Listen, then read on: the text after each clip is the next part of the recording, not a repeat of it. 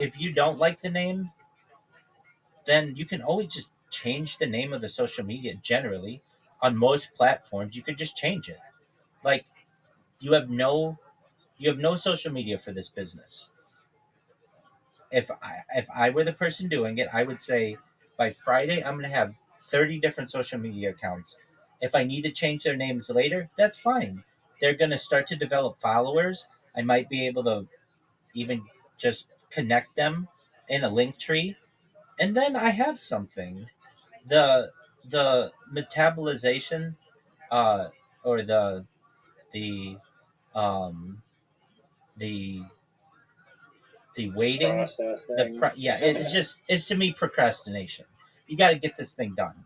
You got to say like, I've told you before. It's like there's a lot of like tiny little pieces of like technical infrastructure that need to be built on like the back end, no, no, no, and like all this shit to like orchestrate. you're It's not. you're It's doing not it just like launching like a website. you're doing it the wrong way though, in my opinion.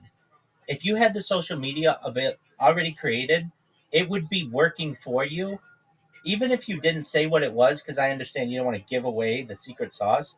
You're going to organically get followers to that. So while you're building No, out, if you're not posting, you're not gonna get followers. I create I create social media accounts every single day, and I get random people who follow me. Now I Okay, know, well, you're not gonna go viral. You'll get like 10 followers. You're not gonna go viral from just having a blank random account that but says Parrot Carrot. but it helps. It would help your social media.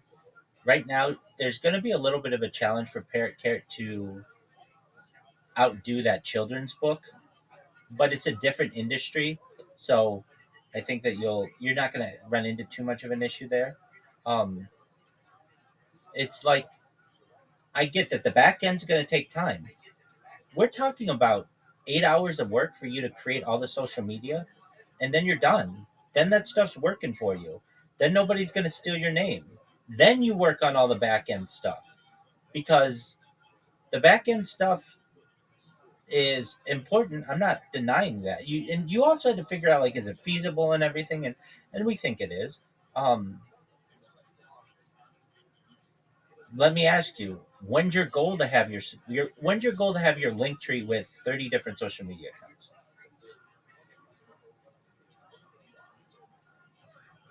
Like at least by end of the month. All right, I said like, and I so by haven't July thought 1st. much about like the soft launch thing that you mentioned, but I mean, I guess I want to like hit the ground running with it, but not. But I mean, yeah, I mean, if I wanted to, I could just show whoever the website. Why do I have to fucking proudly look? well, look, I want you to look good when you go back home, and there's a plan to do this. You could say, people are going to say, "Wow, it's been 5 years. How have you been?" You've been, "Hey, I've been great. I am an artist. I'm a muralist, but additionally, I have a startup that I have soft launched. Here's what it is. It's essentially a social media contest crowdsourcing platform that I think is the next big thing in terms of advertising. You can check it out. Parrot Carrot, linktree.com/parrot carrot, and view all our social media there. You can just Google it, and we're going to show up if you type that in. Right, like then you have something to be proud of. Then you have something established. If you don't have that stuff by August, then you just have an idea. You have no website, and people are going to be like, okay, so it's just an idea. It's like it's a totally different thing when somebody can look it up on their I mean, I phone. do have a website right now. It's just not wired to a specific domain name. But That's what I'm saying. I could show someone a website right now. Yeah, that's not good enough. I can do all that. That's like, not that's not good yeah, enough. I have no problem doing that. Except my only hesitation would be like putting it out there. Someone steals it or whatever. No. I don't want you to put your code out there. You just need a landing page coming soon. Revolutionary With okay. with your logo. Like you don't have a logo yet. You don't have your social media yet. Like that kind of stuff is kind of easy to do, as opposed to what you're doing. You're working. It's like you're working on the really hard stuff when there's really easy stuff that is going to work for you in the meantime. Then you're going to be able to show people, hey, here's our logo, here's our social media. We just started, but feel free to follow us and follow our journey. They're going to think it's a good idea. It is a good idea. But for you to say like, okay, by the end of the month, I want to have all my social media. Why not by the end of the week? Or like even you may say, all right, well, Rabbi, quit bitching at me and I'll get this done. Okay, great. Then in 8 hours, you should come back and you should have 15 different social media platforms. And the reason why I know how quickly this is done, I get these guys in Africa to do this all the time. This is you've heard me have this conversation with them umpteen times. Do you have a link tree? No. Why not? I don't know what that is. Okay. Do you have a Twitch? Do you have a Twitter? Do you have a YouTube? It just takes 8 hours or so. So when you're making you're making this a project, it doesn't need to be. It's 8 hours of your time, and you will have a YouTube account, a Gmail account, a Twitter account, a Twitch account, all that stuff. Will you be able to like where you should be coming to me or to somebody to say, look, I can't get Parrot Carrot. I already know on X, and I probably am not going to be able to get it on some platforms as well. What do I go with? The Parrot Carrot, right? Isn't that a good question? Well, yeah, no, you just have to come up with a consistent alternative that's available on all of them. You Or like if you have the name of the mascot or the name like the parrot, you get don't go with the a name mascot. like the parrot or whatever. Don't go with a mascot. You will. Merit, carrot. Didn't we say? Didn't I say? Isn't that what I said? It should be Yeah, merit. you said that was the name. The name of the merit. Yeah. But that can always change too. Um, the the thing is, I would go with the Parrot Carrot. And if you're like, well, why that? I know at least on Twitter, you can have 15 characters. I know that off the top of my head. I make these things all the time. And Parrot Carrot is 12 letters. And the is 3. So you could get the Parrot Carrot. Now you had said something like, well, what about Parrot Carrot official? Okay. But yeah, that's way more than 15 characters on Twitter. Oh yeah, you can't get that on Twitter, but like on Instagram or something like that. Okay, I would say to myself, Parrot Carrot is the number one thing I want. If I can't get that, then I'm going to go with the Parrot Carrot, and if I can't get that, then I'll go with Parrot Carrot official. I kind of, and if I were you, I'd be like, what do you think of this strategy? And I'd be like, okay, why Parrot Carrot official and not official Parrot Carrot? And you'd be like, well, I asked AI and it said that that's the best way to do it if you can't get your thing. And I'm like, okay, I get that. That works. But like, what I would want to hear from you, and you're my friend, so I don't want to be hard on you. But what I want to hear from you is, Rabbi, you're absolutely right. I will be back here by the end of tonight. You got a podcast to do tonight? I'd be like, yeah. You're gonna be like, okay, when is it? I'm gonna be like 6:30, and it'll probably be done about 8:30, maybe 9. You're like, all right, great. I'm gonna come back here at 9 p.m. tonight, and I'm gonna have a link tree. I'm gonna have a YouTube that is waiting the 24 hours so I can upload stuff, meaning it's verified. I'm gonna have, of course, the Gmail. I'm gonna have an X, a Twitch, a Twitter, a Rumble, and a Spotify, a Pinterest, and a Snapchat. I understand if you're not going to have Blue Sky yet and this other stuff. I get that. And I would say, that's great, Riser. Do it. I'll see you in 8 hours or so. And you're like, I do have. No, I was not set on the name. I didn't want to waste time. I get that, but it's not necessarily wasting time because you could change that stuff later if you needed to. Literally, there are only a few of those things that you wouldn't be able to change. Like, even if you got Parrot Carrot at YouTube or whatever, you can change that username. Now you may say, yeah, but I can't change the email, the original email, parrotcarrot at Gmail. Yep, I get that. So you would just create a new whatever herd hype, and you could change the email address that's connected to the YouTube account. What I'm saying is for most of these, you could change them, but like the fact that you don't have social media, you should say, I'll be back in 8 hours and I'll have that stuff. That's not hard to do. And I understand you might be like, dude, I have to take out yellow and I was going to play pickleball. Okay, that's 4 hours of your day. I still make these things. Yesterday, I made just on one of my accounts, I made 2 Rumble accounts. I made 2 YouTube accounts. I made 2 Gmail accounts. That's 6. I made 2 Twitch accounts. I made uh, made 1 Nemo TV account and something. Oh, and a locals.com account. That's 10. And I can tell you how long that took me. And I add stuff to it, and I also connect it to something. It takes about an hour. It doesn't take that long to do. And another thing, you don't have to put anything for the description. You just have to get it. So if I can do it in an hour, you could do it in 8 hours. And then you're not kicking the can down the road saying I'm going to get it done by the end of the month. And that's what I would do. But I'm not telling you how to do the rest of your day.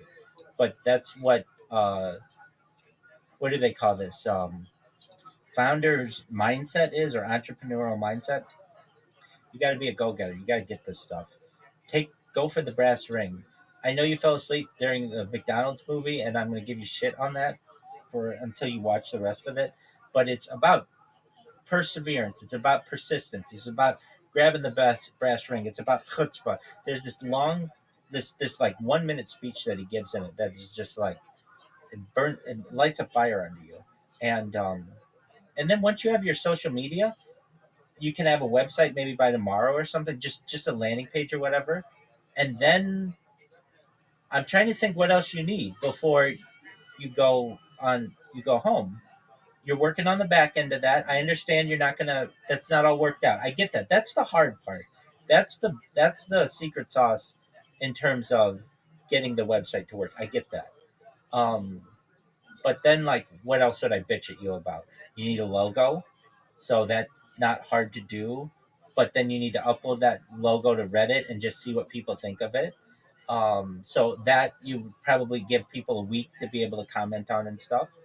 Uh, Once that's done, then I would say you need to populate.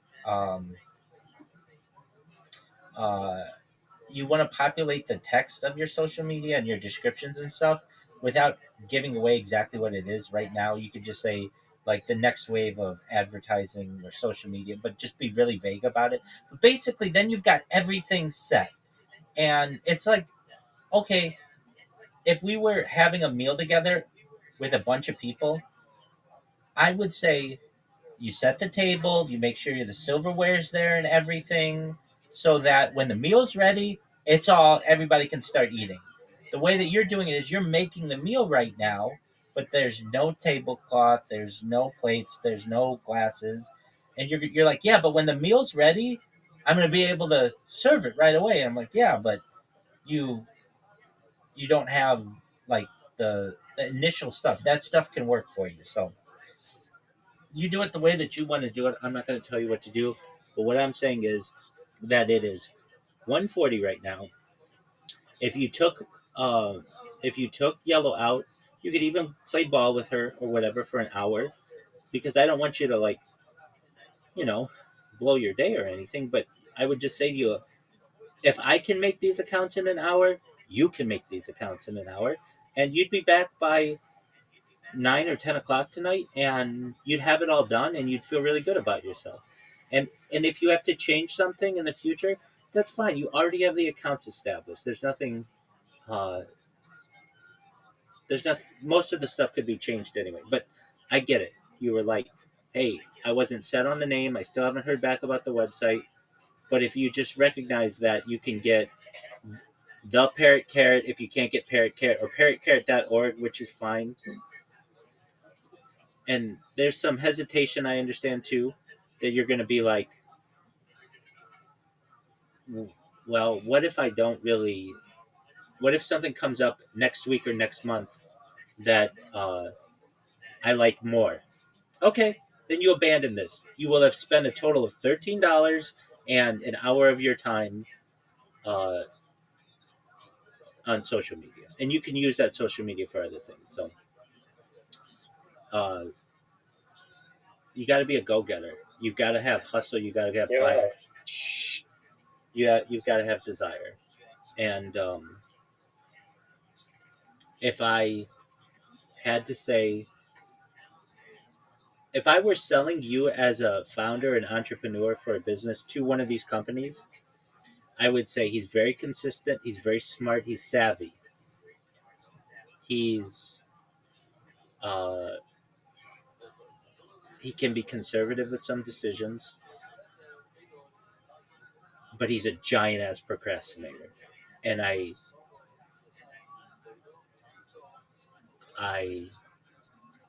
think that you can easily change that. You just got to get stuff done faster. So that's what I would do. Um, and I want you to prove me wrong. I wouldn't say that to you if I didn't want you to come back in 8 hours and have all this stuff done, even with a mock-up of a like this is what I want to. I would want to hear from you, Rabbi. I've got uh, a mock-up um, of a logo, and you may not like it, and I don't care that you don't like it, but I have something, and we can look at it together, and we'd be like, okay, this works. Ideally, though, what you're going to want is 50 logos, and you're going to give that to the people at Logo Design on Reddit, and you're going to ask them which one they like the most. That's the best way to do that. So even if you and I both love a logo, I wouldn't say we're going with it. It's absolutely because somebody's going to look at it with different eyes, and you're gonna crowdsource that one. But I have confidence in you to get this accomplished. And like you built that Scrabble game so impressively. Like I if you can build this website like you built that Scrabble game, you have a chance of becoming very successful. So like when you I appreciate that. absolutely, if you like, that's what I would say to these CEOs. You should see the way that this person. Sometimes feels daunting to do shit, and then I get distracted and create like Scrabble, and then I feel less intimidated by tackling a bigger, giant problem solving project because there's more moving parts that I haven't specifically done necessarily before, but uh, I do. I find the challenge fun to just solve the problem, and it also feels good to just check the box of shit that's done, even though sometimes it's like a bunch of back and forth with AI to try to get it to not fuck up all the time, but eventually it works out. Usually, you just keep pushing forward. If you didn't have So yeah, AI, I don't think you could get this project done. I think you think the same thing. It's a lot. Like you wouldn't know how to code all that Scrabble stuff. It's really complicated. But you do have AI, and you're hell good. no. Exactly, and you're good with it. I've seen what life was like before AI when I worked in the startup world, and to put together what you did, even just a website, takes a long time. Uh, and you get broken links, and you get uh, certificate expirations and that kind of stuff. But you have AI. You basically have a team of people who can work with you so long as you stay dedicated to it. And I get it, the distractions and stuff. So I I'm gonna, as your friend, challenge you. You have um, it's gonna be 2 o'clock. By 2 o'clock, I want you. I'm gonna challenge you. I want you to do whatever you need to do with yellow. Take yellow out. Play ball with yellow, because I don't want that to be a distraction. I want that done. And make your meals or do whatever. Get your pizza. Whatever you need to do. You just need to spend like 1 or 2 hours making a link tree. You don't need to put a logo and getting a YouTube, Gmail, all that stuff. And then tonight, come back. You don't have to stay long, but I just want you to be like, yeah, you didn't think I could do it, though I do know that you can do it. I have confidence in you, but I want you. I'm going to give you that attitude, like somebody's challenging you. I'm trying to light a fire inside you because when I hear you say I want to have it done by the end of the month, I know I made 10 different accounts for one of my Rumble channels yesterday, and it took me an hour. And that was connecting them all, which takes a long time because you need the RTMP keys. Like just creating the account, it takes like 1 minute, especially when you have a Gmail. If you have a Gmail, you can use that Gmail to connect your link, your Twitter, your Twitch. You can't do it with Rumble. Wait, can you? No. Well, you can, but not like that built-in SSL or whatever. Like not the built-in one-click create the account. Um, so I'm challenging you. I don't think it's good enough that you're gonna wait till the end of the month. By the end of the month, you should have a lot more done than this. So, and I get you've got other things. You got your murals, you got your insurance, you've got the thing with the Canadian border, whatever. I get that you're doing other things, but am I setting unrealistic expectations for you?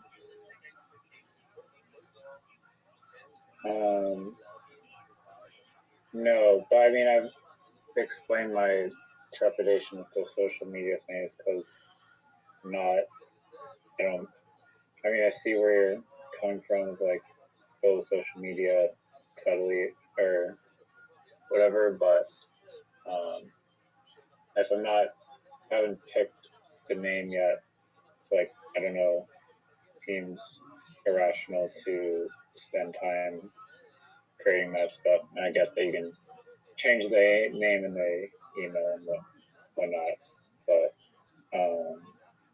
to me, like the back, like the that stuff could be made like instantly, and like the back end stuff is like way more important to get done. It, And but my goal, like I said, like by the end of the month, have literally everything done and ready. And also, according to AI, the likelihood of this herd hype website of actually winning the case is very small. no way. Wait, what do But you mean? it's saying that you can just file the trademark for U.S. and Canadian trademark, and then under Class 35 of advertising and promotional services, and then it'll go through because it's not an agricultural business. Neither's that other one. The other one's a marketing agency. It says it in the name or in their. It's called. Cattle producer marketing agency. It's a marketing agency. So I wouldn't just go with AI on this one. In my opinion, they are going to sue you, and that's why this is a no go for a name. You don't want to take the risk.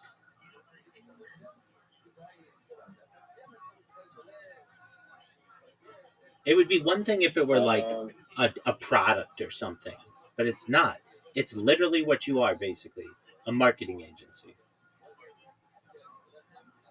And there's Like it says, Herd Hype builds custom logos, print ready sale catalogs, and e commerce websites specifically designed to help farmers sell bull semen, wool, physical cattle, and direct to locker beef.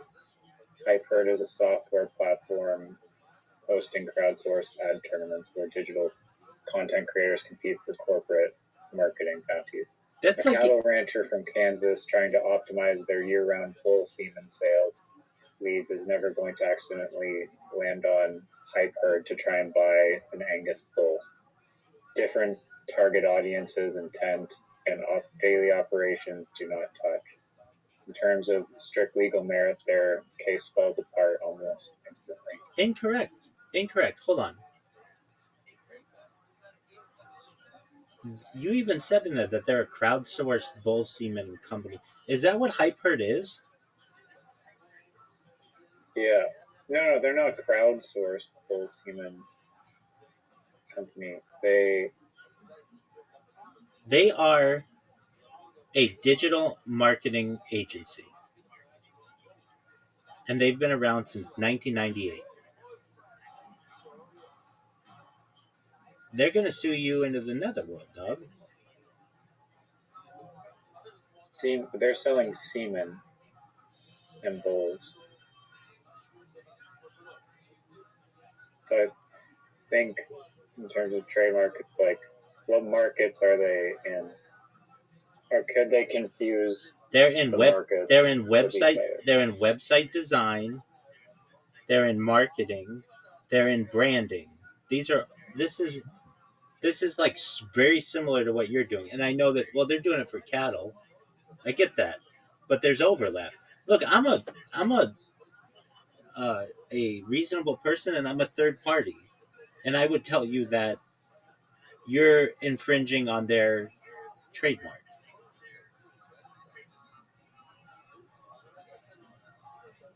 It's like when I uh, mean, you can still apparently just file the trademark under the software like category or whatever, and then you're operating separate from a livestock marketing firm because we're not marketing livestock. in some ways you're going to be. You're going to have Oh Omaha yeah, true. Steaks.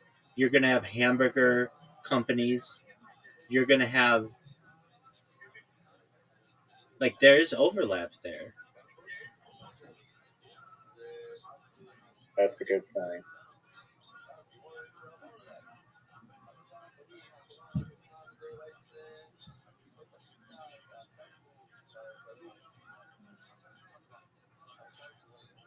The fact that they're a marketing agency kills this in my mind. It's just like it's too close, and I understand that they're bull semen and other stuff, but they're also website design and um, brand creation. That's basically what you're doing too, and you don't want to go into this knowing that at the end of the tunnel there is a lawsuit waiting on you that could potentially torpedo your whole idea.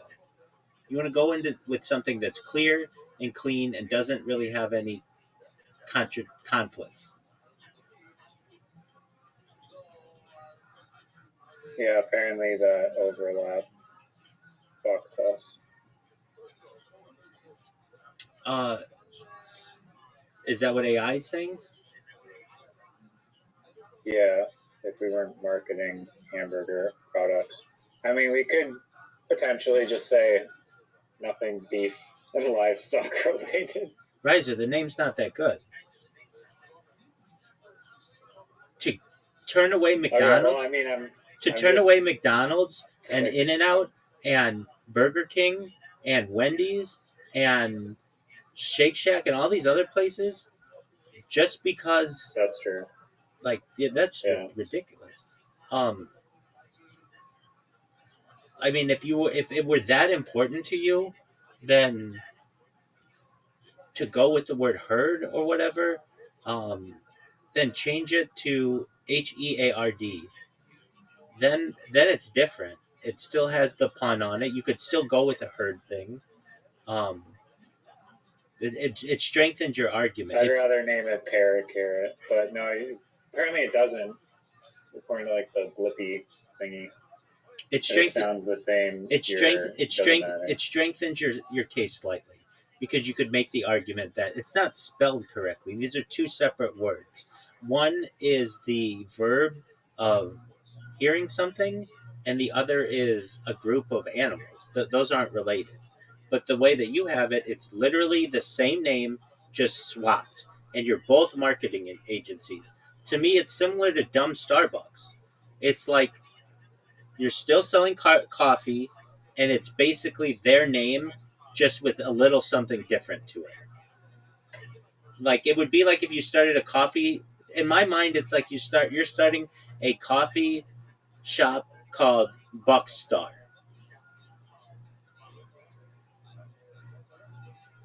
That's, I mean, it sells coffee, but it also sells, it's like a Costco that happens to sell coffee. It's a marketing agency, and that's what you are. I mean, I know you're going to say we're social play. They market specifically cattle, not everything. They do branding. They create websites. They also have some The kind. cattle industry is a cattle industry company. Um, that's been around since 1998. That's another big thing. It's not like they're brand new to this, but they also do customer retention. Um, they capture leads, automate follow up, and close sales for people. Like that's a lot of what you're going to be doing. Uh, but I mean, do whatever you want. If No, you I mean, no, I agree. I just was curious. if you said to me by the end of today, yeah, I went with Hyperd and I got him a link tree and I got all that stuff. I'd say, all right, I can live with that. I get it. Uh, I think you're gonna fail if you do that. Like it's really interesting, but I'd be proud that you did it. It's really interesting this aspect of it that the fact that my streams are recorded and I have just this overwhelming confidence. If I keep doing this, I'm going viral. But there's some perhaps truth to that. Imagine you did go with herd hype. This is what I would see happening. You'd be sued within a year. It would torpedo you. Somebody would eventually hear this conversation that we're having. They'd start Parrot Carrot, and it would be you would be like you'd be the McDonald's brothers. And I know you didn't watch the movie, but like they lost out on billions of dollars. Yeah, no, that's true. I mean, I guess I have to go Parrot Carrot. I mean, maybe not. I just like don't love that name at all. I'm not going to tell But I you. actually like love that name and was like, that's a dope name. I would go with it. And but I honestly, it's like I don't care kind of enough about it to. I mean, I guess I do, but Right. we both have the same mindset that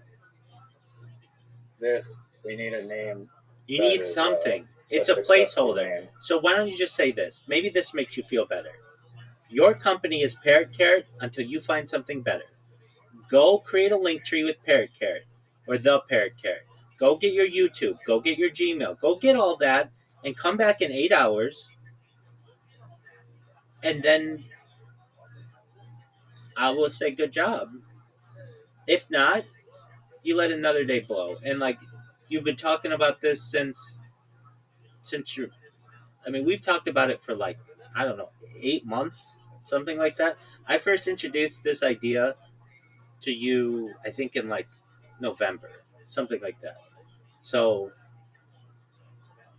and you liked it enough to tell your mom about it. That was like 4 months ago.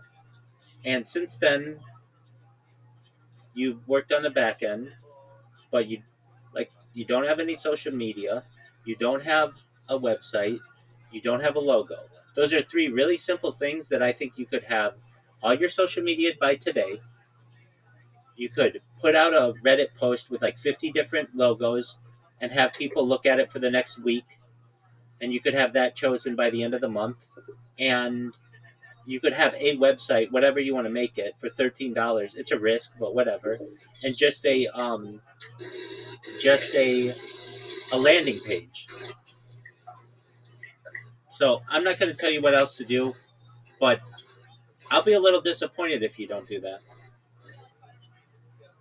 But it won't be the first time I've ever been disappointed in my life.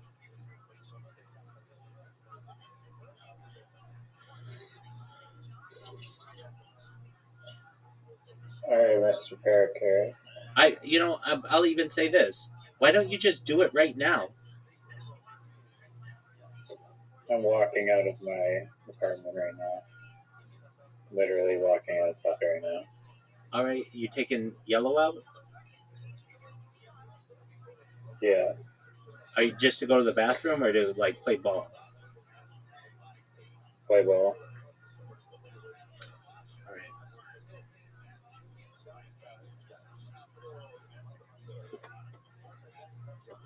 Yeah. Riser, this will not be successful because you don't have the fire. I do have a fire. No, you don't. If you've ever seen a founder or a creator or uh, an entrepreneur, they would not be making that decision. Which decision? I would say, look, I got to take my dog out to go to the bathroom, but she can wait on. I play ball with this dog every single day. For one day, she can wait, and I'll take her out. I'm not gonna not be with her or anything like that, but I've been challenged. Yeah. I've been challenged. People who are challenged, I never said I wasn't gonna create the social media today. You're you didn't say making you your own assumptions. you didn't say you were either. Okay, I never said that I wasn't. I know. I'm saying entrepreneurs, people with a founder's mindset, they would say, I'll have it done. What time do you want it done by? 9 p.m. tonight? It'll be done.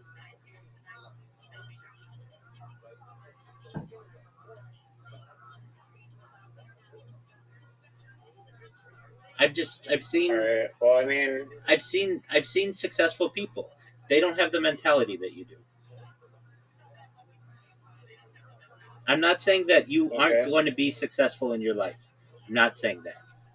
You will not be successful with this mindset. I mean, I've explained why I haven't created the social media. It's because I have not felt that the name. I've not been happy enough with the name to do so. And there's also 10 million other things that need to fall into place. And I also think that just creating a bunch of ghost accounts is not going to do much except for a secure name, but we'll go with Carrot Parrot for now. If I can come up with a better name, then I'll just swap it. There you go. But no, what I'm saying, not even that. It's the mindset of people with killer instincts, which is what you need to be successful in business these days. When there's a challenge before them, they accept that challenge, and they will tell the person who's doubting them, "I'm glad you're doubting me. I'll have it done.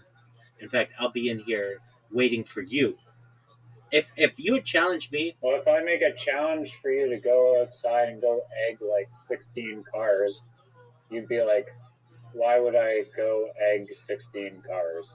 That is like, I have no reason to go egg those 16 cars. And then you'd be like, well, I'm challenging. Well, then you'd be like, I don't really agree with this challenge. no, but that's a different. That's that's And just like the time, it's not like I understand. you're that gonna you're need very, social media like, for your. social media. You're gonna need oriented. social media, so it's not like I'm saying to you, to go do something illegal. That's argument ad absurdum, which is a fallacy. I'm not saying it's always a bad fallacy, but it's just a logical fallacy. You're going to need social media. I'm challenging you. At least create the accounts and come back here by 8 o'clock tonight or 9 o'clock tonight and say, I got it done. Great. If you have to So change. you're giving me the Nigerian spa treatment? The Nigerians move faster than you do. I hate to say it, but they do. They will be like, okay, they'll stay in here for a few hours sometimes and just create the accounts and then have me look at them or ask me questions. You don't need that. You can figure all that stuff out. But some of them have that fire. Not all of them, but some of them do. In your case, you didn't say what I wanted you to say, which is I will have that done by 8 o'clock tonight or 9 o'clock tonight. I'll just have the accounts made. If I have to change all the names, that's fine. But if you want to challenge me on that, I'll accept your challenge.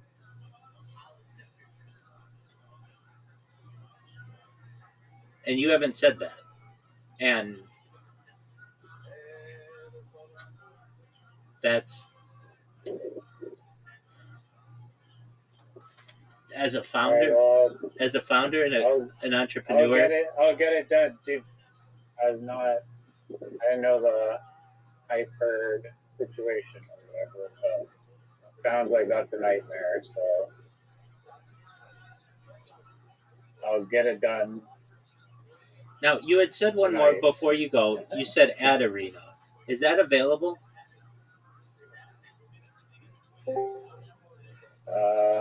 That name sucks. No, it doesn't suck. It's okay. I think Paracarrot's better than Ad Arena.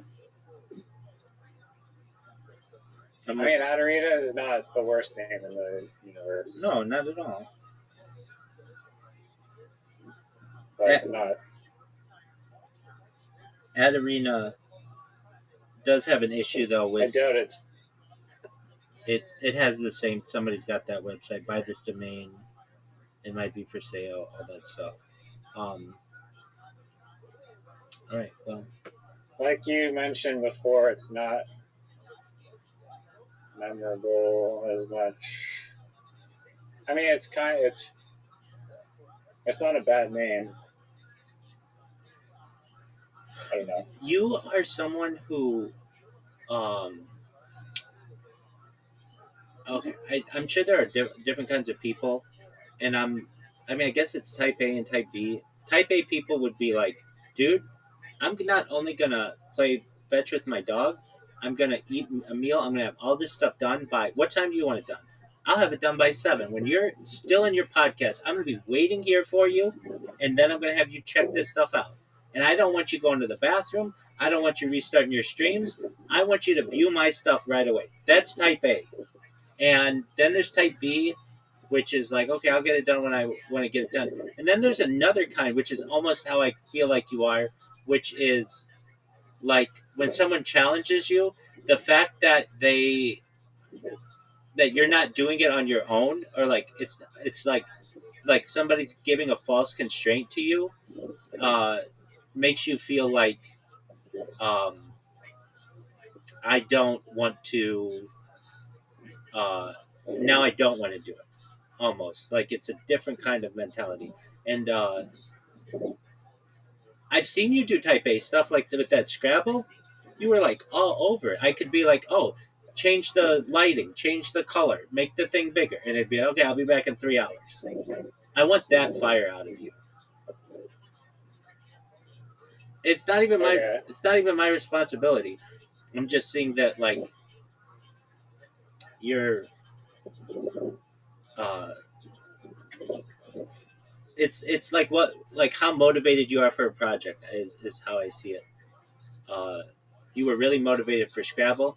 This one's kind of a scary project too, because it's gonna be a huge work investment, and chances are it is going to fail. Not because of you. Somebody is just who's bigger than you and badder than you is going to steal this idea. And even if you have Parrot Carrot, and I think that's a winning name, we haven't talked about that one. And while you're outside, I guess it's not like. What do you do if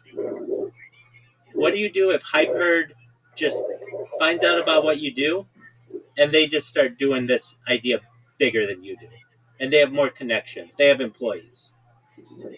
Are you okay with the failure?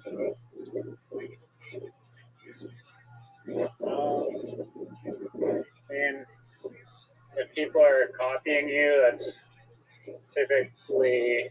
I mean, there's 2 ways to look at it. Like, is it a Chinese knockoff? Because that kills a shitload of entrepreneurs when they develop a product people in China go and manufacture it for 1 cent, and it just destroys their business overnight.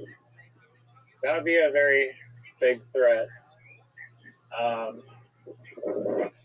Could that happen? I mean, if someone with infinite money is able to replicate it, they could try to build a community and a network larger and faster. And will they be successful at it? They might. They might just end up helping promote Carrot Parrot once people are like, "Oh, the idea was clearly stolen by this shitty company." Every comment on that site is now, "You've stolen the idea." Blah blah blah blah. And then there's an argument to be made that there's multiple Coca-Colas. There's Coke. There's Pepsi. There's ginger ale.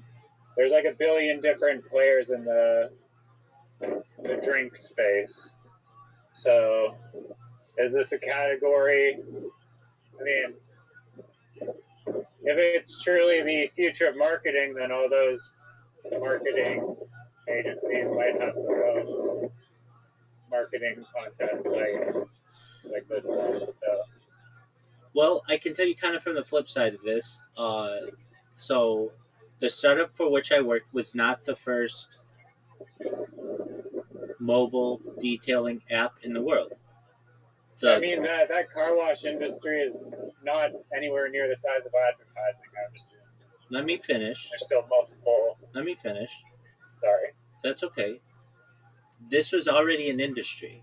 The guy the founder of the startup, used the competitor's app and thought, I can do this better.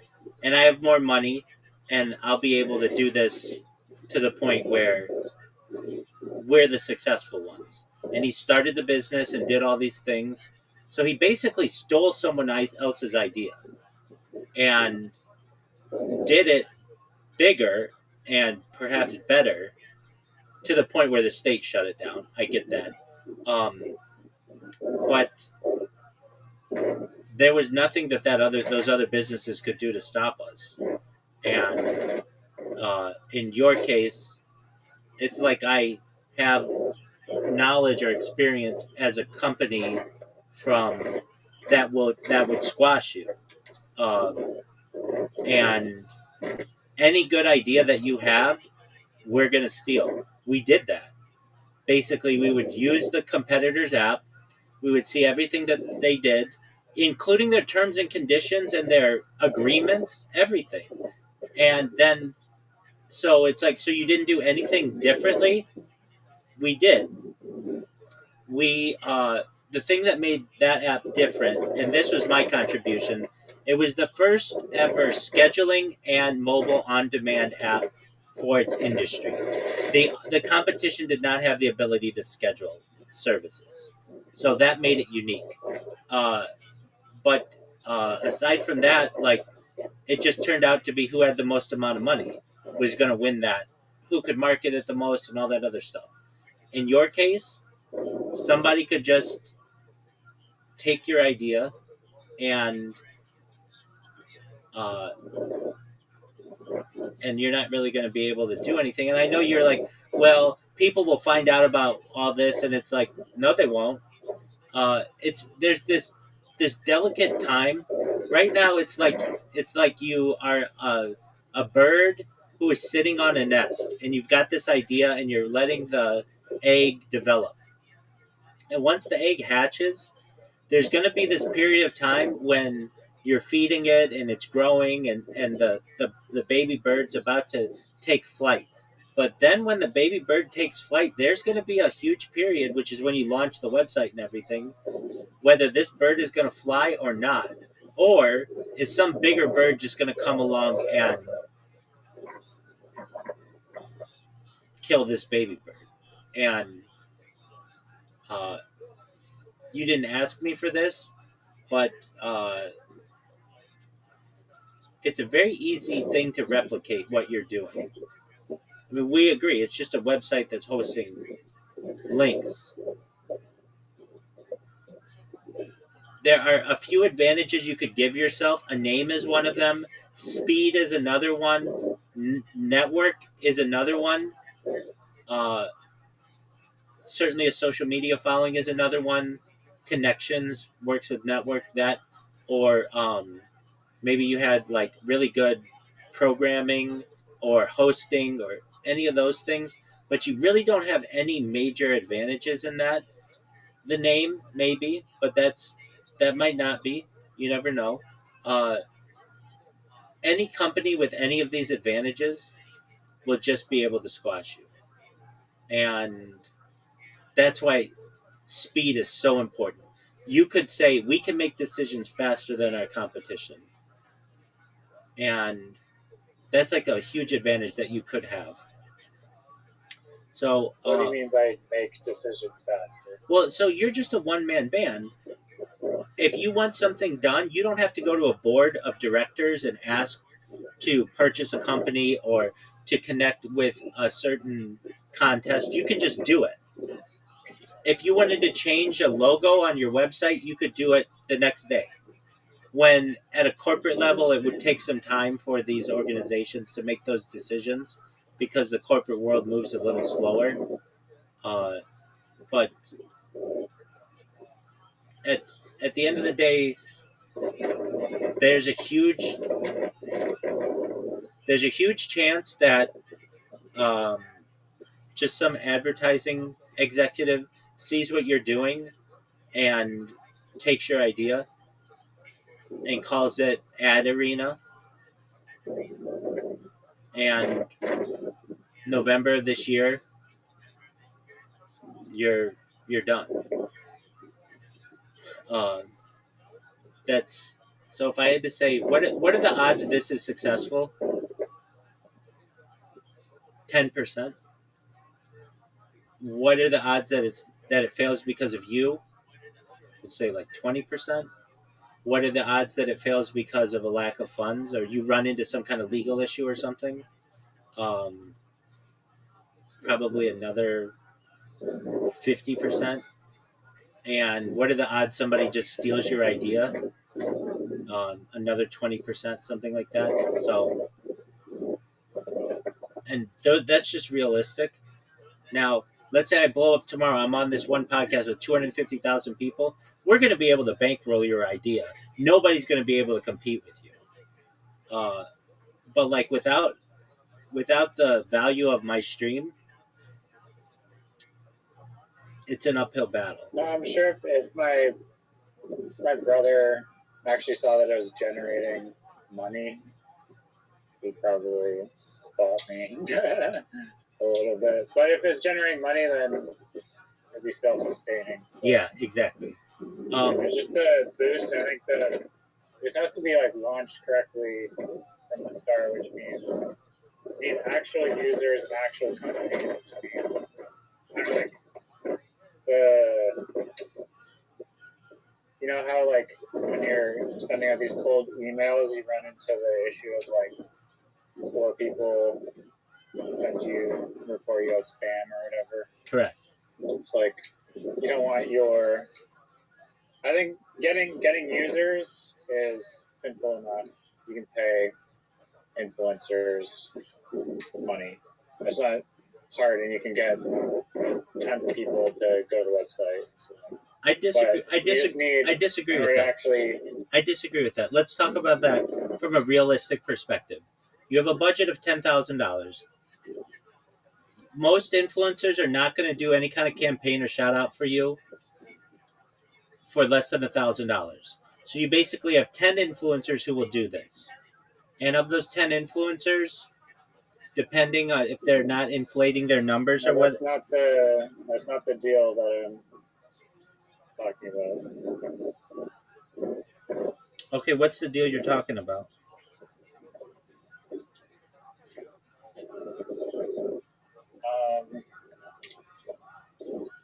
You just make a deal based on the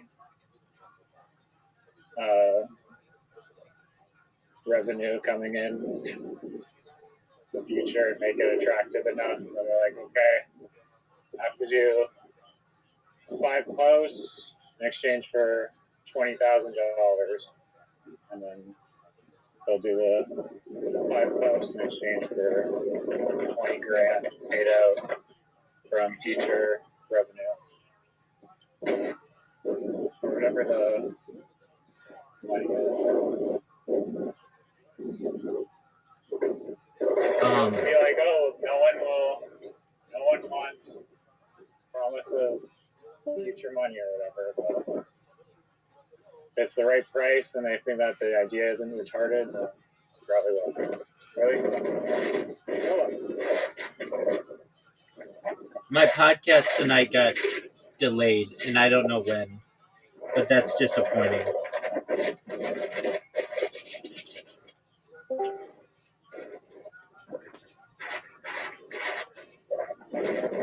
Did you hear me?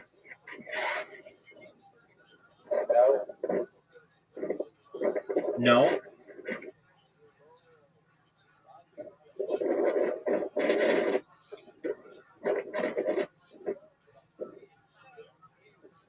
Did you hear me? I said no. My podcast got delayed for tonight, and it's disappointing.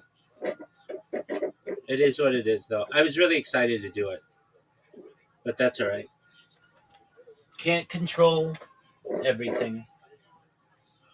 No guarantees in life. That's right, my friend.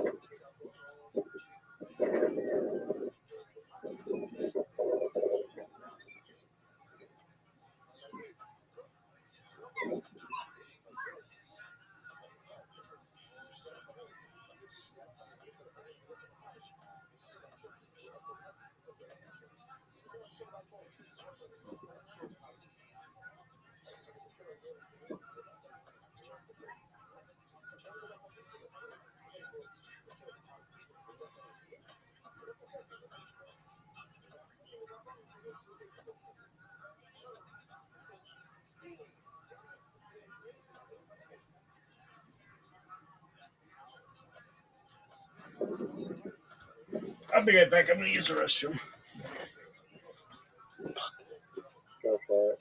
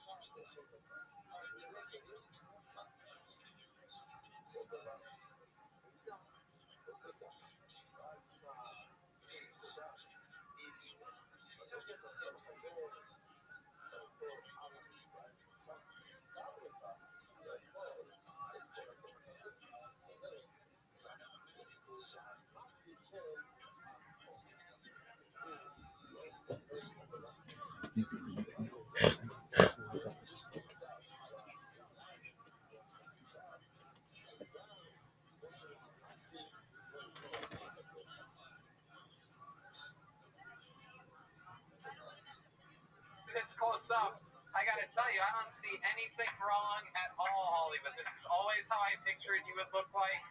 What are you gonna do when Kiltony Mania runs over you? It's true.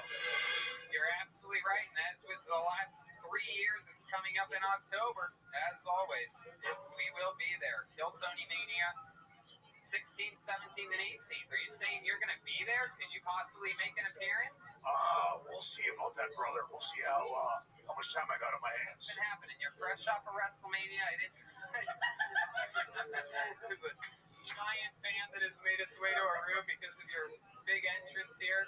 Any chance a fire alarm goes off because of this? No, right? My goodness. What's up with your mustache? Is that hanging on all right? Yeah, brother. That is a bright yellow. It almost seems like it used to be perhaps some type of like Tweety Bird stuffed animal that you cut out. You know, the Hulkster's fallen upon hard times. Really? Yeah. That's so weird because you literally just won like a $380 million settlement. What for? Because he was what's the word? It was slandered from an online. No, somebody talked bad about him. Gawker talked bad about him, saying that he did this, and they unveiled a lot of information that was private, and Sex tape. yeah, and they got him. So you're falling on hard. Did you spend all that money, Hollywood?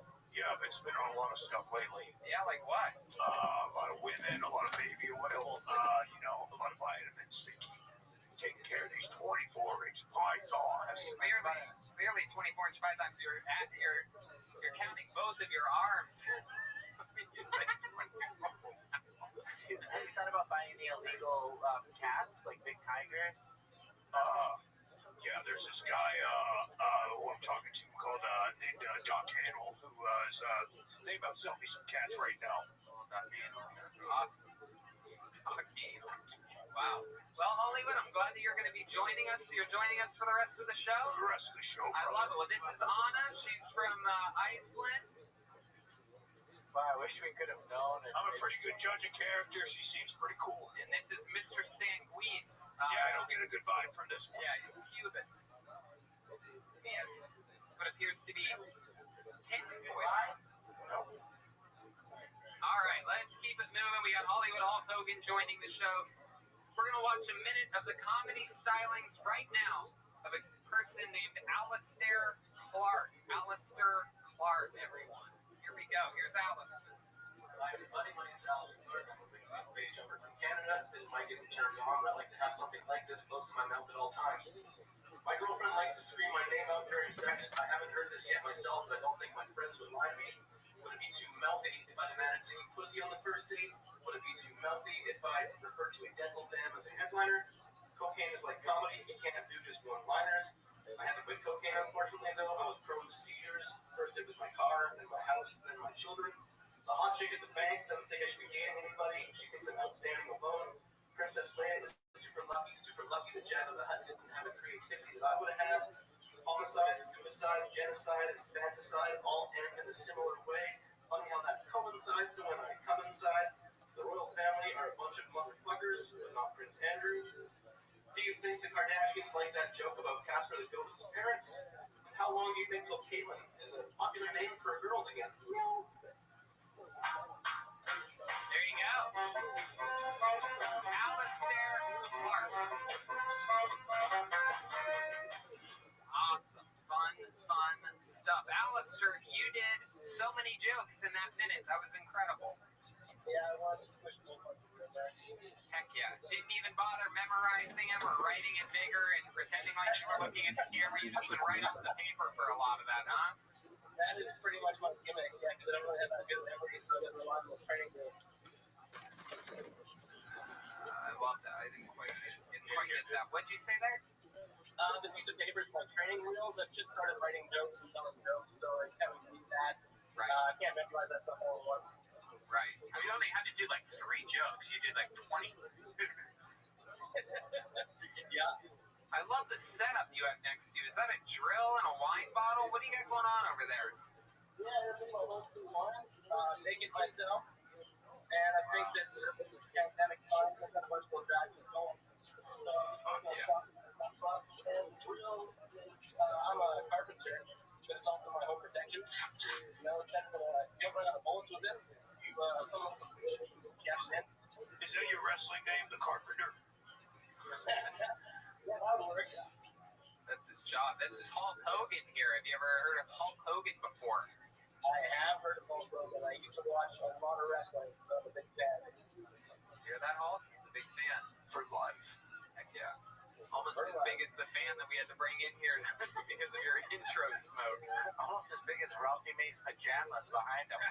Let me ask you this: Did you happen to tell Gino, the guy that runs the studio, like, don't be shy on the smoke or anything like that right beforehand? Like, were you like, come on, really spray it? Get in there and spray it. Gino was the one controlling the fog machine. Yeah, that's what I'm saying. Yeah. You coached them into really make sure there's a lot of smoke. Yeah. Yeah, I had a feeling you did that. Gino, do you think you would have done less smoke if he didn't tell you to do so much smoke? Wow. I pulled him off. He was like a rabid dog. I was like, Gino, down. Down, Gino. You're already part of the wolf pack, brother. Calm down. Alistair, so let's jump right into it. I see a wingsuit. You jump out of like planes and stuff like that, or what are we talking about here? Just off the mountains. Wow. You do that shit. Wow. Yeah, I've been doing that for about 10 years, and that's definitely my passion. And wait, hello. You're going to die someday. Well, definitely someday. Yeah, definitely. It would definitely be a day after Red Band is already dead. Is that like so that's like one of the squirrel suits, right? Like the... It is, yes. It's a little good for flying. I mean, usually it's used for airplanes. But my real passion is finding the mountains that have to jump before. How can Red Band say squirrel but not world properly? There's two R's in squirrel. Famous comedy. Squirrel Lane has called it that before. You have a video of you have a video of him jumping? Whoa, let's watch this for sure. It's a video playing of him jumping off the edge of a fucking mountain. My God. Holy shit. Are you fucking serious? Imagine the first time doing this. This is like a video of Red Band's death, except he doesn't fly in the suit at all afterwards.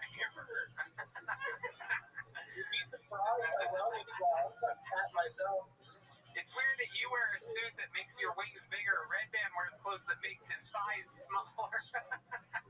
Did somebody say wings? Somebody say thighs? Oh my God. Wow. You ever have any close calls, Alistair? You ever have a wingsuit act a little bit janky on you, or you ever have the ground come up faster than you thought it would? The only close call that I had is when I didn't measure a mountain properly, and the cliff wasn't quite tall enough, and I barely made it over that. But other than that, I've learned how to measure mountains much better, and haven't had anything like that in quite a few years. I was just told from the producers that video is called Tree Landing. Is that possibly because... Yeah. Oh, wow. You landed in a tree. Yeah, because I'm not very good at it, so I always kind of fuck up a little bit. This is on YouTube, right? I've seen this before. I was obsessed with these fucking squirrel suit people like a year ago. That's so crazy. Hey, Joel, I'm obsessed with your drumming. I also skateboard too, Joel, and have no skateboard parts, so... Oh, well, once this coronavirus is all over, I'll suck your dick for some of Bob that needs a neon. Wow. I got a neon. So, does someone come up and help you, or do you have to cut yourself out of that, or do you climb down? What's your plan of action when that happens? I had to climb down and then cut the tree down and then get my videos. Wow. Sometimes you gotta climb down in life before you climb back up, brother. Wow. Hulk Hogan with some wisdom. It's easier to climb in the squirrel suit. Now, how do you train for something like that? Like your first time, there's no like getting on a guy's back and then jumping off a mountain. Like, is there any training, or you're just pretty much like, hope this works? I've got a video on my YouTube of the progression that you go through to get to that point. It starts with skydiving, moves for carry basic base jumping, and then eventually on the mountains, and then it's combining this squirrel suit to the mountain. You just gotta do it really well. You have to be really careful and do it in a stage where you can. Fuck yeah. You have a girlfriend? No. No. Have you ever taken a girl squirrel suiting with you? I've taken girls. I've with girls around. I've never taken them myself. But no, I don't generally jump with a lot of people. I'm out in this mountain. There's not many people doing it, so it's a sort of slow thing most of the time. Yeah. What made you get into that? Oh, there he is. What up, I saw Tim? it on the internet, couldn't stop watching videos, and Yo, I needed a little break after being grilled. Like freaking nice little T-bone, Baby, I just want you to be successful. a lamb shank. Hey, Yeah, no, I appreciate everything you say, and I respect you. And sometimes I'm just critical of things, but I do trust your judgment. And if I think Parrot Carrot is like I can see it working, but I'm just like it just seems like so like absurd of like a name that's like seems like crazy for me to process it, but I like it. The thing about it is like you're a high IQ person, in my opinion. And I'm like, I really just can't believe that like the name that you picked is like Carrot Parrot, but because it just seems like it does seem like a children's book type of name. But I understand the justification for it, so might as well just put my faith in your idea. That's what you think it's the best name for it is. if you don't like it, don't go with it. Go with whatever you want. What I'm saying though is that the fact that I'm live streaming it, a lot of the things that I say will turn to gold. And somebody's going to take that name just because it's on the stream. There's like a certain value to that. It would be like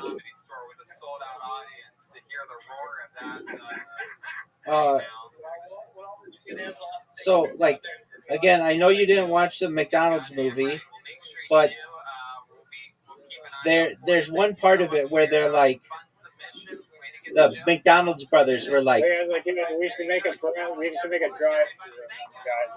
No, drive-throughs are stupid. It's like, or you just lost. You didn't take drive-throughs. that's not what I was gonna say, but that's just another example. The McDonald's brothers said you could have like it's at the end of the movie when they're like when they're poor and they lost their business to Ray Kroc and they're not even allowed to have their business named McDonald's anymore. They had to call it something else because he owned the name. He stole it from them. They stole their name. And they said to him, "You could have had any name in the world.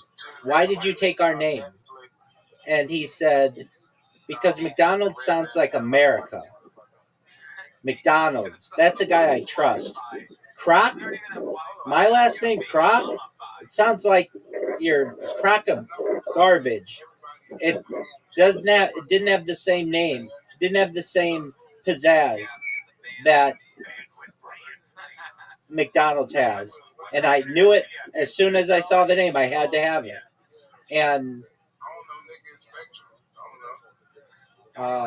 what I'm saying is that, like, basically, if you don't take that name, somebody will watch my stream and take that name. Would you disagree with that?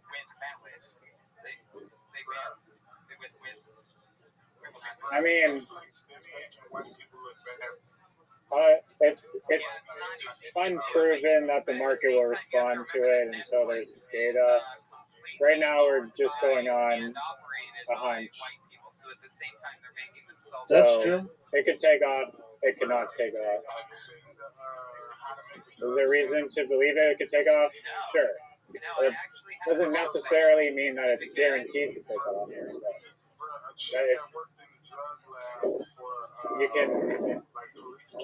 You can speculate that. It's perfectly fine.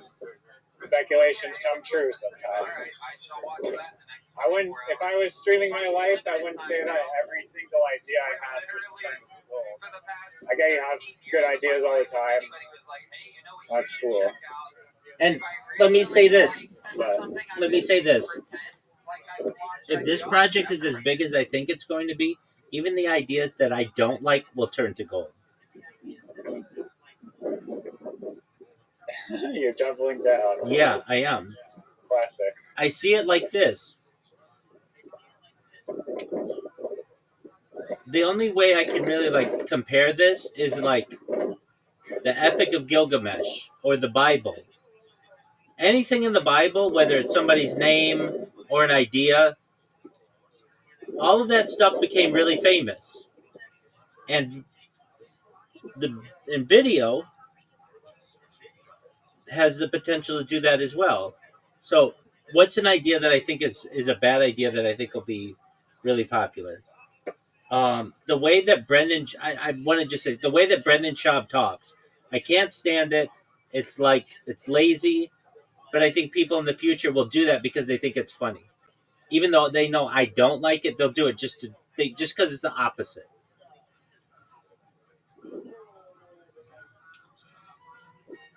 Sure, yeah. What's another example? So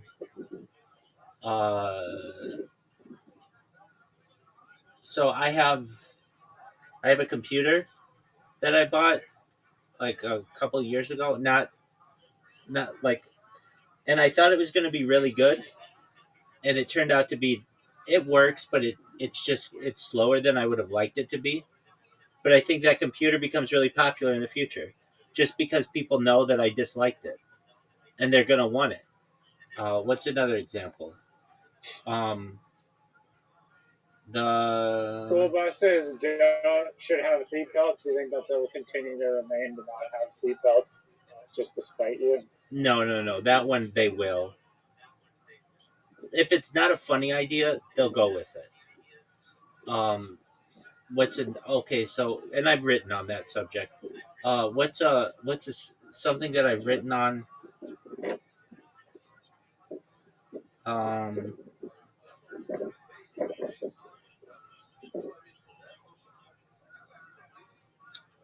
That I.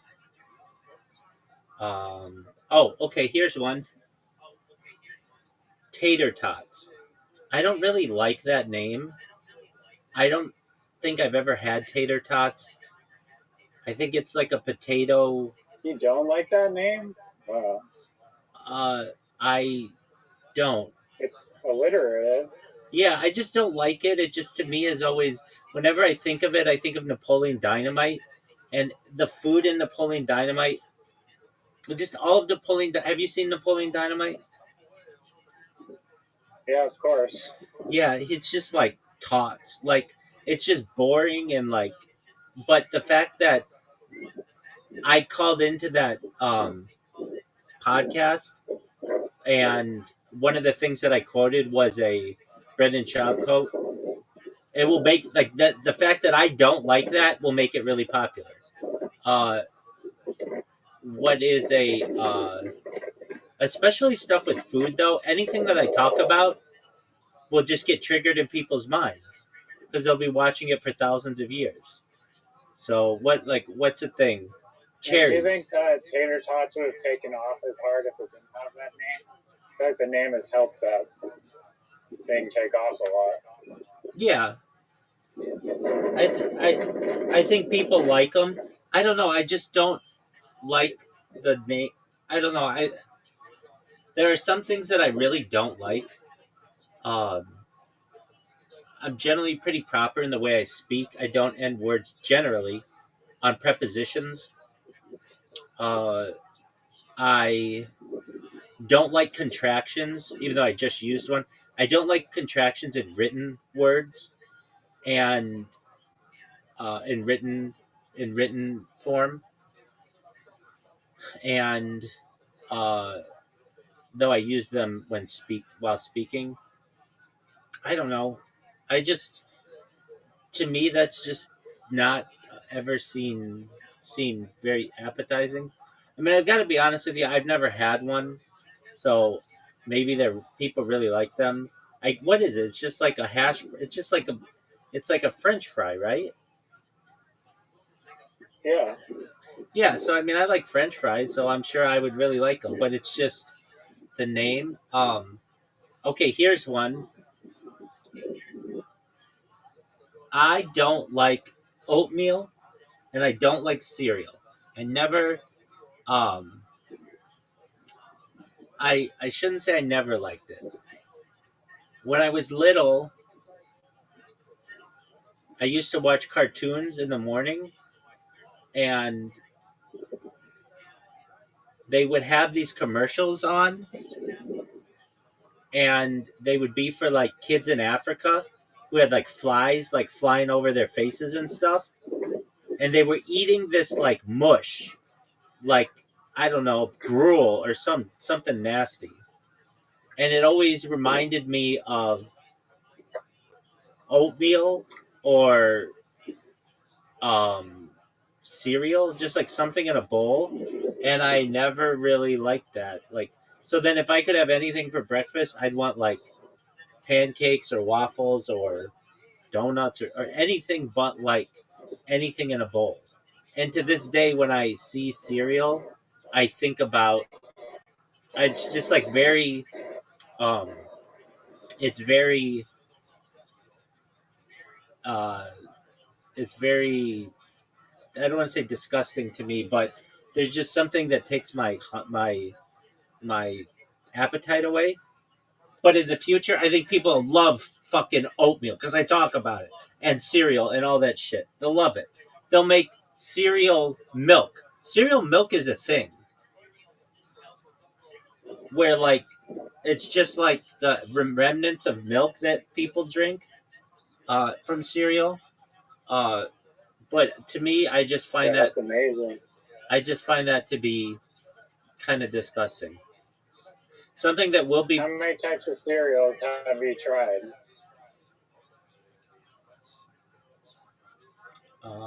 Is it like tater tots where you've never tried cereal? like I've had like versions, like kosher versions of like Rice Krispie treats. So that's like a cereal, and like Cocoa Puffs or like Lucky Charms, um, and maybe like okay, here's something that I don't like: trail mix. But trail mix is going to be huge in the future, Riser. Huge.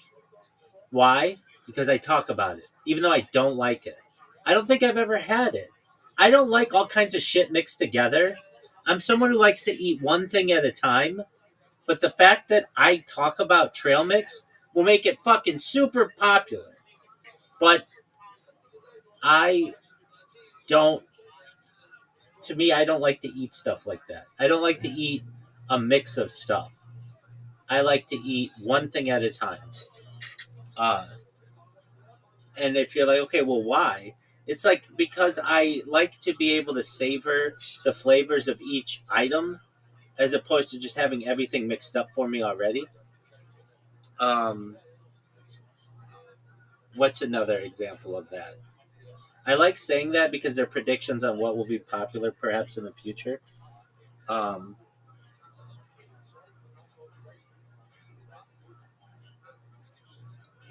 just a moment. Um, come on, baby. Come on, baby. Oh, tight.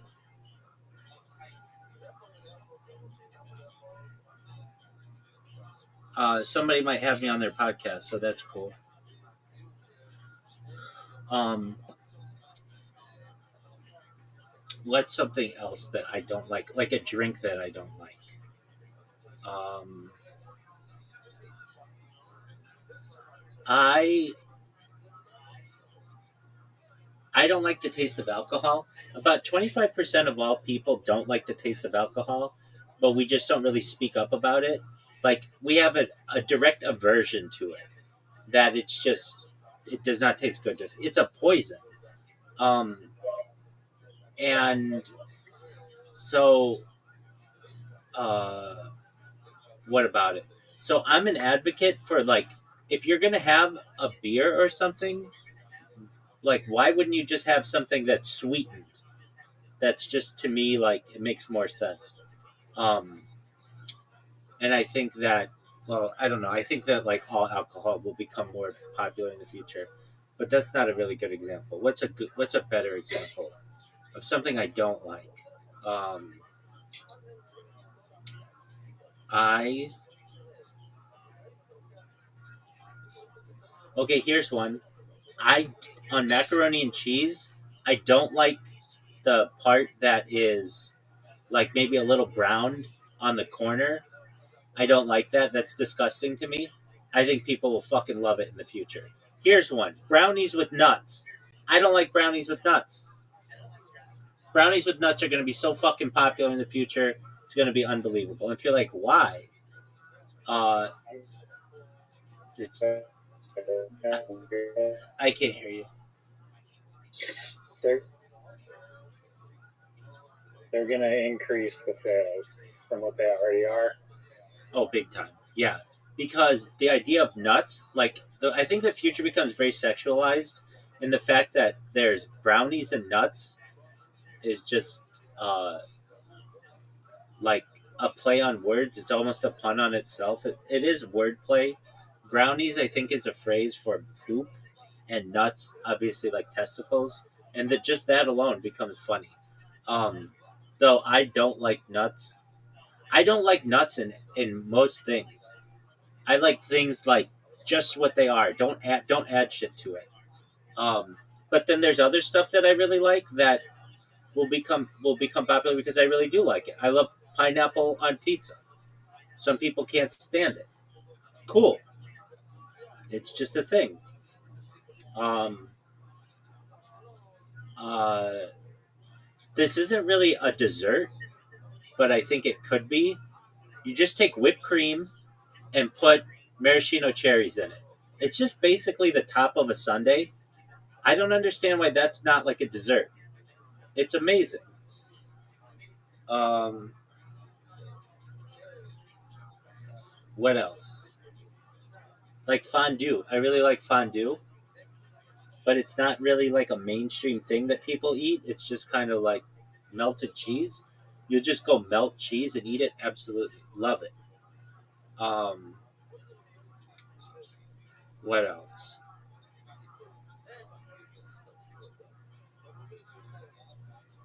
Well, one big one, ranch dressing, has become very popular because of the World Cup and stuff. But I've been a major ranch dressing person for a long time on French fries and, of course, salads and things like that. Um,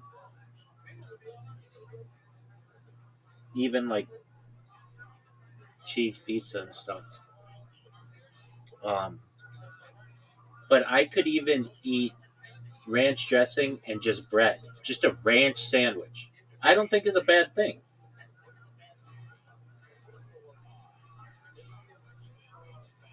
What's another one?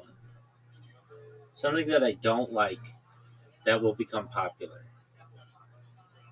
Um,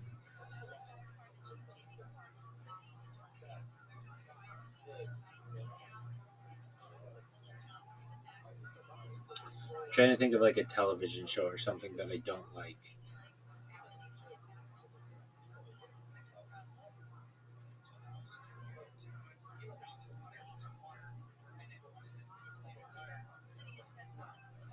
I don't know. But yeah, so in answer to your, or in reference to your point earlier, so you think that just some stuff that, if just the fact that it's talked about on your stream will become popular?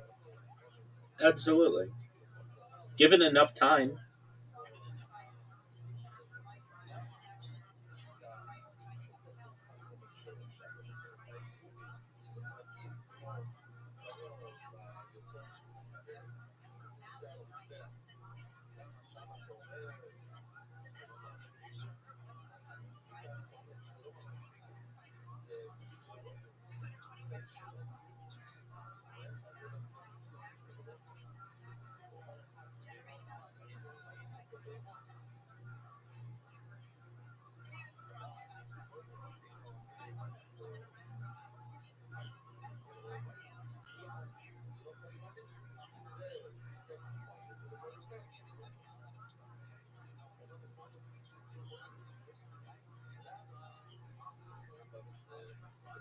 Riser, did you watch Kill Tony last night? No. I'd say no animals. What animals? The clone. Yeah. What are you talking about? What animals that we don't currently eat now will be eaten in the future. Well, Or maybe they're in like another culture, like Peru eats guinea pigs. yeah, I mean, That'll I can- catch trend on across the world. I can tell you, Jews will eat pig because we'll be able to genetically modify pigs to chew their cud. Perhaps the same with camels.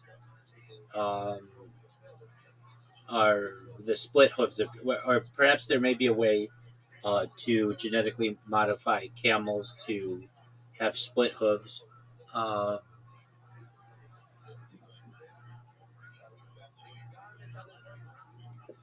Which opens up camel milk and pig milk and bacon and things like that. I don't want to look at it from a Jewish perspective, though. Other perspective of animals, I think we'll eat less animals in the future. So one day, I think everyone will be vegan everywhere on Earth.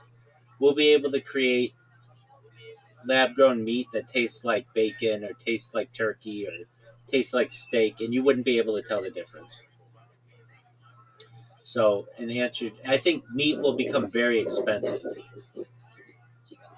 Like, this has been a prediction for some time, especially amongst the rabbinical community, that meat will be something that will only be eaten once a week. Yo, what are you, in a fucking drive-thru? No, it's a school with a giant speaker. Looks cool.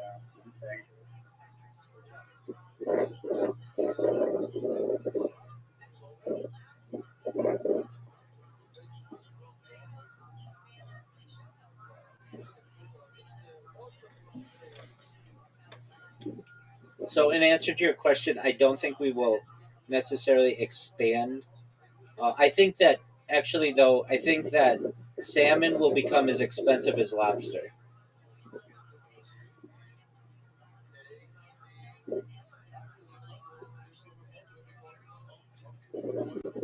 So, if you like salmon, you better eat it up now because it gets really expensive.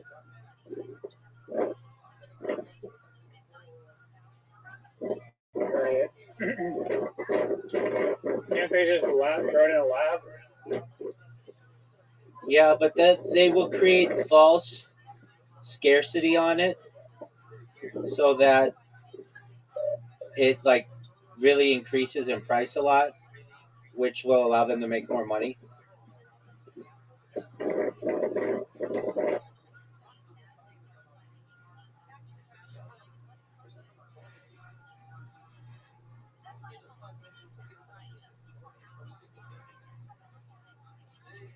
Man, I'm so pissed that this fucking podcast canceled tonight. And they said that they had something that came up and that they rescheduled. But I was really excited to do it. I had written them an outline of what I wanted to discuss, and it was all stuff that I know that their listenership would like. And then I'm also pissed at this guy. I wrote up this not huge, but like a pretty thorough outline for him, and he hasn't gotten back to me. But I understand these guys like have jobs and stuff and family issues or whatever. So I can't be too sad. I go through these phases where like I send out my emails and then there's this lull where I may not get anybody who connects with me. Maybe I do get some people who connect with me, and then I schedule them, and then there's this high when I schedule them, and there's a super high when I'm on the podcast, and then afterward, and then there's a lull again until I get scheduled on more podcasts. It's just this cycle I've been doing. I was on a podcast yesterday for 2 hours, and there was supposed to be another guest on there, but the other guest couldn't make it. So I got to talk about alien abductions and time travel and something else that was really interesting. Zoot trifecta. Yeah, it was. What else was it? Alien abductions and time travel and um,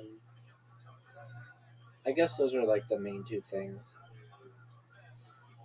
There was this at the first part of it. They had all this stuff on the paranormal, and I don't really like. For as long as you and I have spoken and you've known me, how much do I talk about ghosts? Never. Exactly. It's not an interest of mine, and I don't really go into like that kind of stuff because it's to me it's got to have some kind of evidence. Like alien abductions, they do implants in people's bodies that the metals can't be traced to metals on Earth. That's really interesting to me. Like that's a new kind of technology. But things with ghosts and stuff, I don't get into. Where is that piece of metal currently?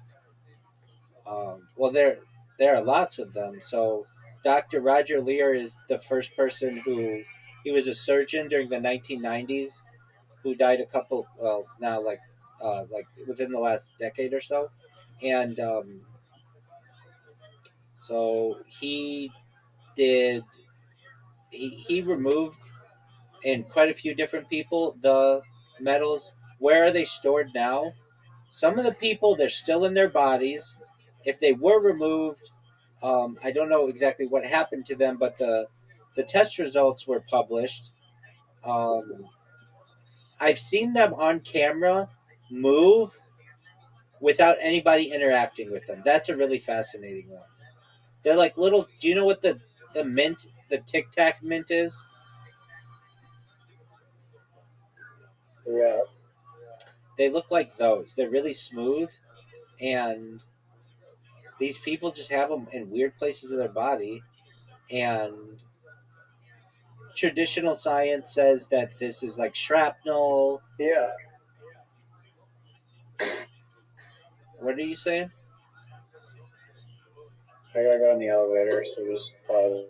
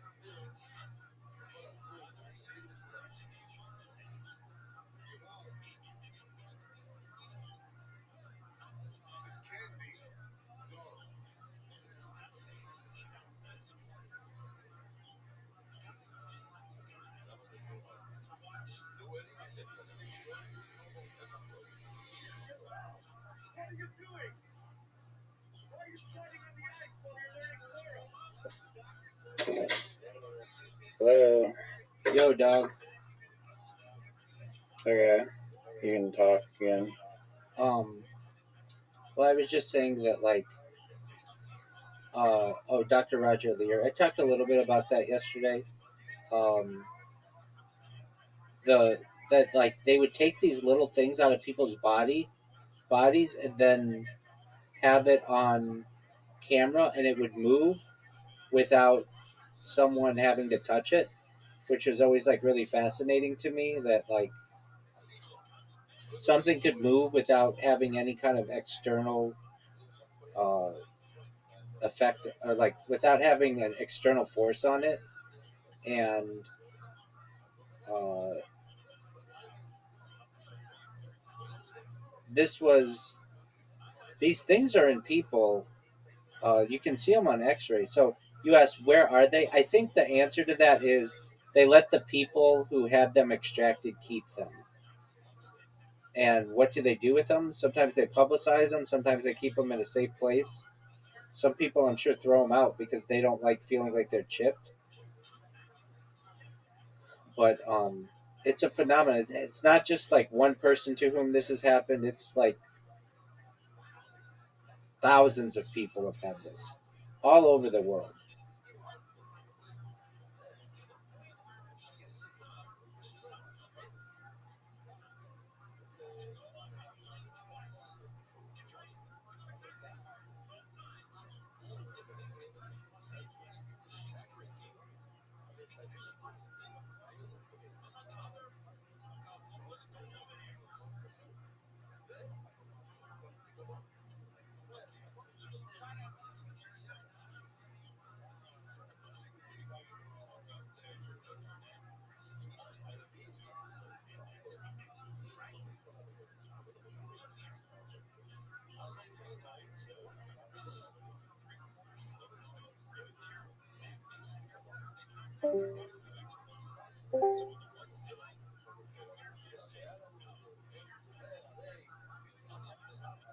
Hello. What's up, Tim? Okay. Did you hear my question? No, I didn't. What was it? It's like, why would they give back the insanely rare metal to the person and not like study it? It has been studied, so we'll look this up. The metal that is removed from alien abductees, what happens to those little tic tacs?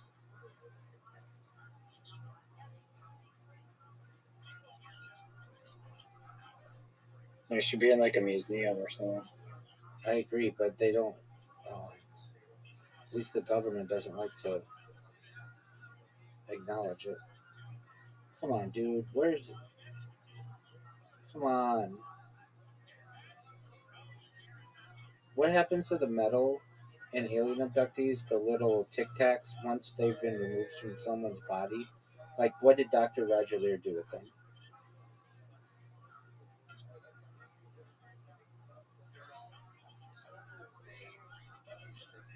Um,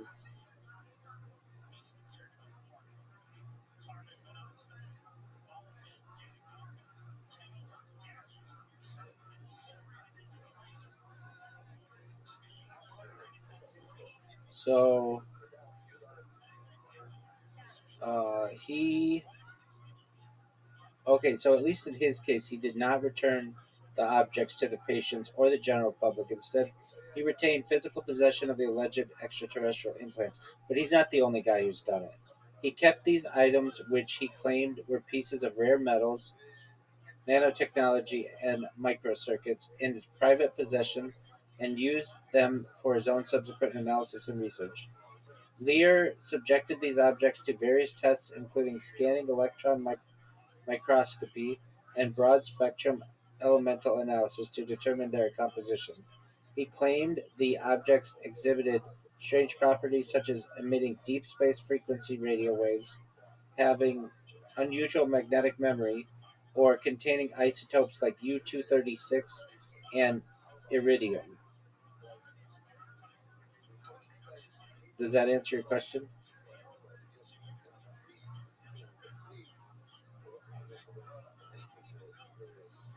Does that answer your question? I was muted, so we have to. It's not like there's like a bunch of independent scientists who have seen this metal and tested it. It's just one guy. No, he was the major person who did it, but let me look it up.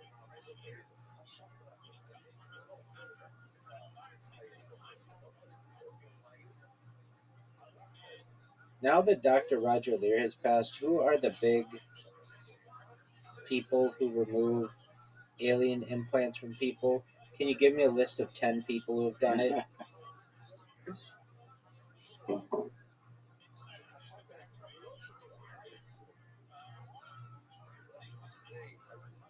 So what they advertise on their little like strip mall stores, alien implant removal. Roger Lear was a serious surgeon. He was not just like a random guy. He did this between the 1990s and 2014. So another person is uh, John Matriciano. Another is Daryl Sims. Um, Steve Coburn.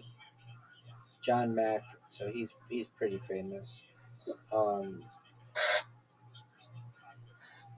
Virgil Priscu. Uh, Roger Bigelow. He's a billionaire. Robert Bigelow, I should say. Com Kelleher, Kit Green. So who's carrying the torch? They're like four guys who are doing it now. How many of these are surgeons? I think it's. I would hope all of them if they're removing alien chips. No, none of the other ones are. Well, one of them's a surgical assistant. The other people are investigators or materials researchers.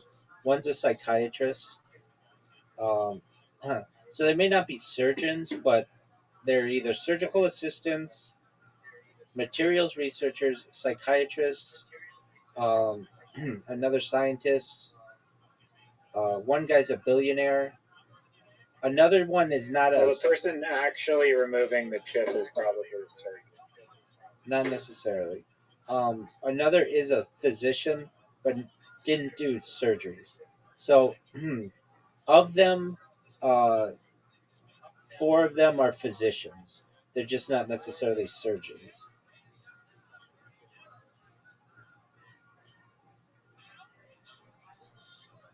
So, like 4, or I should say now, like 5 of the people are doctors. Another 3 of them are scientists. Another one is materials, and 2 others are like materials researchers.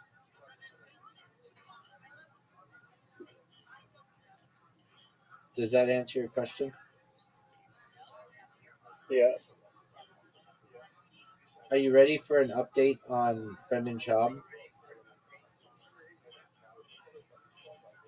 Because Can I they're ask one question first before you can answer this question and I'll listen to this? sure. I'll make it quick. Brennan shot on some. Go ahead. Okay. Back to Parrot Carrot. One. I'm assuming I need to make a Gmail account for this before I make all these social media sites, right? Absolutely. Okay. And 2 is like, as I was saying earlier, it's like a machine that you have to feed. Well, at least from the company's perspective, it's a furnace that you have to keep shoveling coal into for the companies. And so, like I was saying earlier, is like, you know how like Gmail will just flag your shit if you're sending like more than 30 unsolicited emails per day. Now, I assume that the conversion rate of an email to a company would be higher, but it's probably still not going to be anywhere near 100% that actually see an email or a social media inquiry and then actually end up doing a contest. So my question is just, how do you keep it so that there's a sufficient amount of inquiries and companies that are running contests on the site? Can you repeat that last part? Yeah, how do you keep it so that the like you're not? How do you keep it so that you can make enough inquiries out to these companies in order to keep the contests rolling? I mean, it's not really. I guess it is a problem if you have too many contests and not enough users, but that's probably a better problem to have than too many users and not enough contests. So yeah, how do you keep? Because I think that's like the main resistance to being squashed is if like you can keep pumping out contest after contest after contest, then that's gonna grow the brand and establish it more and build more of a moat and territory around that certain field. But in order to do that, you can't be like limited and you like blocked after sending 30 emails or whatever. Do you know what I'm getting at? Could you please ask the question at the end? So what's the question?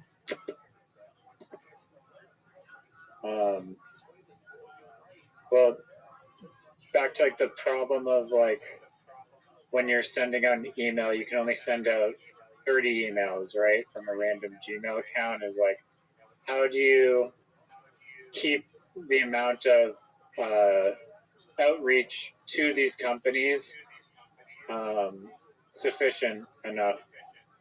Like, how do you send enough emails and social media inquiries out to these companies to alert them about the site that's hosting the contest?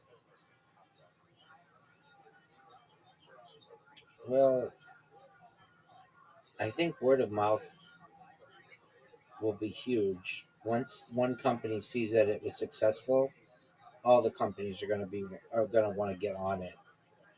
So you just basically need a few campaigns before people are gonna come knocking at your door to be able to create a contest with you. So what do I mean?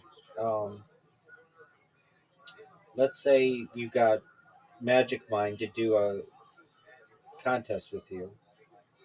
Well, anyone who's connected with Magic Mind on social media, which would be like a lot of companies probably, are going to see the great ad that they got from your platform, and they're going to come wanting to join your campaign. So I don't think it'll be too much of an issue with you getting companies once they see it work for another company. Does that make sense? Yeah.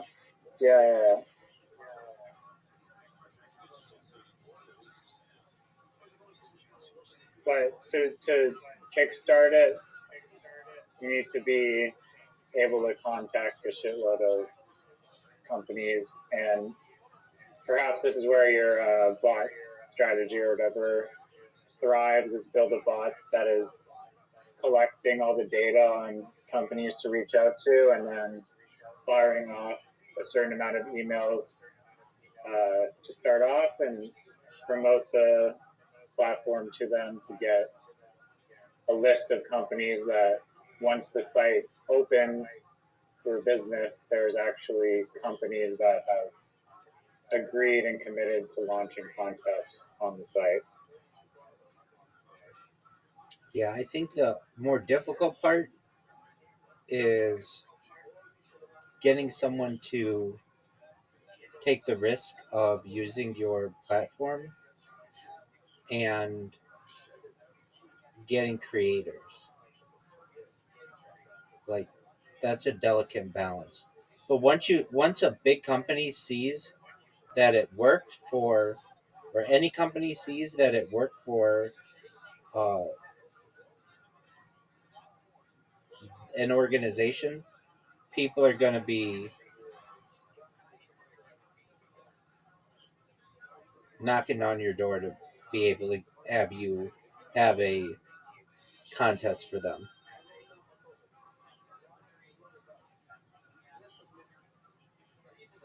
Yeah. Now that's, I think, like partnering with like, you're gonna need some partners that are creators that can pull in audience or users of people that are interested in making ads. Like, like a top like Blender YouTuber or something to get people that are interested in 3D animation onto the site, and or whatever else, a graphic designer, influencer, or comedic influencer, or anything like that. I don't think that's the way to go. I think you're going to waste all your budget by doing that very quickly. Going to influencers to me are a dime a dozen for the price point you're looking at, and they're not going to necessarily be able to deliver. You were talking about like $20,000, and they were going to post like 20 times for you or whatever. You don't have that budget. You're going to have maybe a budget of right now in total. If you did $1,000 for 10 different influencers, that you're not going to get an influencer with 1 million people following them for $1,000. There, that you might get somebody with anywhere between 10,000 and 100,000 followers, and then it's going to look like what kind of engagement can they get. But even if they were like really all about this, how many people realistically are they going to get to create an ad? Maybe 5, which actually is not that bad. If each one of them got 5 people, it might be, that's 50 total things, and then a company 50 entries. 50 entries for a company, they're going to get something really good out of that. So then it works. Um, but that's your entire budget. So how would I do it? I would go to Magic Mind and I would say, look, we want you to post a contest on your website.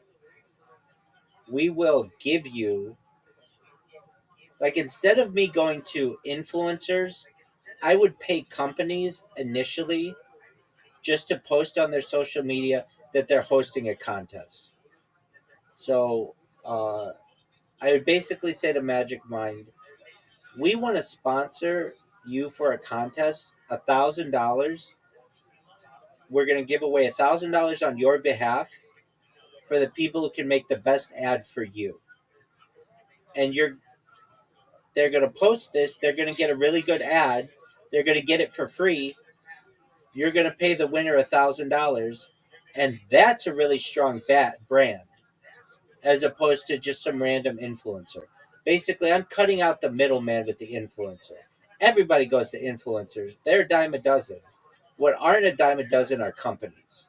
Does that make sense? Yeah, definitely. Leverage the company's social media site Exactly. or social media audience. Exactly. And is it enticing enough to say, look, we'll waive all the platform fees? Like, you can host the contest absolutely free. Did you say you can host a podcast absolutely free? No, I'm saying, like, instead of necessarily paying the entire contest, we not say, like, we'll get rid of all the fees, zero fees, and give you, like, 0 fees for, like, 5 feature contests in exchange for just posting the contest on your social media. I think the first one you'll probably have to sponsor on behalf of somebody, so that somebody sees that it works. Unless you know somebody who's going to take a risk. Like if you know a business owner, like I know some business owners. I don't think this is their market though necessarily. They like, oh, it could be. They're not like super social media savvy. They're more like traditional brick and mortar, um, and but like if this were my project and I really believed in it, I could go to them and say, "Look, I want to sponsor the podcast." And see, the thing is, they don't really. I mean, some of them have social media, but like they don't. I mean, some are big, but like I don't know. It's like they're there's a delicate balance, I would say. Um, Let me just ask: do you know any business owners, or does your family know any business owners?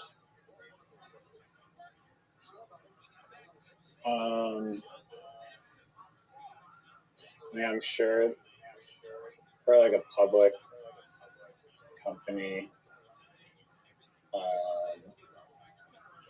off the top of my head, me personally, the answer is probably no, but I haven't like asked friends. I'm sure if I asked every single one of my friends and then asked my family to ask every single one of their friends, No, just for too far. the law You of answered numbers. the question. Okay, so you don't have anybody who you could just go to. So that makes it more of a challenge, but not impossible. Um, do you know any influencers? I Or mean, do you know it's do you know any influencers personally with 100,000 people following them on any platform? my brother's YouTube, and he actually does sponsors on his YouTube channel. Okay, so then So I can, why wouldn't you go to your brother and say, "Hey, I want to do a contest for you. What do you want? Like, what? I mean, the best thumbnail. I know he already does that, and there's an art to it and a science and everything. But he's never crowdsourced that. That would be a perfect one to crowdsource, or just even a social media post or something yeah, like that's that. true. So there Yeah, you the go. thumbnail one could work. That The could thumbnail work. contest. That's the perfect person. So you say to him, "Look, I want you to sponsor a contest. You have huge social media or whatever, and you've never crowdsourced your thumbnail. You think you have the secret sauce because you have a really successful uh, YouTube channel, but in reality, you're just stealing what other podcast channels do or whatever YouTube channels do. You've never crowdsourced this to see what 100 people think on it. You only see what the numbers say. And I get that, but why don't you try it? If anything, it's going to get people to post about your YouTube channel on their social media. And uh, I'll give you $1,000, or he could probably, I'm sure, do that easily.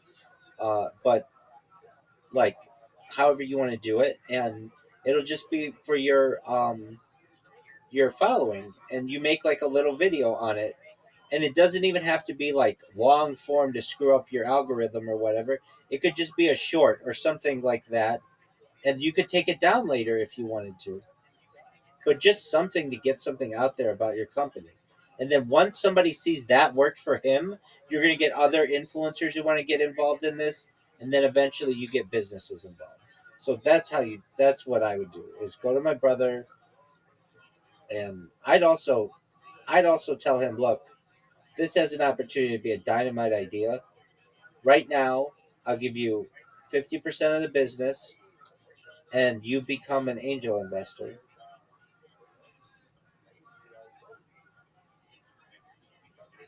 Yeah, no, I'll pitch him on that. I mean, I'm sure for sure he'd be open to testing the idea. Excellent. So then that means in reality, your brother owns 25% of the business. You own 25% of it. Actually, no. He owns 24.5%. You own 24.5%. And everybody's favorite rabbi is sitting pretty at 51%. Great Crocs. 100%. Dude, uh, I know that you fell asleep during that movie, but you got to watch it someday. I know you're like, dude, I saw it, but dude, it's so cutthroat. Imagine uh, I don't know, just taking somebody's name from them and their business and all their ideas and leaving them broke.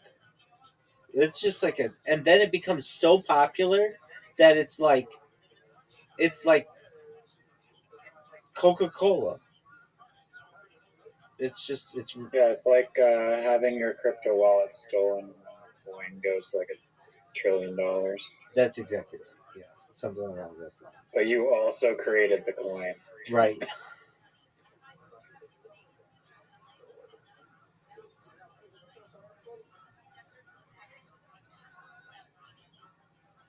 The McDonald's brothers could have been more savvy. Sounds like. Well, yeah, they could. They got fucked though at the end. They had a handshake deal where they were supposed to get 1% of all profits in perpetuity, and that was not enforced. And one thing I'd like to do in the future is give them that back.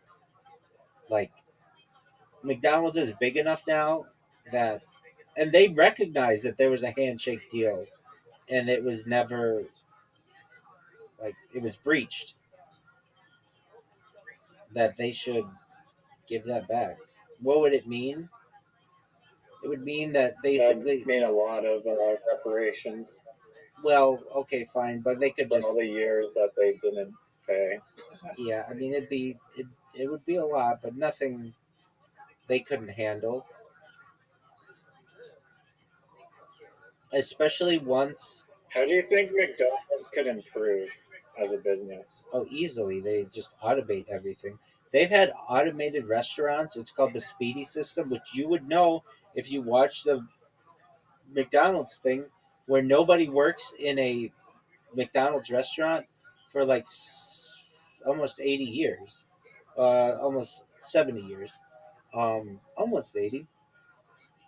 A completely automated restaurant, and but they didn't do it because there was a lot of pushback. People didn't want to be fed by robots, but they had. It's called the Speedy system, and it's a completely automated restaurant. Those guys were flipping brilliant. Oh, that long ago they had robots do it? 70 years ago? Yes, a completely. They had an automated restaurant. Yeah, let me look at the first automated restaurant and then the. Well, here we go. Speedy system automated restaurant, McDonald's idea. Was that the McDonald's brothers or Ray Kroc? No, everything was the brothers. In terms of the idea, Ray Kroc came up with the real estate idea, which destroyed the brothers. McDonald's brothers Speedy system. Oh, what the fuck?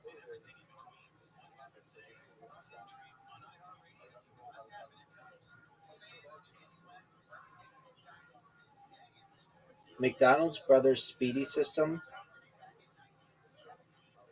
Automated fully restaurant.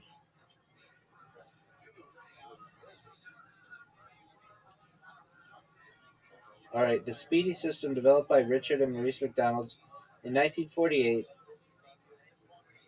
Okay, so the Speedy system was there by applying an assembly line to principles of food preparation.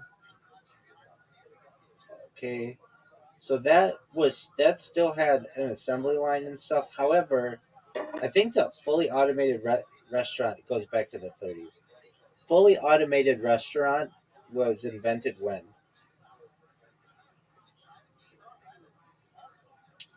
I've seen pictures of it. Okay, so 1966. But the idea was around earlier than that, 1895. So 1866 marks the first completion of the first fully automated restaurant in the United States, with Jay's Brookdale Restaurant in Minneapolis, Minnesota, becoming the first to operate using Amfare system. While earlier iterations existed, such as the Cuisinana Automat in Berlin, 1895, which used vending machines for service, and the La Fiesta Drive-In in New York, 1963, which featured an automated kitchen. The 1966 Brookdale location was the first to fully automate the national restaurant industry's operations, though it still required one worker for order check matching. So, but this goes before then. So, an automated restaurant or a robotic restaurant is a restaurant that uses robots to do tasks such as deliver food and drink to tables. Yeah, we've seen that history. So they had vending machine ones. Oh, maybe this is what. Well, there was like an automat vending machine restaurant in 1936 where everything was just a vending machine, but you could get a meal. And then they have sushi conveyors. Okay, so McDonald's partial animation. Um,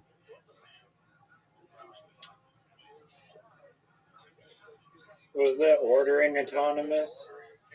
Didn't they require like text to speech? the vending machines, you just go up to it and it has a hot meal behind a, like, you just pick what hot meal you want, put the money in, and then you get it.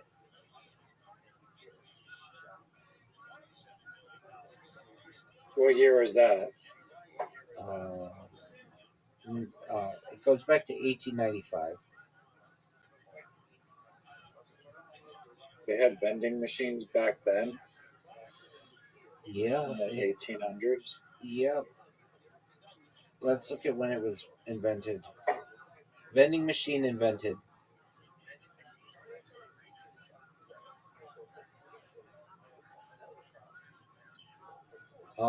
That's a good idea for a simulator game.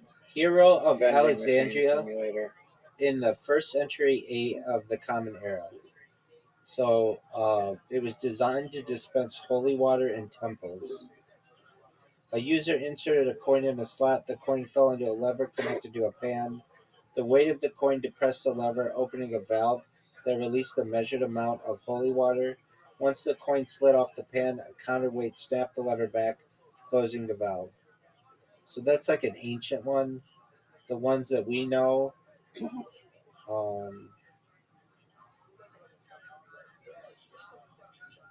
There were coin-operated machines that dispensed tobacco in 1615. The modern one, though, 1880s.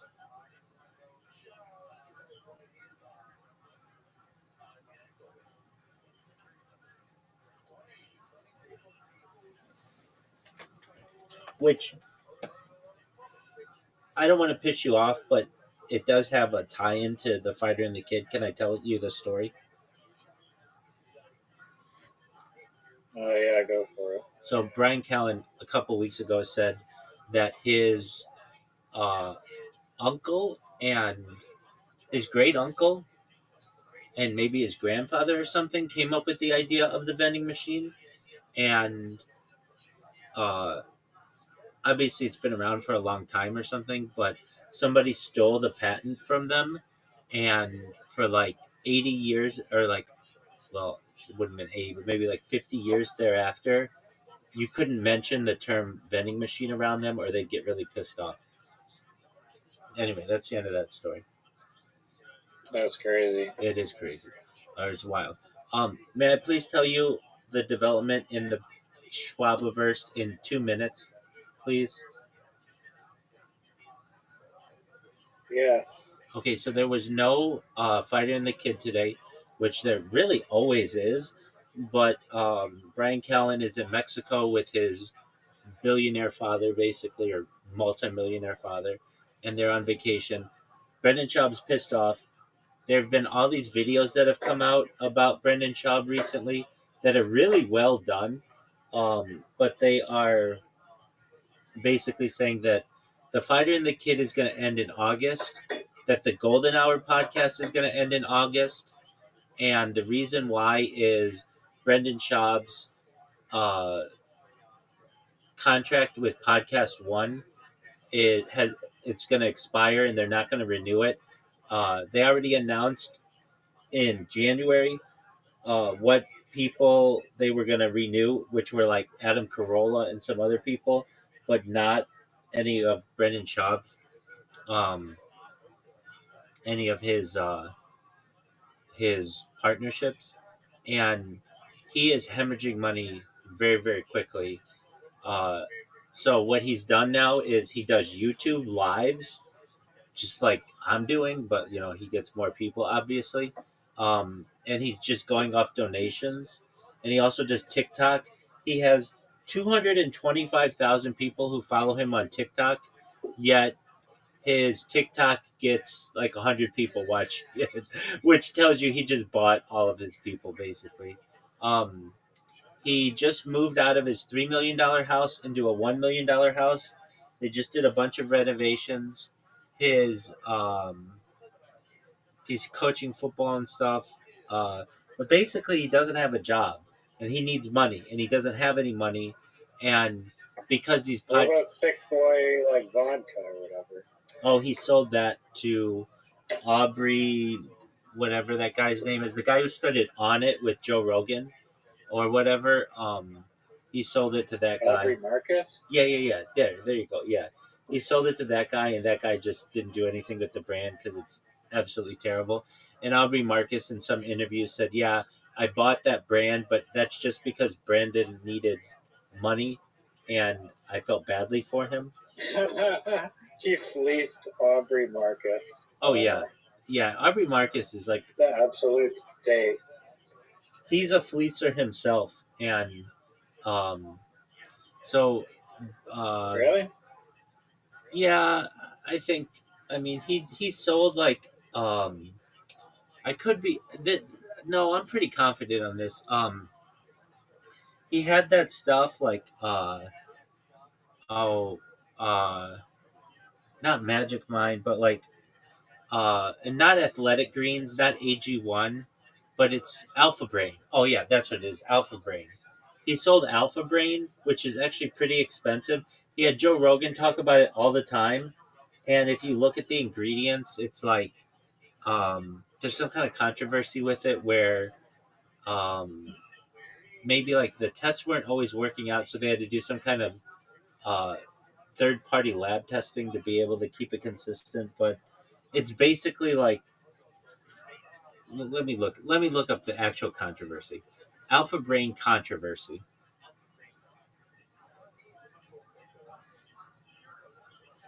There was something to this. Uh, Alpha Brain, the nootropic supplement, co-founded by Joe Rogan and made by Onnit Labs, has faced significant controversy regarding false advertising and the efficacy of its clinical claims. Lawsuit allegations. A class action lawsuit filed in 2024 by plaintiff John Paul Lotz alleged that Onnit engaged in deceptive marketing by claiming the supplement improves memory, focus, and processing speed. The complaint argued that Onnit's own 2016 funded clinical study contradicted these broad claims, showing no statistically significant difference between Alpha Brain and a placebo in most tests, and the placebo group outperformed with the placebo group outperforming the supplement group in several areas. The suit cited the Global Council on Brain Health, which states there is no convincing evidence to recommend dietary supplements to brain health in healthy adults. Legal outcomes. Legal challenges to the product have been have seen mixed results and eventual dismissals. In California, it was dismissed. In New York, it was dismissed. The marketing context. Despite these legal disputes, Onnit continues to market Alpha Brain as a product that supports cognitive function, leveraging Joe Rogan's massive podcast audience for promotion. The controversy highlights broader scrutiny of the brain health supplement industry, with competitors like Prevagen and Neuriva also facing similar false advertising litigation and settlements. Does that answer your question? So he co-founded that product with Joe Rogan? Yeah. He wasn't just like endorsing it? Yeah. You're saying Aubrey Marcus? Aubrey Marcus owned Onnit until he sold it to Unilever for like $256 million or something. Aubrey Marcus, money, Unilever, Onnit.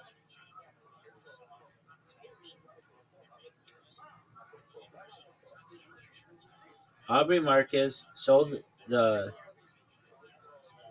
the company to Onnit in 2021 to Unilever. While the exact sale price was not publicly disclosed, the transaction is widely reported to have been a nine-figure deal with estimates ranging from 100 to 400 million. I just saw one time it was like $240 million or something like that, but I don't know for sure. Um, the exit significantly boosted Marcus's personal wealth, with his net worth estimated at approximately $50 million. Does that answer your question? So he's fine. The lawsuit didn't really affect him. Right. No, he's good. He and Joe Rogan It's made just a his reputation is a little tarnished from promoting a product that's a lie. yeah. Everybody kind of sees him as a grifter because of his. Um, Think he knowingly did that? oh, for sure, dude. It would be like, hey, uh, I think Magic Mind did the same thing. Magic Mind used to be called something else. Yo, what was Magic Mind called before Magic Mind? It had a different name, and they had to change it because they got sued or something.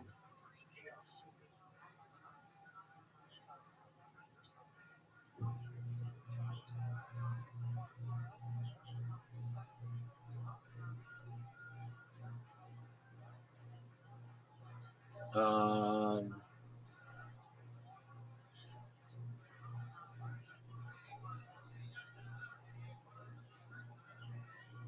Magic Mind Shot, previous name.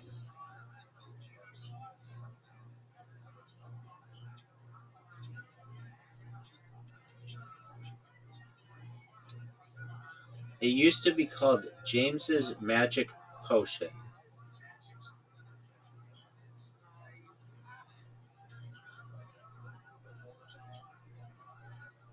Probably. Yeah. Um, there's something to that though. Maybe it wasn't that, but I knew they had changed their name for some reason. But why would you ever think James's Magic Potion's a good name for your fucking thing?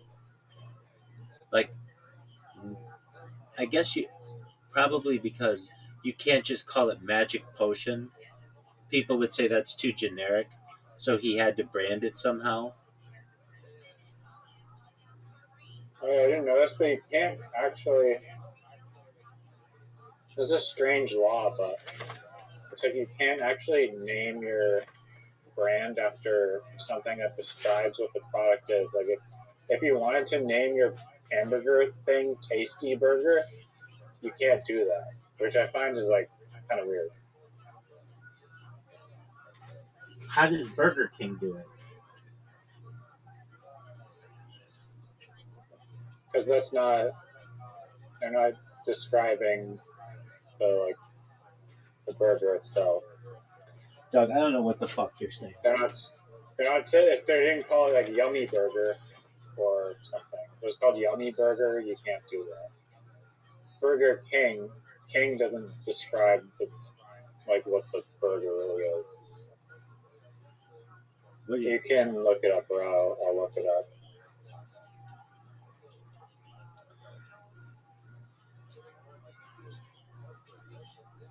What's the deal when naming a product that you can't name it directly after the more generic version? Like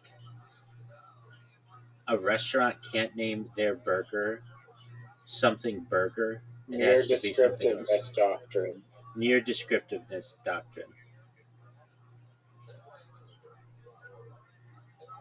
Oh. Apparently, you can name your brand a descriptive name like Tasty Burger, but you cannot get a trademark for it if you name it that. It's not protectable if it's so. Okay, so I thought they were saying you just couldn't name that name like that at all. But that kind of makes sense. yeah, that does make sense.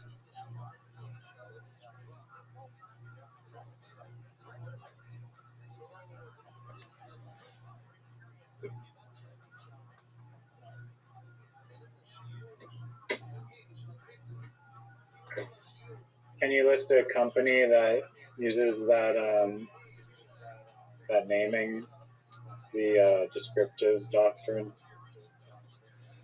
Oh, yeah. I mean, McDonald's uses the hamburger.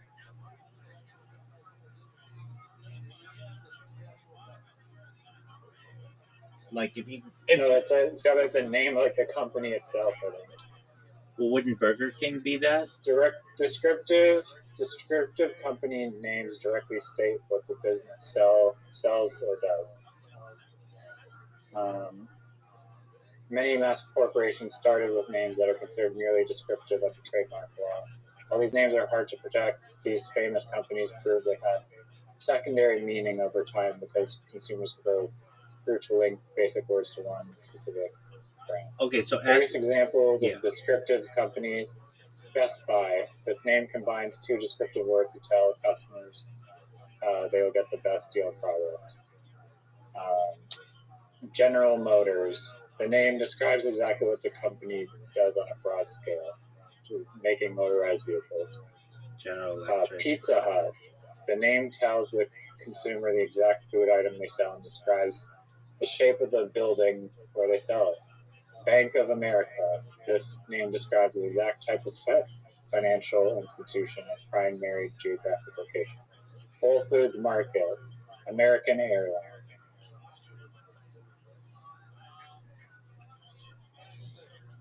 Okay, so You want some more? Toys R Us. Dollar General. So initially they couldn't get that trademarked, but because they used it enough, then they could. Is that what you're saying? Yeah, apparently. Burger King is also descriptive. It uses the exact food item to show the rule of the urban market. Dunkin' Donuts, General Mills, the Weather Channel, Booking.com, PayPal. There's a lot of them. Yeah, but all of those have become trademarks. Just kind of. Yeah, I know. Well, once it grows large enough, yeah. It's not like you can't name the company. It's not trademarkable, I guess, until you establish a big enough brand. Yeah, but it's like if I called something, I don't know, Riser's Restaurant, and then you just went by Riser's Restaurant, you can't trademark that because it's like too broad of like it's a restaurant. Perhaps. I don't even know if that's necessarily. Yeah, because it has restaurant in the title and it is a restaurant, then it's descriptive. Well, yeah, but then eventually meets the criteria you become really big, and then we just drop the risers, and then it's just restaurant. Like, what would be something like that? I was just thinking of it. In Canada, don't you have something called Superstore? Yeah, it's called the Great Canadian Superstore. Oh, okay. That's different then. Yeah, it'd be like Whole Foods that just Whole Foods Market that gets rid of the hole in the market and just calls it foods. Okay, in Canada, don't you have the beer store? Yes, we do. That's another great example. That's like the most descriptive name possible. I agree. But I think, yeah, I guess someone else cannot now because they've grown so large take the name of the beer store. Not that you can open up alcohol companies. I was gonna say, didn't they? There was some kind of. I was like in shock when I went there.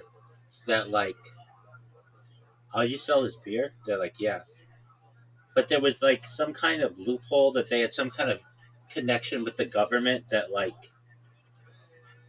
It was just it was weird.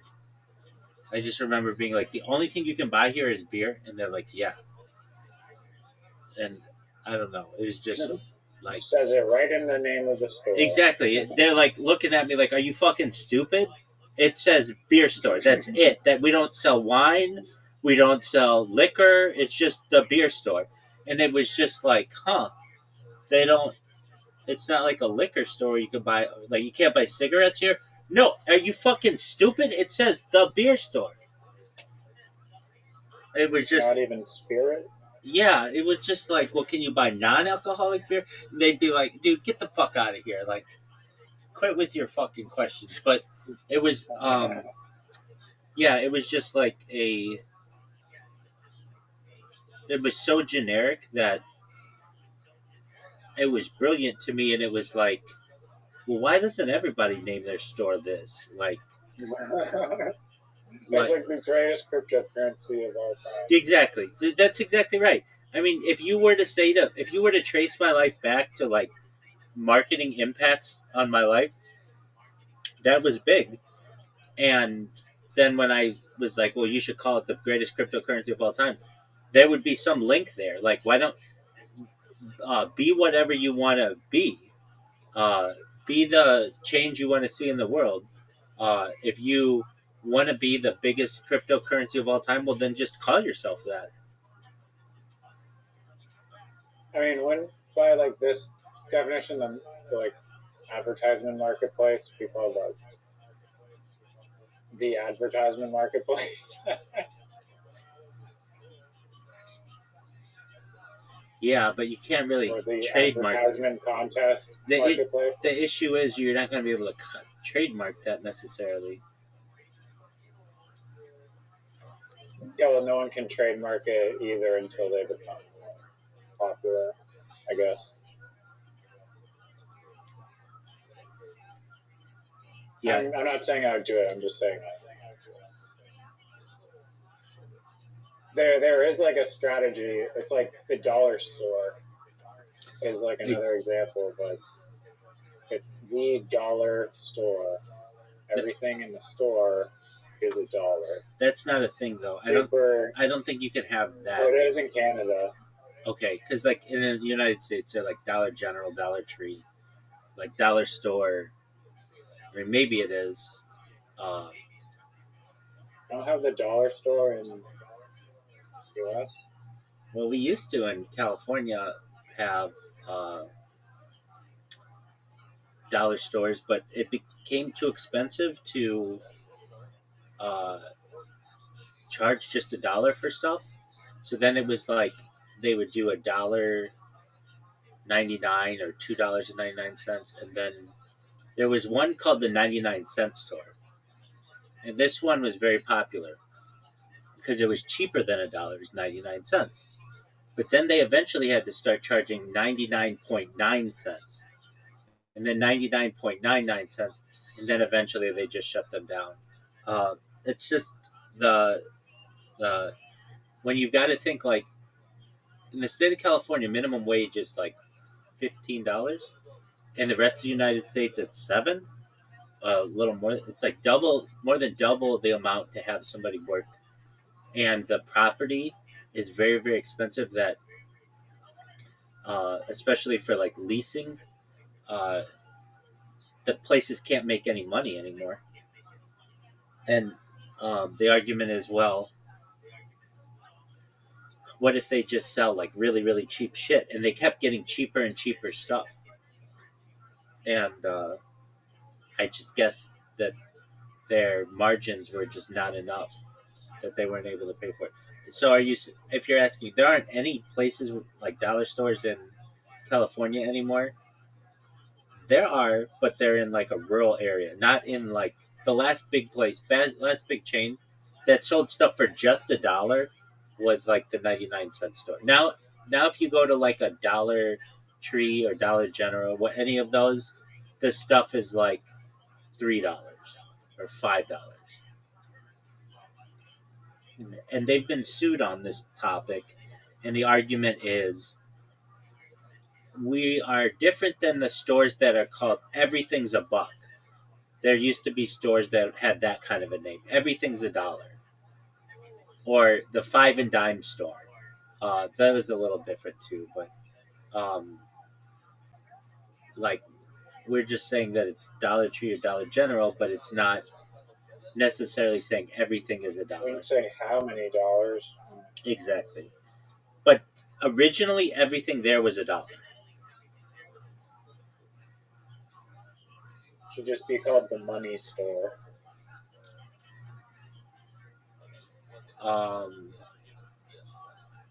Everything costs money.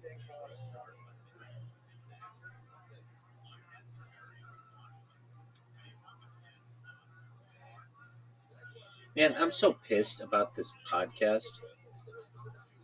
I was like, Do they cancel more than one time? Or only one? no, just one time. And they're a professional podcast. It's like more than one guy doing it. So I don't know. They had some kind of issue. And they said that they would. I liked how they was smart how they asked me. They're like, they didn't even ask me. They're like, we appreciate your understanding of this. Like, we'll have to do it another time or something. I'll read you what they said. It was just like, oh, you're not even gonna give me a chance to be like, no, we can change it. They're just like, no, we're. How did they say it?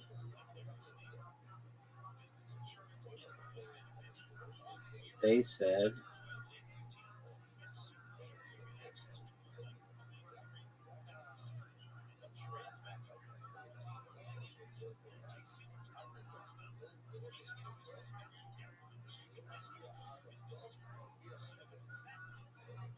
really appreciate your time and flexibility.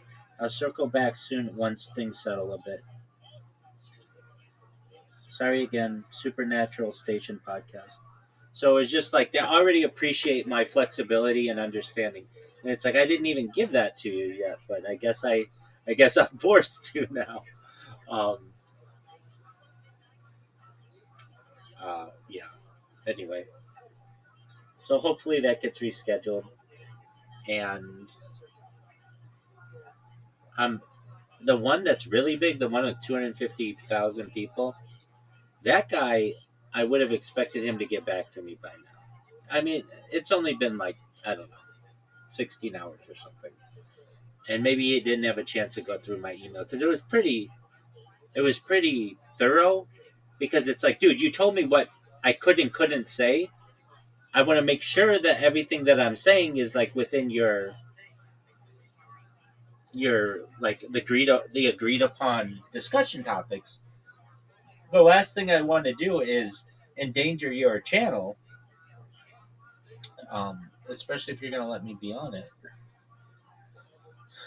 So hopefully that guy gets back to me. I got to do another tomorrow. This is such a stupid ass thing to me, but I guess okay. So the lady's like, I've been having trouble. I've been having some technical issues or something. She's like, can we?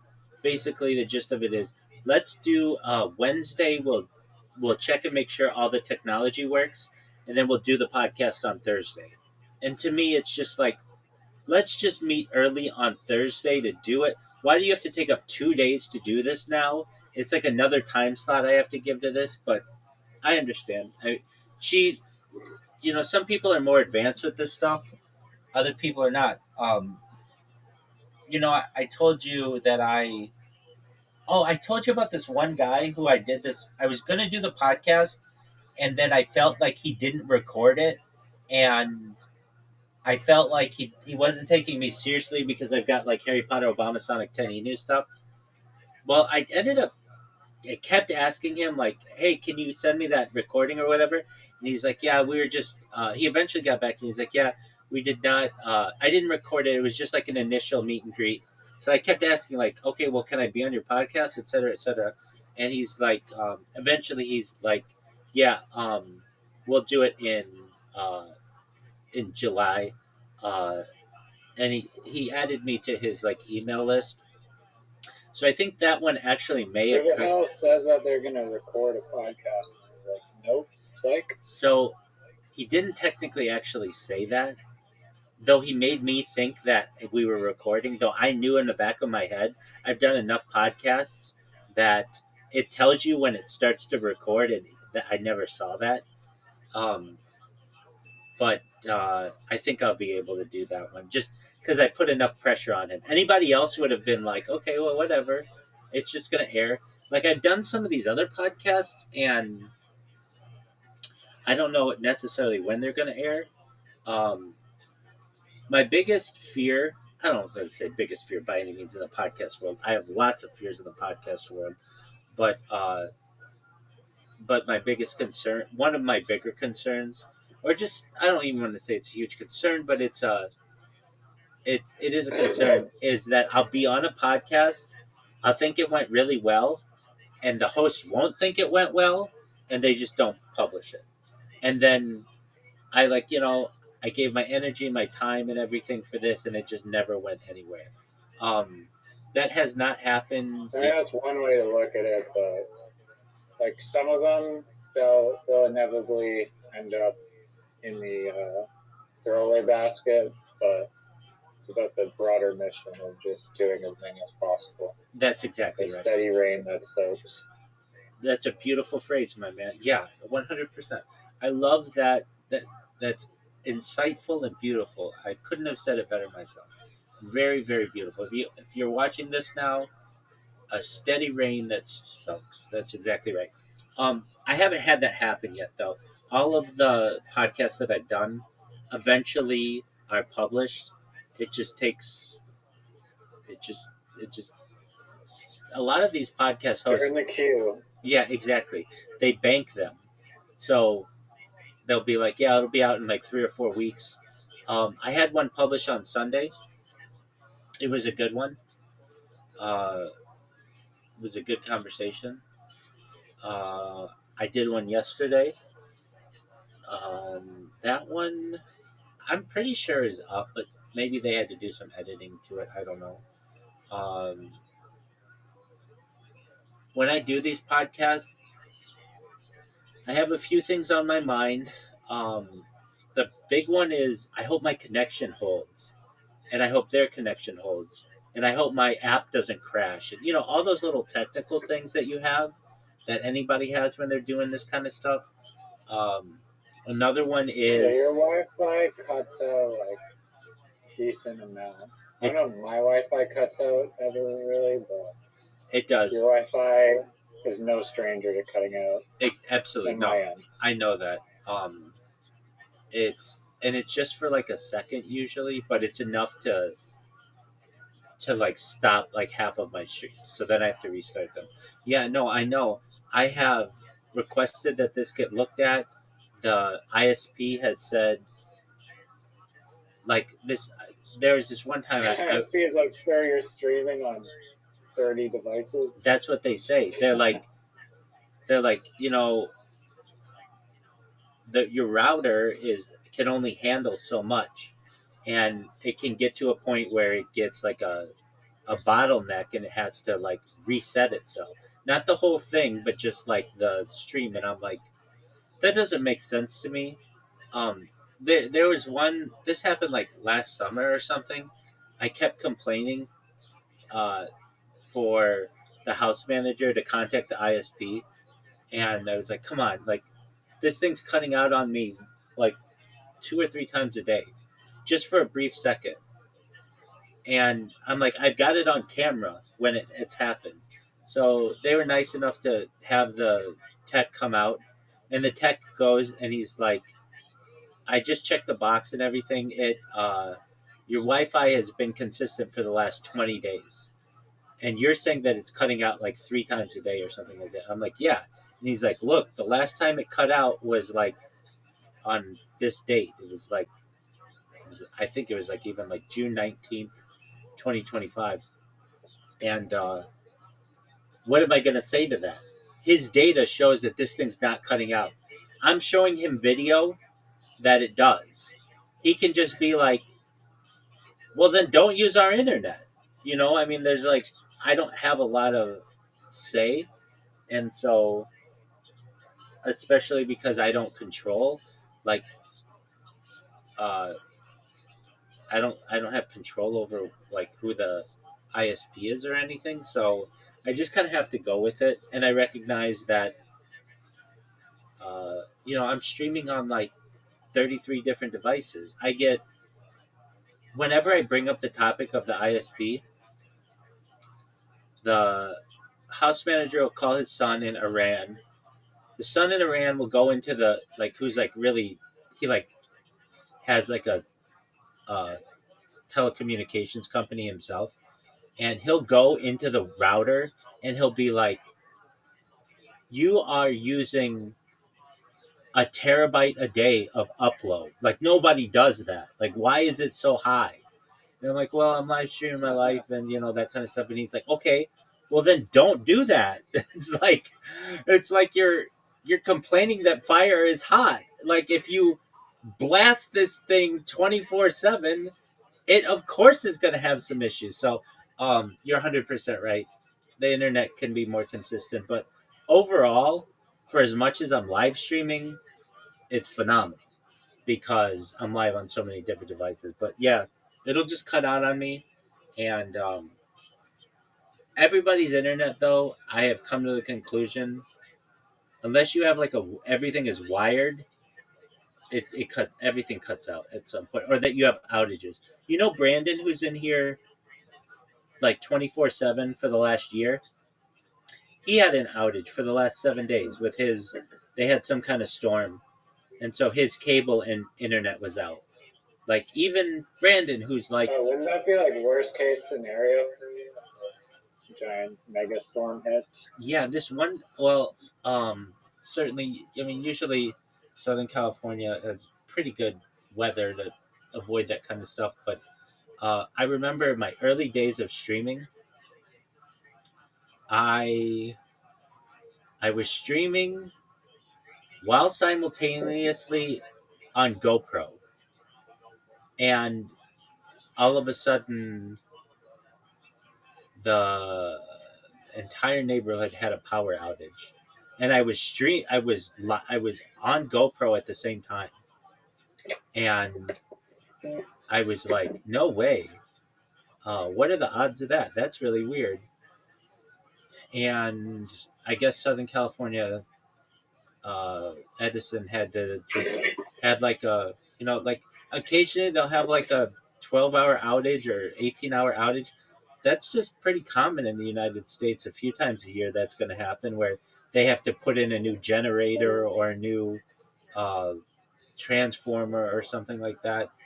That's why I'm very specific when people are like, when they're giving me an introduction, they'll be like, Rabbi Rothschild has the longest continuous live stream in global history. I don't, and I have to correct them. I say, I don't have that, and I don't want that. I mean, of course, it'd be nice to have, but that's a lot of unnecessary stress on my life that I don't want to have to work around any kind of disconnects. I don't want that. I have more data archived on the internet than any person ever. And they're like, oh, apologies. There's more data archived on the internet than any person ever. And that's what's important to me. I'd rather have more data than the longest unbroken continuous live stream. Other people have that, and they can keep that. I don't. If I had enough money to be able to have like 15 different power backups and a nuclear reactor and all kinds of stuff, yeah, okay, then I'd be comfortable having that. But until I have those kind of redundant systems, you can have that record. I don't want the stress on my life knowing that something that I really have no control over could occur, and I can't protect myself from it. So I mean, even like AWS has like 99.99% uptime, but that's 0.01%. It's down. That's all it takes. That's all it takes for Facebook to be down, or for Twitter to be down. You're 100% right. It's an excellent analogy. So if they can't get it 100% of the time, how am I, just a regular person, supposed to do that? Yeah. But that's why I'm more persistent than anybody else. If my live streams ever go down, I start them right back up. And if it happens when I'm asleep, I have 4 devices that will restart every 6 hours, no matter what. That are always going, and they're at like different intervals. So they're, I'm not going to necessarily have any lost footage from that. I was going through some of my old YouTube channels the other day, and how I told you, like, I used to have a lot of videos, but they all got taken down from like 4 years ago, but they didn't. I got those channels back. Not all of them, but like some of the biggest one that I would have wanted to have with the best angle and and I looked in like every single video. It's 12 hours, 12 hours, 11 hours, 12 hours, 11 hours, 12 hours, 11 hours, 12 hours. And I'm like, oh, that's amazing. And I just started watching one of them, and it just brought a big smile to my face. I do, and it was like, it was it was really cool. It was like, wow, this was like uh 4 years ago, and I look younger, and of course I'm thinner then, and I'm like talking about something, but it was just like, wow, this all recorded. It really did record, and it's now like an archive. I could literally go and watch myself for 12 hours and just be like, just happy as a clam because this plan came to fruition. So I thought that was really cool. And then um, there were some other accounts that I for like 4 years I could not get into, and and then I finally was able to get into the one that I really wanted to get into, and uh, it was like, oh, I finally got into that one. It was really great. Uh, Now I've been creating these new accounts, and if I ever name them Rabbi Rothschild, it gets banned pretty quickly. I think AI's got me pretty pegged. So I'll put like random names on them, like Roger Rabbit or Darkwing Duck or just whatever, some kind of Disney character or whatever. And those ones, thus far, thankfully, nothing's guaranteed, have been saved. So when you search my like live videos, some of the names are like Coolio. They're just like random names that I wanted to not associate myself with it to maybe throw off the censors or whatever the AI algorithm. And I'm not saying it's guaranteed to work, but thus far it's worked pretty well. So that's good. Man, I'm mad. I'm disappointed that this podcast did not happen. I was so excited for it. I say that, but not. I say I'm so excited for it. I've been excited for it for the last 24 hours because I had forgotten about it until this guy emailed me and he's like, "Hey, we're really excited to do this with you tomorrow. Um, will you please send us a breakdown of what you want to review?" And I was like, "Oh yeah, whoops, I have these things in my calendar, but you can imagine like how often they change, and then I have to set alarms for myself, and it's just it's kind of fun though. I was saying what I worry about with the podcast. So I worry about the connectivity. Rez, are you there? I'm just making sure you're still there. Yeah. Excellent. I worry about the connectivity. Then I worry about if they're going to ask me a question that I don't know. That's always a concern of mine. I don't want to look stupid. And fortunately, I've been wrong on stuff. I'm okay with that. But it's fun. It's different if I'm wrong on my stream versus like a podcast that's going to get more people to see it, perhaps. And like I was doing this podcast yesterday, and they were the people in the it was on a panel of like there were like four other people there, and they were like they would just ask me a question on something that I'm not saying I'm an expert on anything, but I may not be all that familiar. They would be like, so Rabbi, what are your thoughts on Nikola Tesla and his views on UFOs or alien extraterrestrials with his use of technology?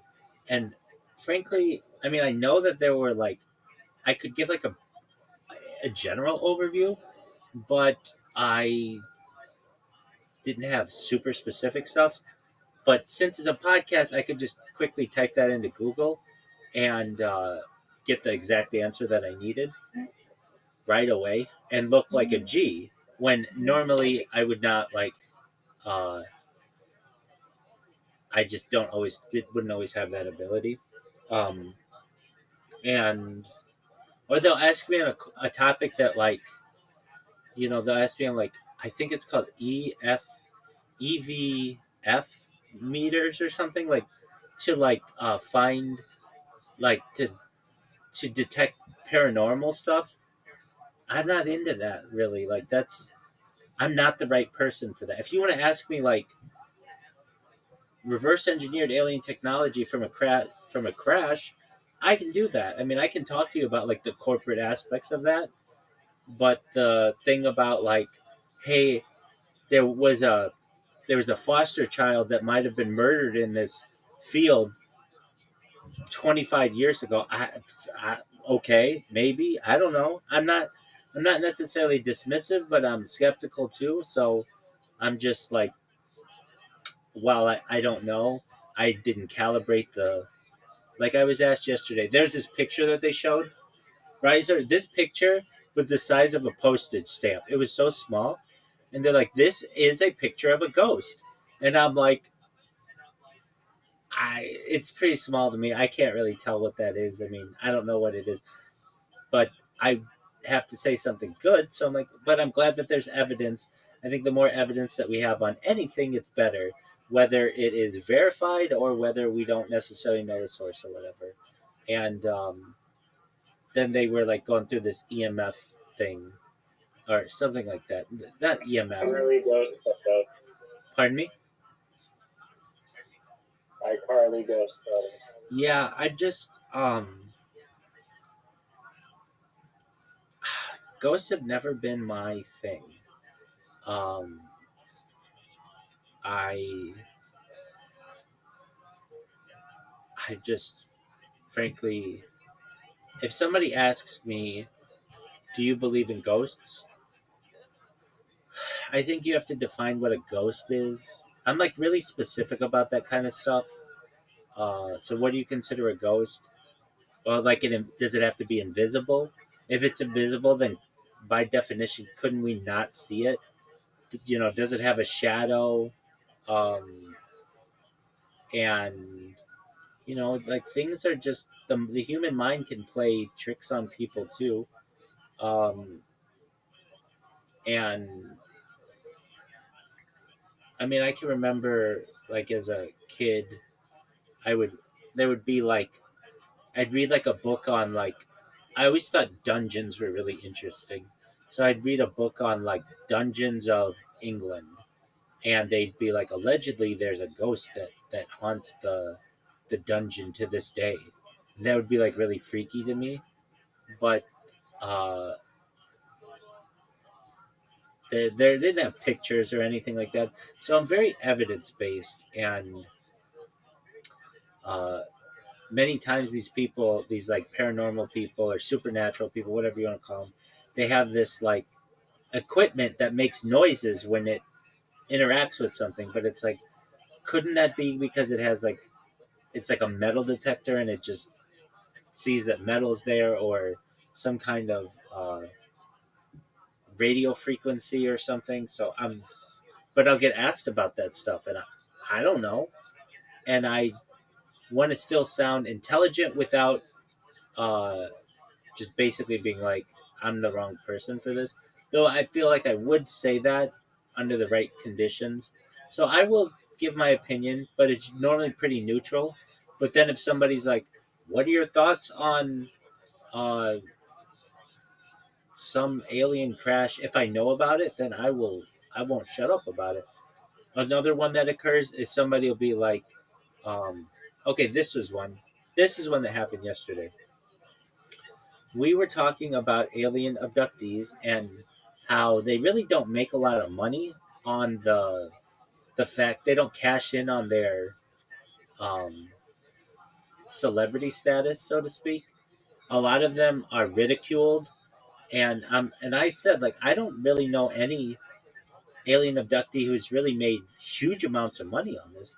And one of the people who was in there was like, actually, um, so there's this famous case. It's the Travis Walton case. He's been on Joe Rogan, but basically he was abducted for 5 days in Arizona, and they made a movie about him in 1993 called Fire in the Sky. And one of the people who was on the panel was like, I tried to interview him, or I tried to get him to speak at a function, and his speaking fee was too high. And so at least he's making some money on this. But he's like the one example. But somebody else backed me up. They're like, out of 100 alien abductees, maybe one of them makes money on it. 99 of them are ridiculed. They they they really don't ever benefit in a major way from this stuff. But that was one case where I was like, okay, well, uh, it was counter to what is in general what I was saying. But I even came back and said, yeah, but Travis Walton didn't become a multimillionaire because of this. Like Bob Lazar, you've seen Bob Lazar's house. He's not like a multimillionaire. He's like maybe a millionaire, but not like even like not even like in the traditional millionaire, like he drives a Rolls Royce and kind of a deal. No, he's like he has like a barn and he has a normal house in like Oregon, in like up on some mountain or something. It's like he might have a lot of land and land increases and all that kind of stuff, and so he might have a little money because of that. But Bob Lazar did not become a 100 millionaire or a billionaire because of the um, working at S4 or whatever. If anything, he's been ridiculed, and it brought him some type of celebrity status that he rejects. He doesn't like it. But yeah. Anyway, so and then I'm always leery of somebody asking me a question that, frankly, I don't know the answer to, and I won't have time to look it up. And at that point, I'll just have to say I'll need to research that one. So with these podcasts, those are always things going through my head, and then you go through like, am I talking too much in this, or some of them are conversational. Others, they ask the question and then they want a response. Others, some of them are like, we try to keep this to an hour or whatever, and then we'll be talking and they'll be really engaged and they'll be like, oh no, we'll keep going or whatever.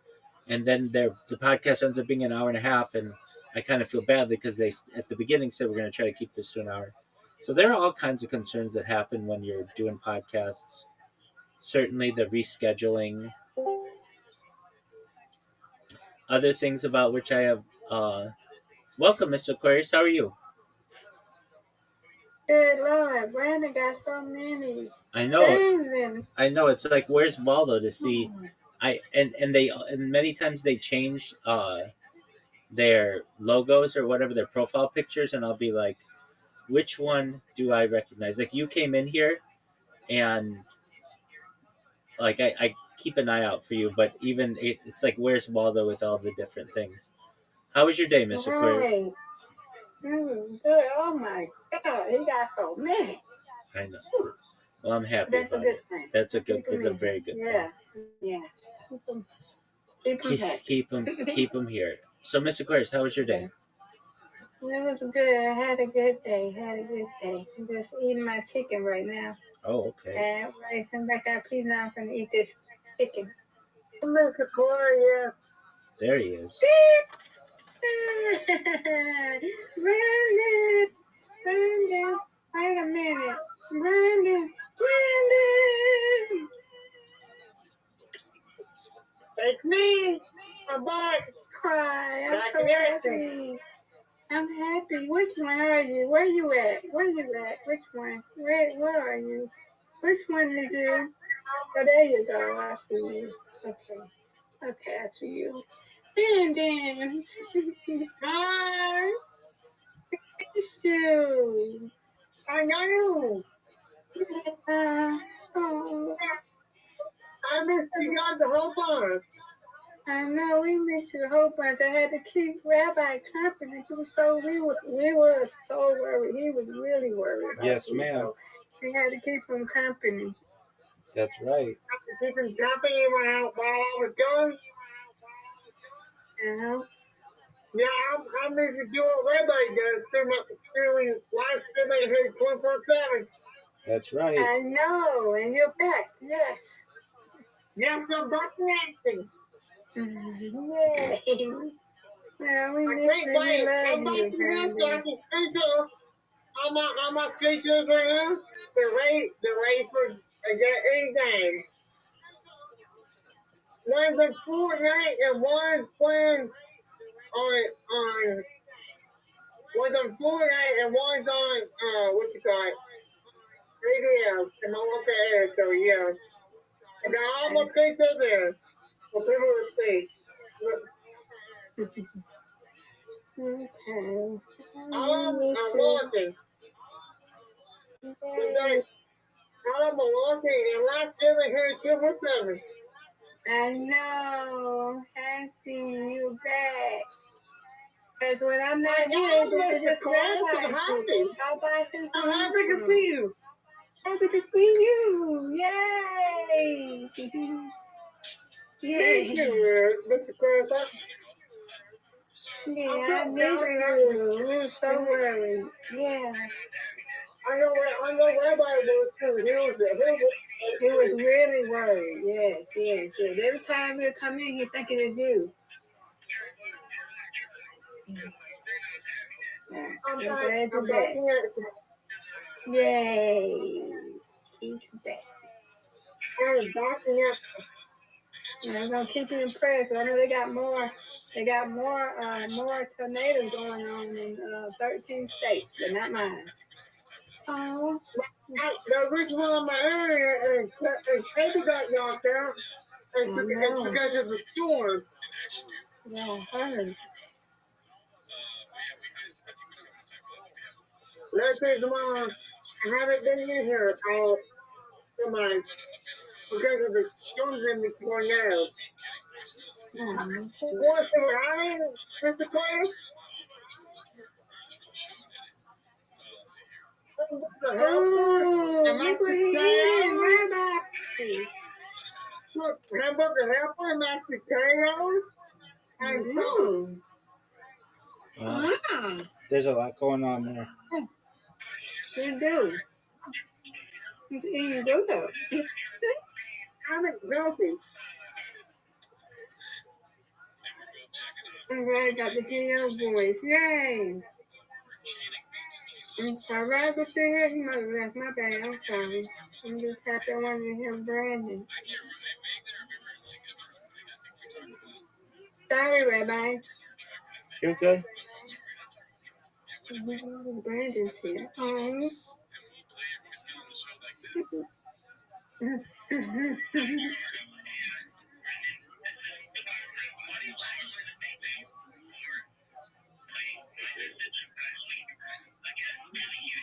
He's eating with me, Rabbi.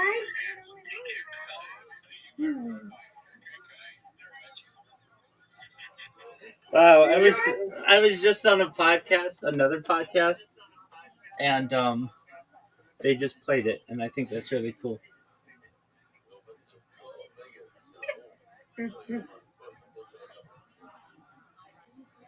Congratulations, Rabbi. Thanks, big dog. Yeah, congratulations. Comments from Mr. Porter.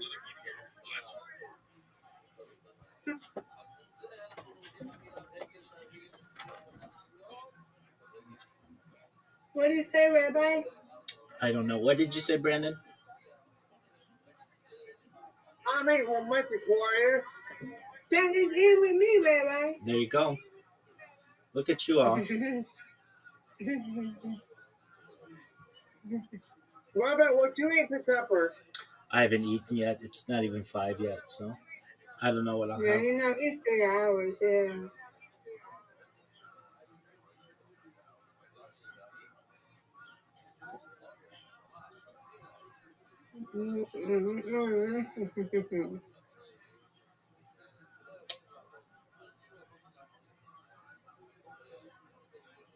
How was your day, Rabbi and Brandon? Brandon, I know you had a good day. I'm so happy to see you.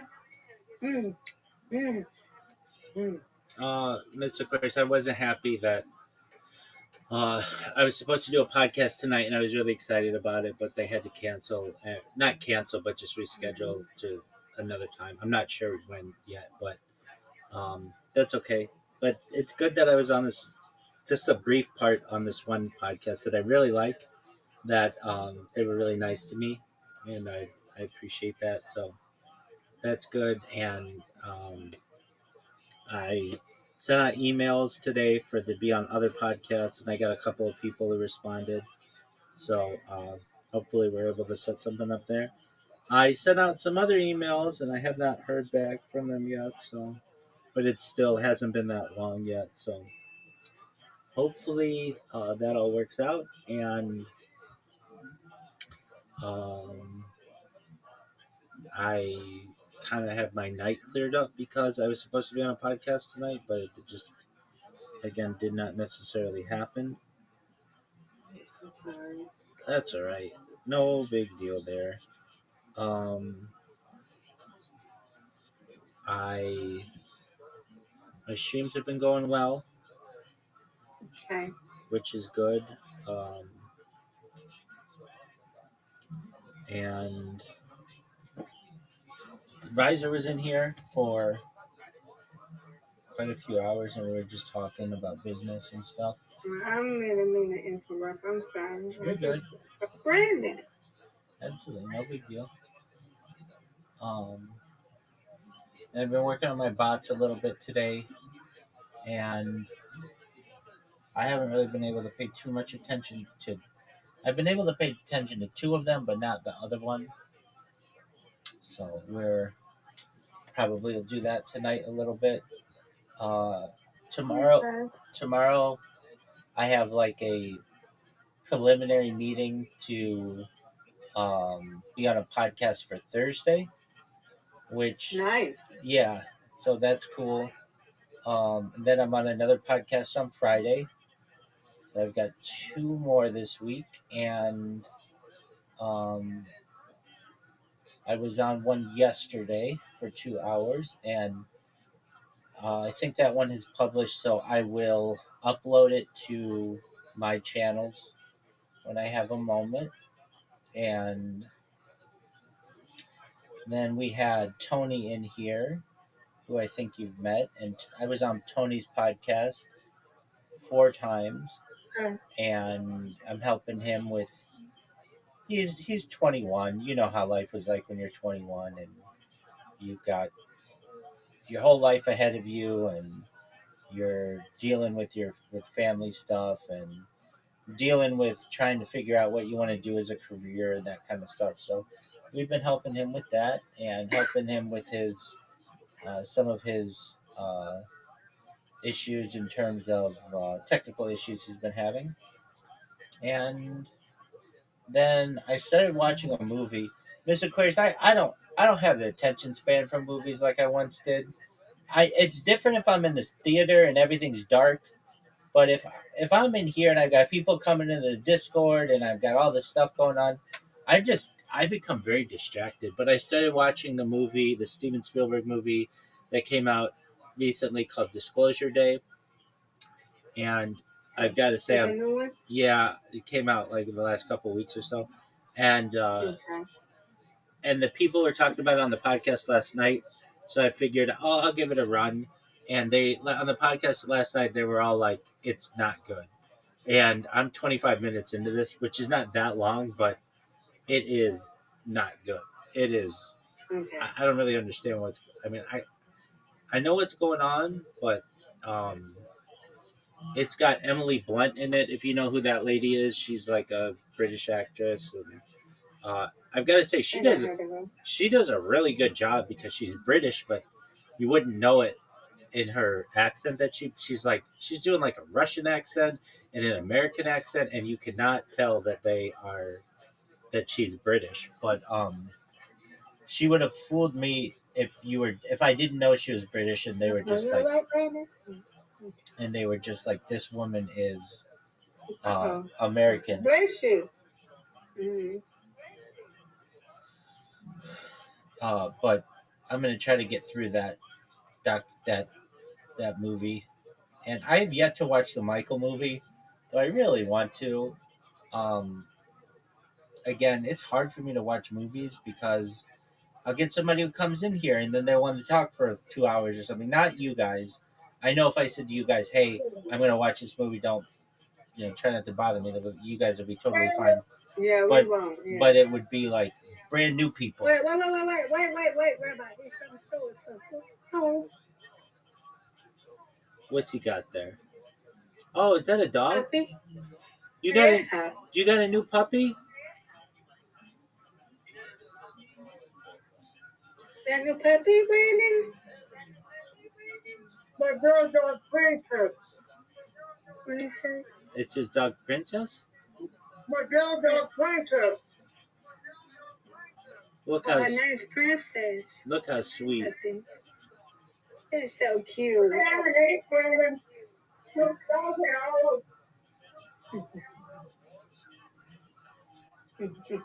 All right. Ew. Okay. You know, he's showing us something. Well, go ahead, Brandon. Yeah, Rabbi. We won't do that to No, you. I know. But like people who don't know me, they'll come in here and I want to spend time with them. I want to talk to them and learn about them and tell them about what I do.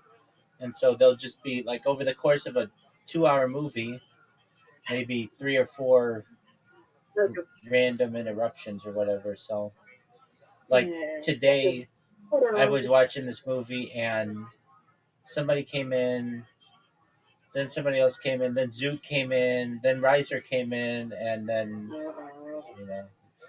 But the movie wasn't movie wasn't very good thus far, so I'm not too worried about it. I'm sorry, I didn't mean to interrupt the movie. You didn't, so don't you apologize. Oh, okay. You're good. Okay.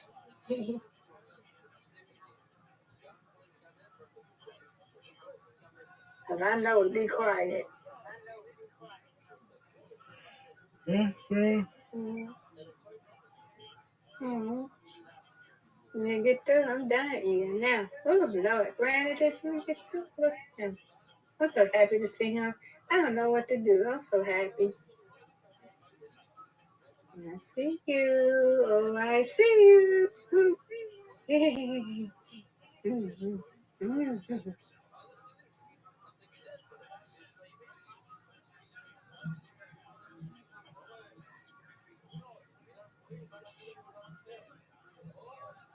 Everybody still looking at it? Are you watching something else? I'm just watching my robots, making sure they're working correctly. Oh. Are you watching the robots? Yes, man. I think they're working correctly.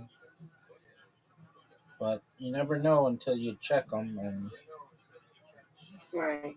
One goes. Yeah. the thing with a robot, if I don't check it and I just assume that it's working and something goes awry or isn't correct, it'll just keep doing that until it's basically fixed. And so you always have to kind of check and make sure everything's going well with it. Yeah.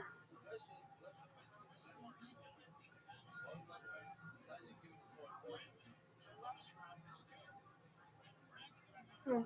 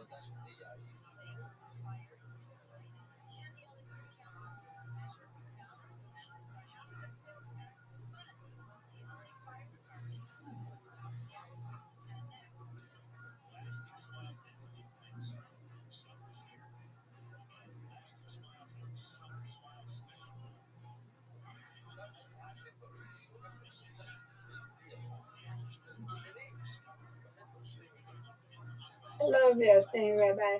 It's so red in there. I love it. I can't hardly see you because it's red. I love it. Yeah, I like it too. It looks like a nightclub. I love it. Yeah. He just flat down on the bed. I'm really happy. I love it, Rabbi. You Check that happy? out, man. If you're Just like recommending Brandon. it, Look at Brandon. He's happy just like Brandon.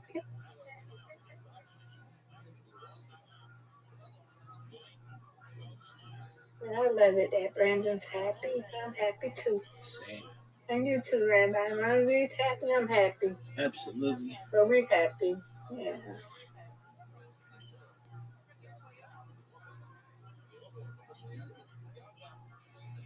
That's with me. As long as I'm happy, you happy, right, Rabbi? As long as we all happy.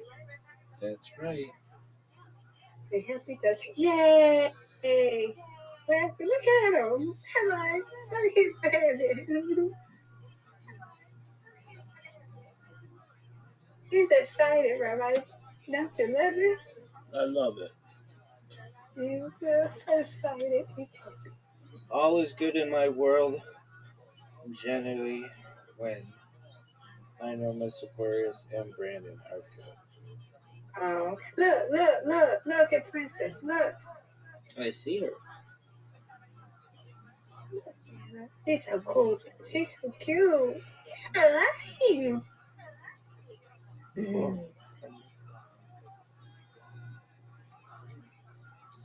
Uh-oh. She is so cute. The cute little baby. He's happy. Oh, now he got a cat. It's Tigger. Oh, Tigger? Juju. Oh, look, there's a Lulu. Did you say Lulu, Rabbi? Juju? It's Juju. Oh. It's like show and tell. Oh. He's so cute. Oh. Yeah, look, Rabbi. You seen the cut before? Look at his cut. Yep. That is cute. Look at that, Brandon. It's a soccer cup. Oh, yeah. From the FIFA World Cup. Yeah, all right. The World Cup. I love it. Like, we want one since it's here. I want one of them. I want to get one.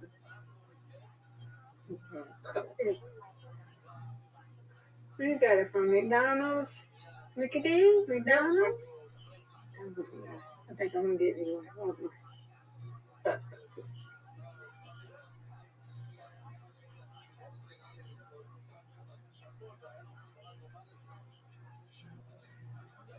But we gotta get a cup, Rabbi. Especially me. Because it's here. We're gonna watch the film together. Okie dokie. We're gonna watch the film. Uh-oh.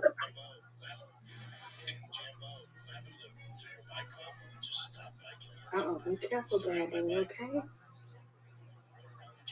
Uh-oh. You just put the phone down. I hope you're okay, Rabbi. He just started coughing. He put the phone down. No. Oh, he's okay. Oh, Lord. I'm scared him like that. Okay. No, Bob. No. We're going. Well, if I can get down there, good.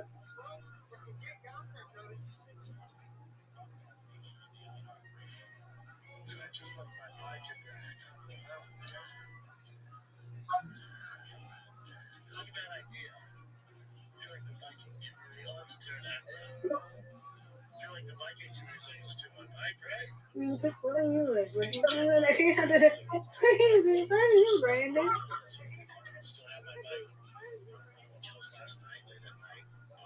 Who are you like?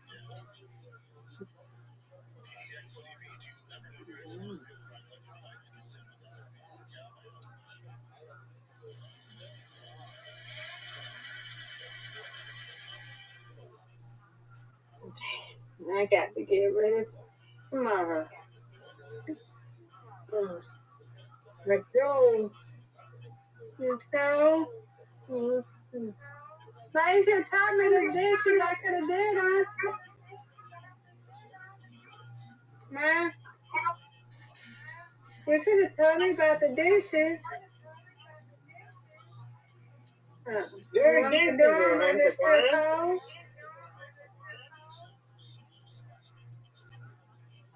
Okay. Okay, I forgot. I would have did them.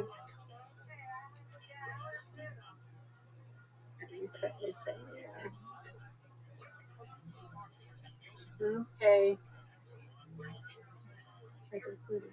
Miguel. Just say Brandon. I said Brandon. Bobby Gray. How you doing? I told you. You give me something? No, I know. I got it.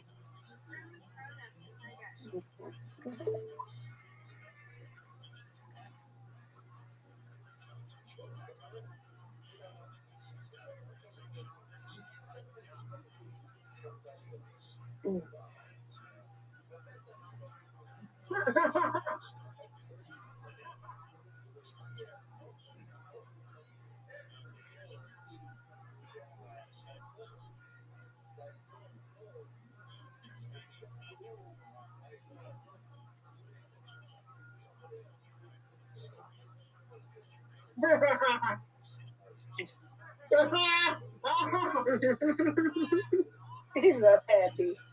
I love it. Same.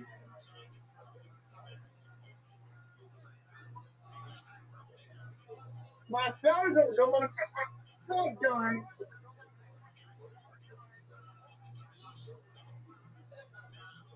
What do you say? What do you say, Rabbi? And then I see two Ranger trucks intercept me. And they get out there with mask on. And I start going, no way. I mean, you think we need COVID out here?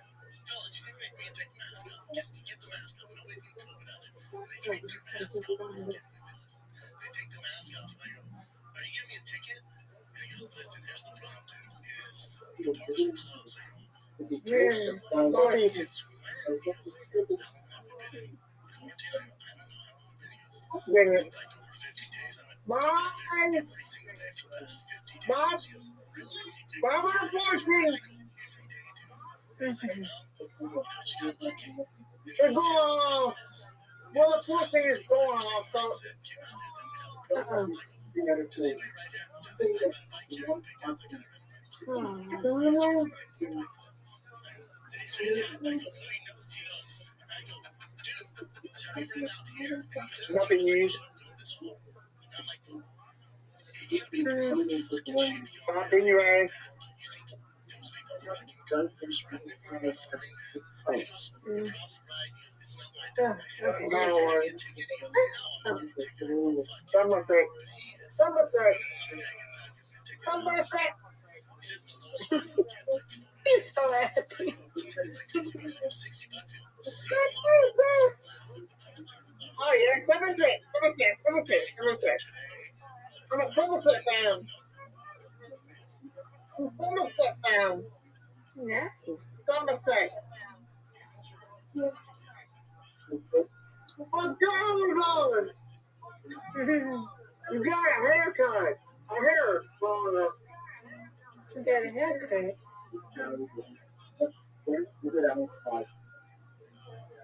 Look up. Oh, my back. Welcome to Installation.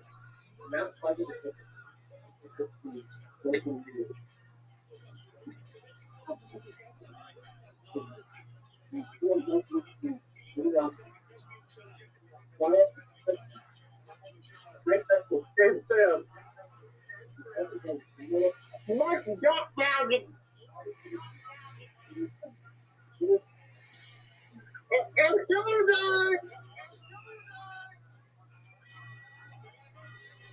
Look at the Duck Towers.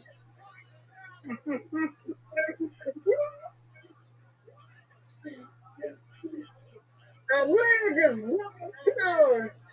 Yes, I have. Oh, no. No, please.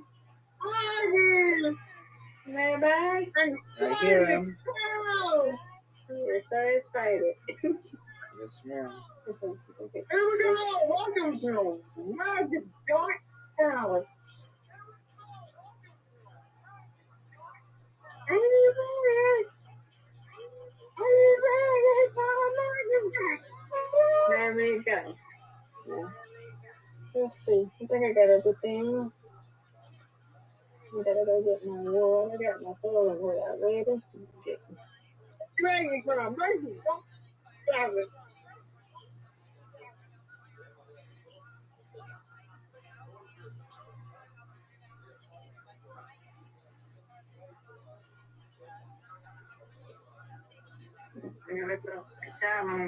Oh, después ya.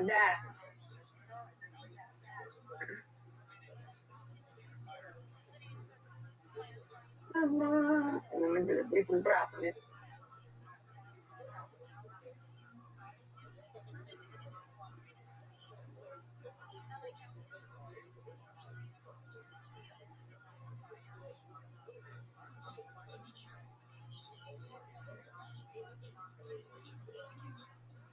I'm in between there.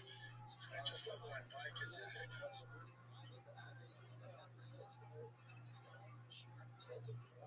Yeah.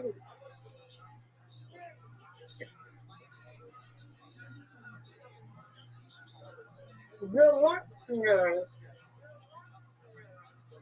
Go back now. Something.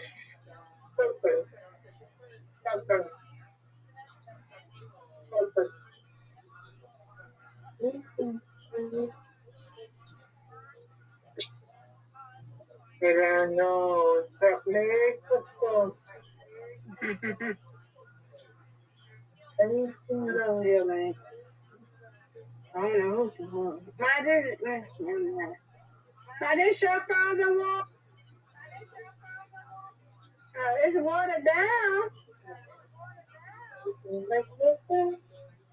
It's in the refrigerator. I just said it's just water. Jambo, what happened to your bike club? Just stopped by. I'm so busy, dude. Still have my bike. I rode around the kiddos last night. This. Walmart and Burger. CB, dude. Everyone wears an electric bike. Let's consider that as a gap, I think. Mark.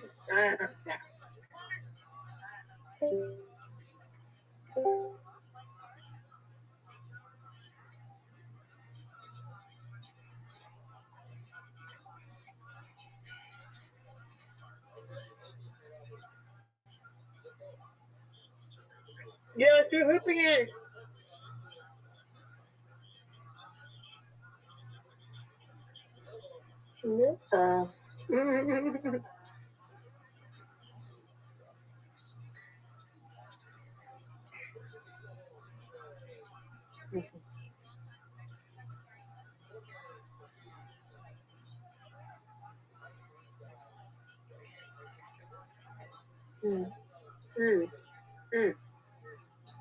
Oh, wow.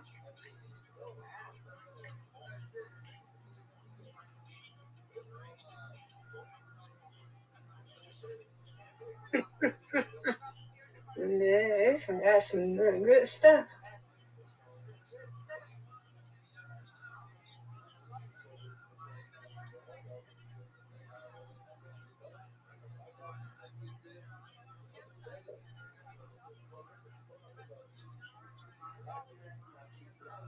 Let's put it on there.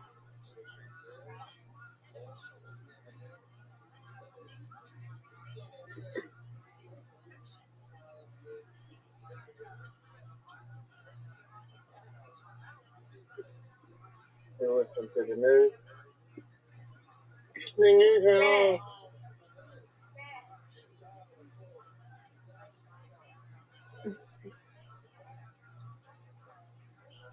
I have to rip the cup down.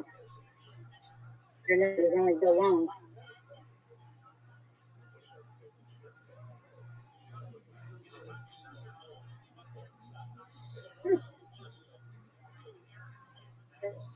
Yeah, we're still making it.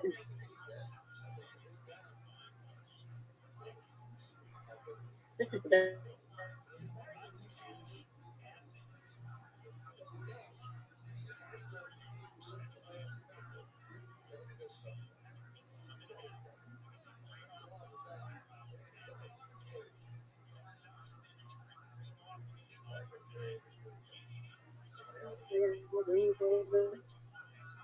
Fuck that.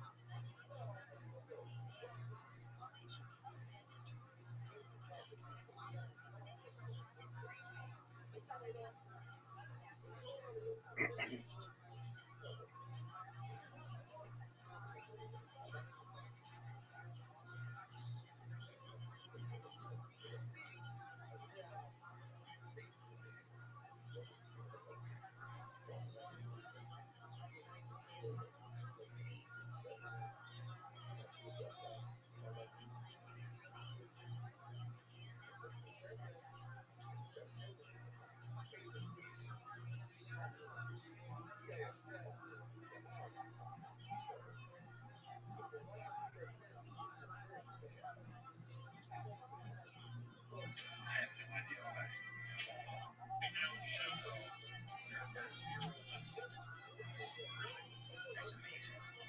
I have no idea why. I think you're back. Went extinct.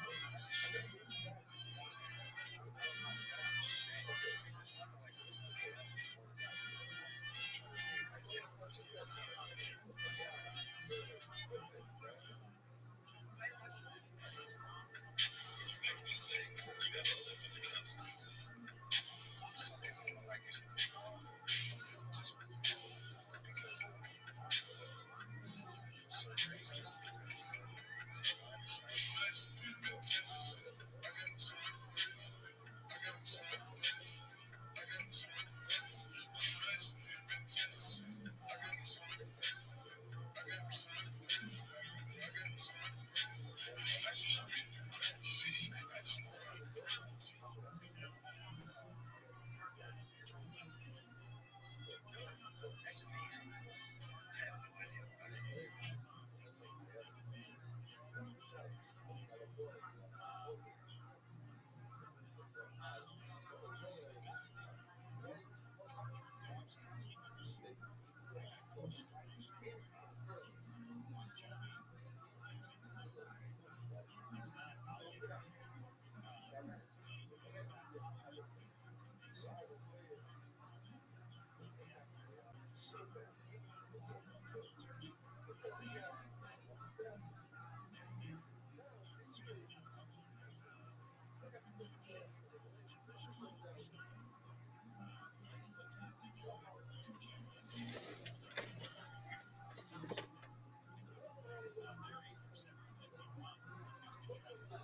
Everybody else, I would be more honest, brutally honest, and say, I don't really watch much of anything. I'm too busy right now, but thanks.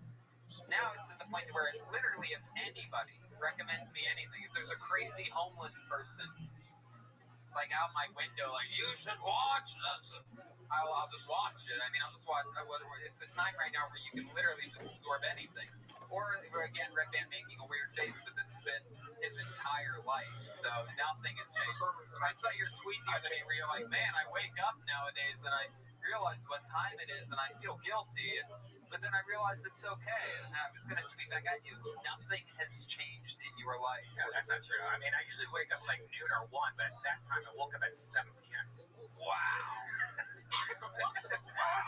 I went to bed at 8 a.m. or something like that. Red Man lives like a black guy. Yeah. I'm glad you said it, brother. He wakes up at 1, but he doesn't respond to text messages until 4:30. I actually just SMH, my brother, phone, SMH. man. And if you FaceTime him at 4:30, it looks like he just woke up. Red Man, are we doing brothers and curses this week or what? There you go. Alright, yeah, Your that's hair looks like like the silhouette of a haunted graveyard, dude. Have you had any symptoms at all, since you've been back in New York? You were in New York during the worst possible time. Nothing at all? That was fucking 17 days ago. Wow. Time flies. It's like a man in a squirrel suit. Interesting stuff. So what else has been going on, William? What else is shaking in your world? David. Yeah, William.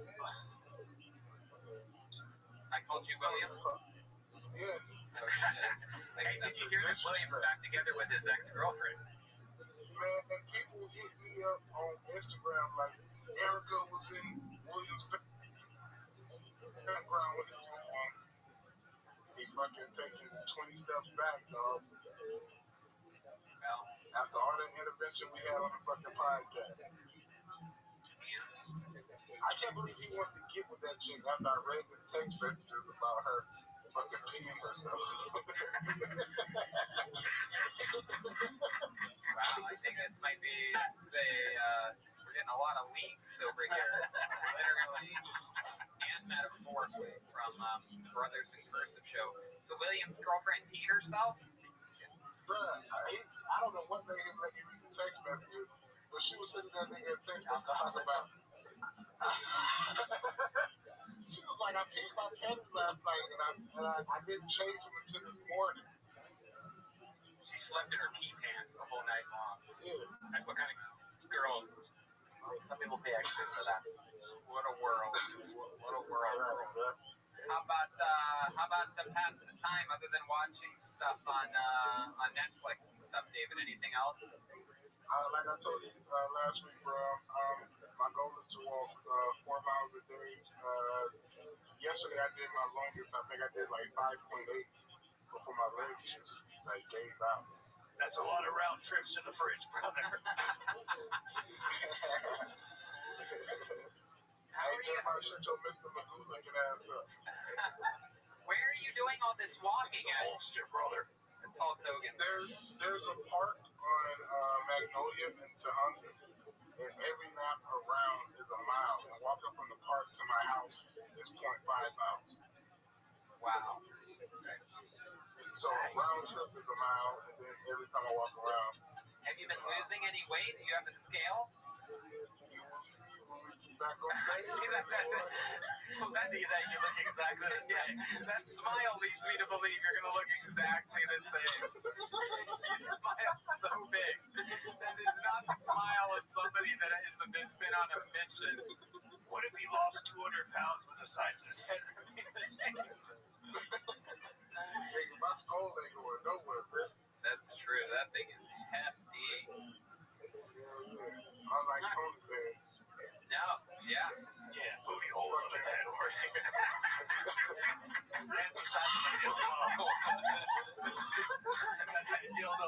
How do you know that's a running David Lucas joke I'm about a fan of this show. Kill Tony Mania, brother. Wow. My goodness. I'll Something different today, like your hand is like a piece of spaghetti bread. forget. Spaghetti, I'd say You meant baguette. Baguette. That shit. Baguette.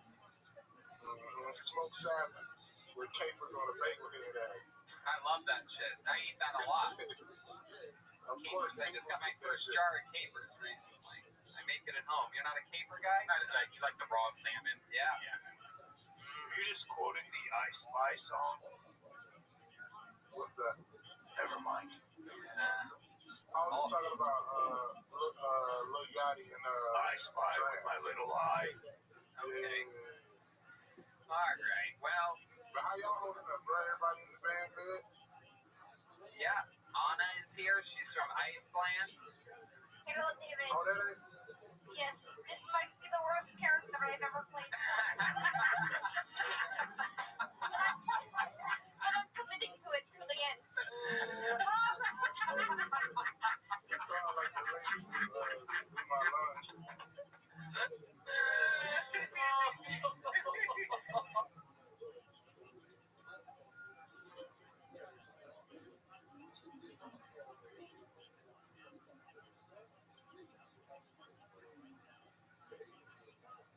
Poor Jeremiah just got to go out and switch back. I'm out of here. Yeah, you can tell who writes this stuff over here.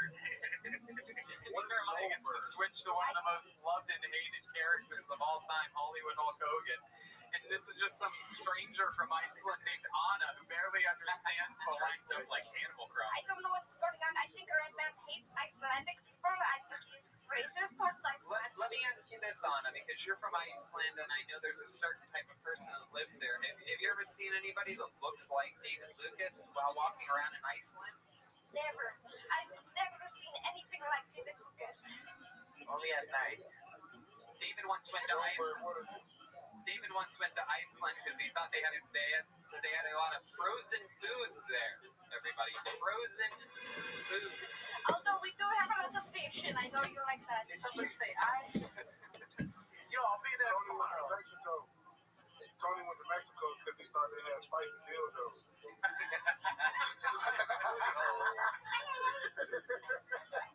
I'm going back to spicy dildos. Oh my god. Basically, you can do, that's like your fucking trademark now. Booty holes and dildos. You can basically say anything and it's automatically hilarious. Perhaps that could be the name of your first special, David Lucas, Booty Holes and Dildos. I don't know. Hey, look, bro. I already told Tony, bro, 2 years ago to get that nigga the No Limit chain iced out, baby. That's right, he owes me a no limit chain. If he gets wildly successful, which he will, of course, he's going to buy me a no limit chain. Anyway, What's up, Red Man? this is stuff that I talk about with some of my black friends, and we bond over our fandom of the No Limit Soldiers and things like that. Some of these things that my white friends here can't even relate to. Yeah, I can totally relate to that. But actually, we're Hey, Tony, I got a yeah. Go ahead. No Limit fan moment, bro.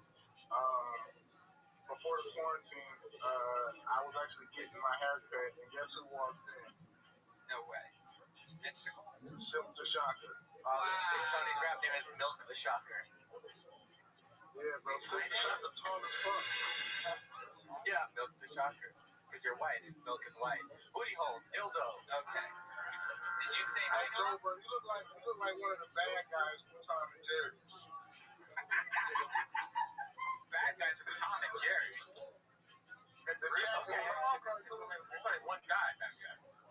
Like, If you don't look at the bad guy cat too on Tom and Jerry, they had them hats on. you look like the Wizard of Oz if it was in Oz, the HBO series.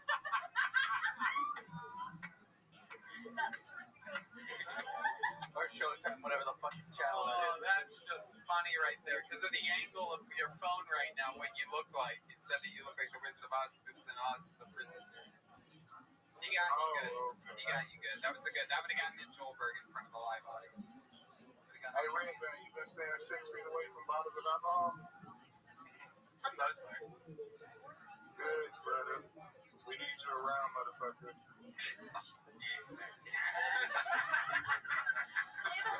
I love that. I love it when it gets serious. But seriously, we need your skills to keep the show going. You can check your blood sugar lately. It's nothing better than nothing better than a guy. Yeah, it's your blood had Kool-Aid. Nothing better than a guy 350 pounds saying to Red Man, going, we need you around for a longer time than we expect you to live for. Hey, Tony, Absolutely hilarious. Tony, Yeah. your blood type is spermicide. That's actually true. My blood type A, I just got tested because I have good Writers Guild insurance. I live right next to Cedars-Sinai in the medical district of Beverly Hills. And I actually got tested. They took my blood, and it's funny, you're making a joke, but they actually said your blood came back as spermicide. So you're basically a doctor. They found latex in your coronavirus.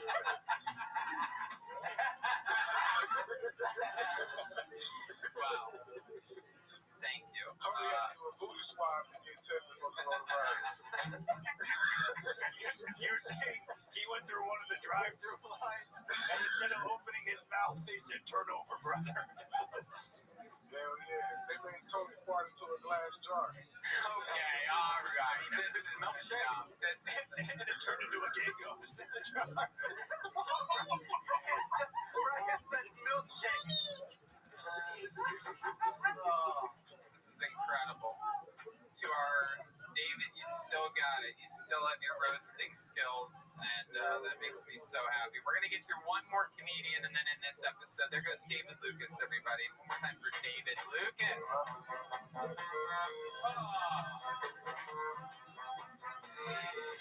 David Lucas is funny on social media. William Montgomery, something on Instagram. Michael Lair Comedy.com is his website. Let's go with one more stranger here. Is Linda ready? Here we go. The 1 minute set to close us out here tonight. We're going to do one more minute on a long episode of Kill Tony. The comedy stylings of Linda Orr, everyone. Here we go. Here's some bands that play.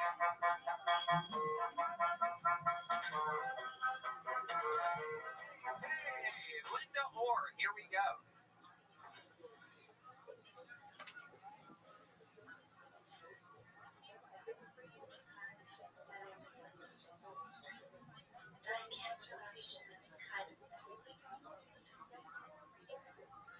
I went to this other surgeon at the college just a couple weeks ago, and he thought that my scars looked so good.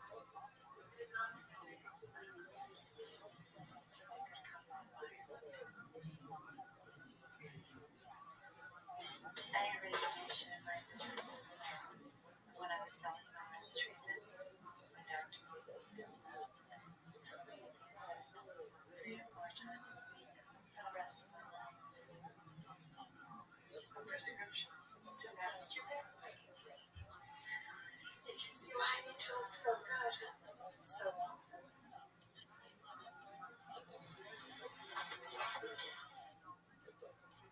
Fuck yeah, Linda Orr! Hey! Linda Orr, hello, how are you, Linda? Oh my gosh, I'm having such a great time. I love it. You have such great Wi-Fi. Where are you at? I'm in Chicago, Illinois. Hey, yeah, Chicago's got that booming bandwidth out there. 8 gig Wi-Fi. That's right. They got a Wi-Fi and a couple ladies on the side fives. You know what I'm talking about?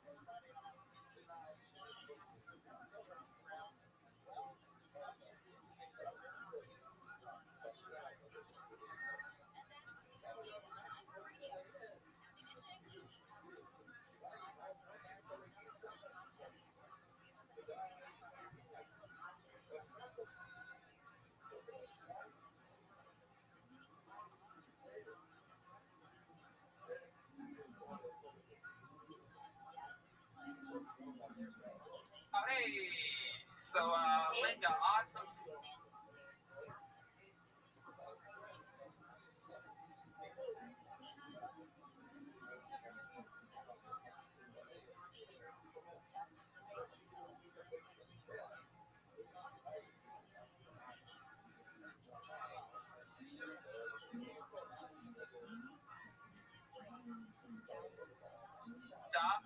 You are a beautiful young lady here.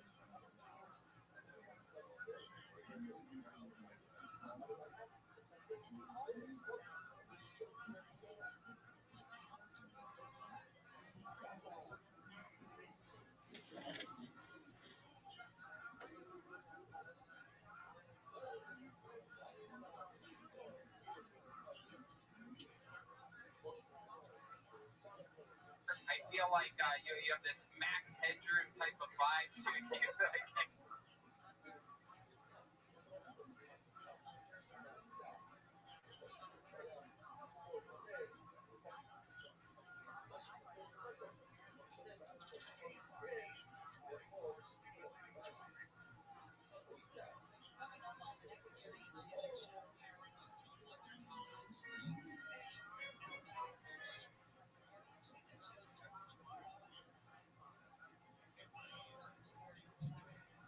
Sharon Stone across the legs. Let's see it. No, Brian.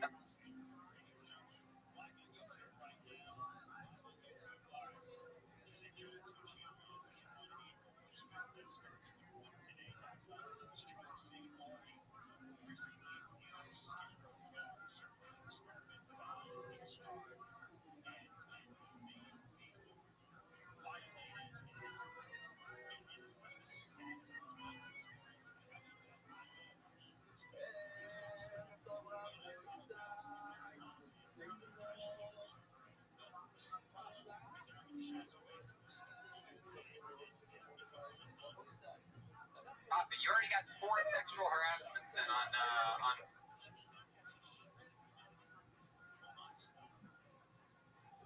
Poor Larkayla earlier. You made her vagina close even more than it was.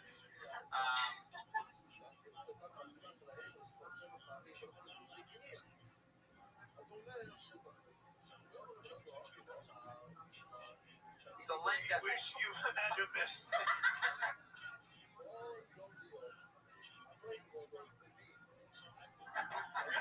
you imagined this. Wait a second.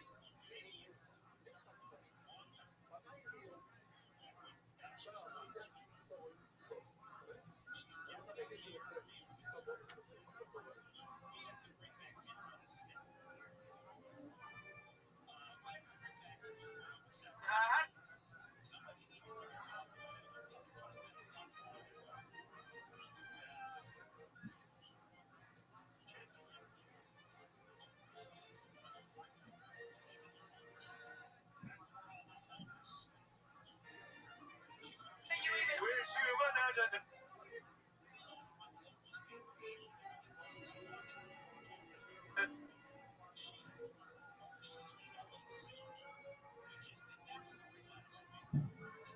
Also, Happy New Year. you weren't even here for that. How do you even know?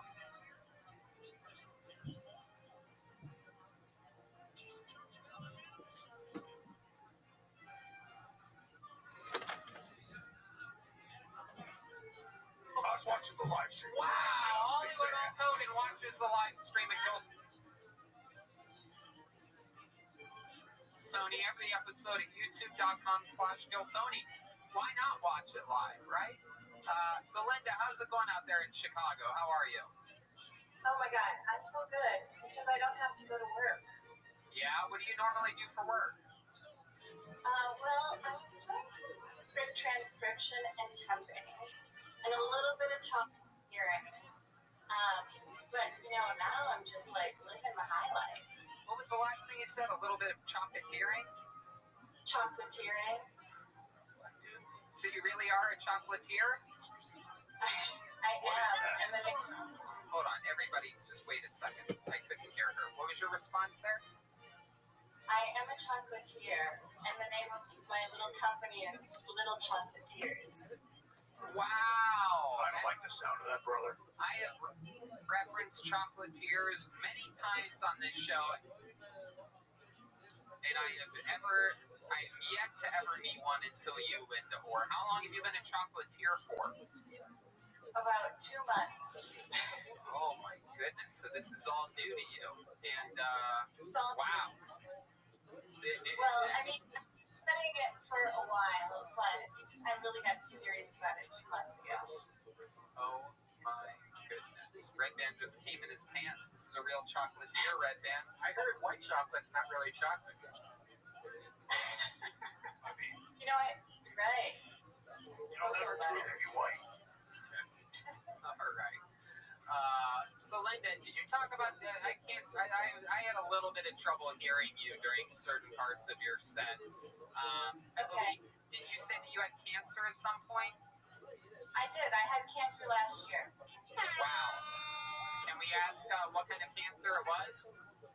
It was lady cancer. I had it in my uterine. Oh wow, that's a very tough cancer to survive, right? Or do I have it confused with ovarian? I know ovarian's a real hard one. Is uterine a tough one too? Utilitarian's the worst. Go ahead.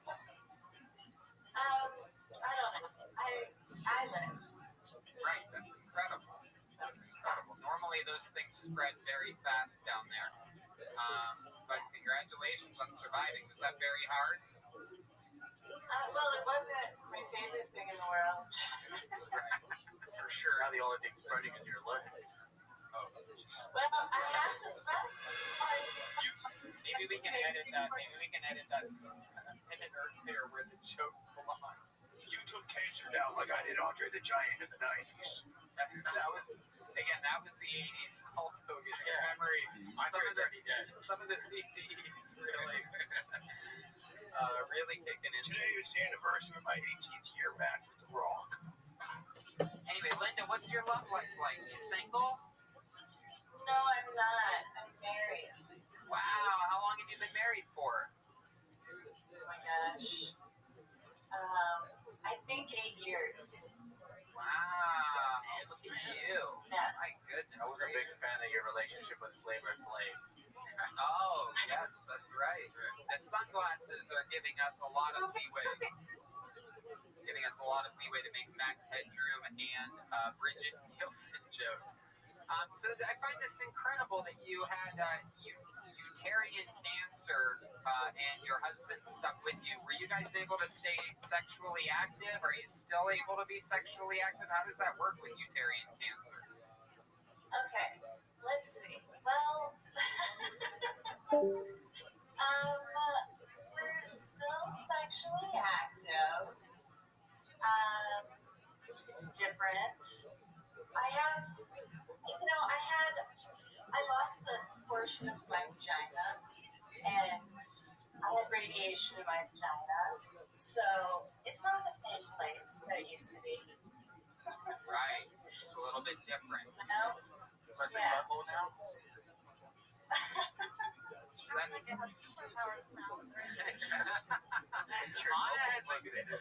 has a good point. Maybe there's superpowers down there. Have you ever tried to maybe spread your legs and shoot your vagina at a bad guy or something like that? I'm gonna do that the next time somebody comes up to me in the train. Yeah, if anybody comes up to you, tries to take your purse, just queef on them. Let's see what happens. Finishing move, brother. That's right. That's right. The old Chicago fucking queef dish. Jesus Christ. My God. It turns out drinking almost a whole bottle of red wine is affecting my speech. Red wine. Looks like Uncle Tony's table wine is taking him out. 1, 2, 3. Wow. Linda, any special skills or talents that we should know about? Yes. Awesome. Play guitar. On prepare. Can I play a song? You're goddamn right you can play a song, Linda. Please let this be a saxophone you're about to grab. Oh, it's a guitar. It's a... Okay, Linda, we're excited for you. Here she is. She's at Iris Cutter, IRISUTTER on social media. She's about to play a song for us right now. You want to set it up for us, Linda? No, you'll get it. Okay, perfect. Here she is, Linda Orr.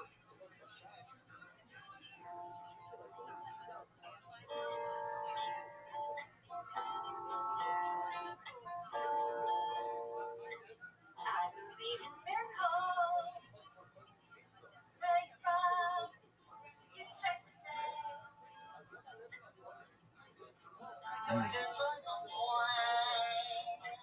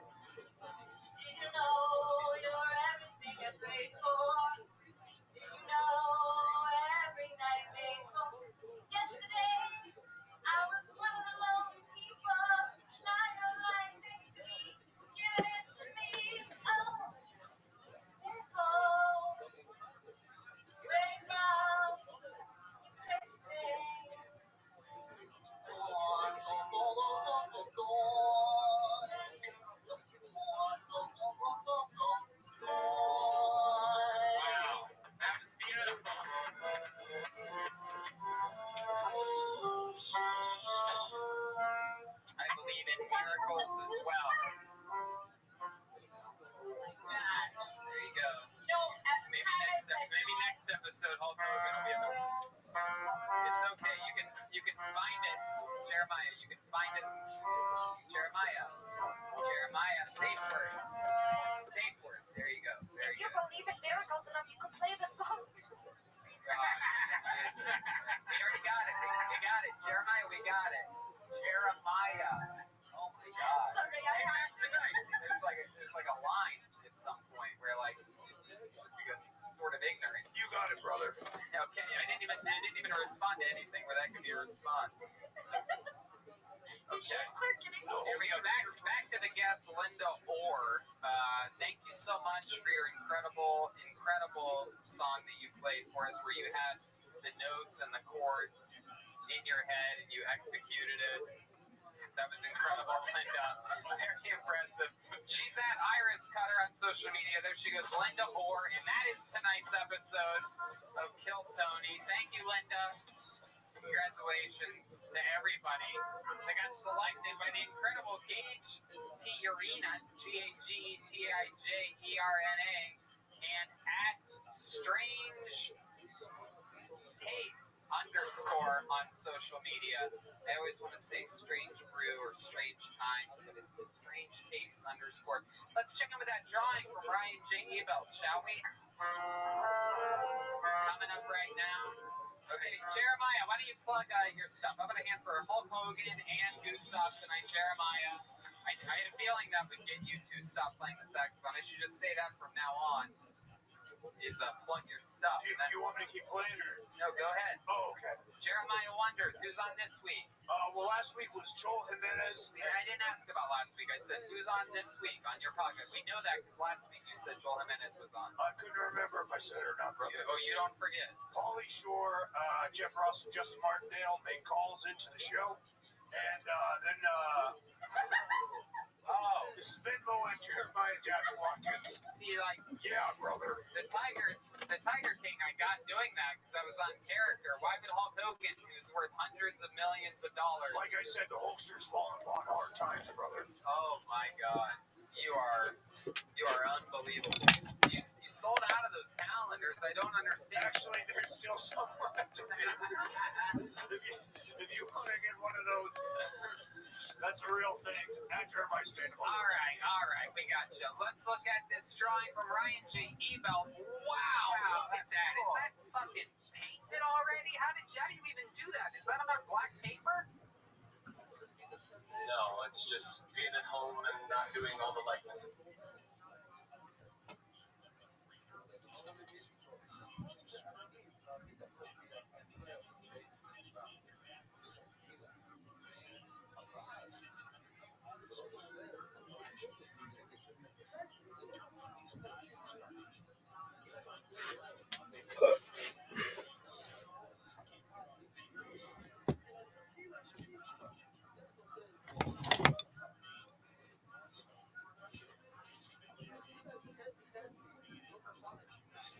Oh my God.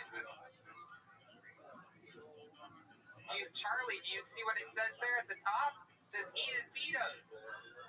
That is awesome indeed. A fucking kitty rocket ship. Is that Michael Lair out there all by himself?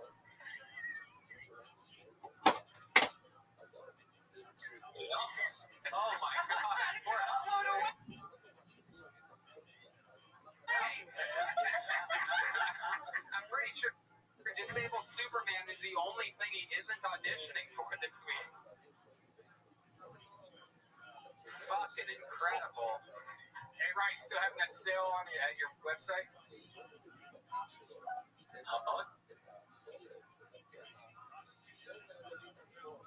Yeah, everything's on sale. Everything's on sale. It's all.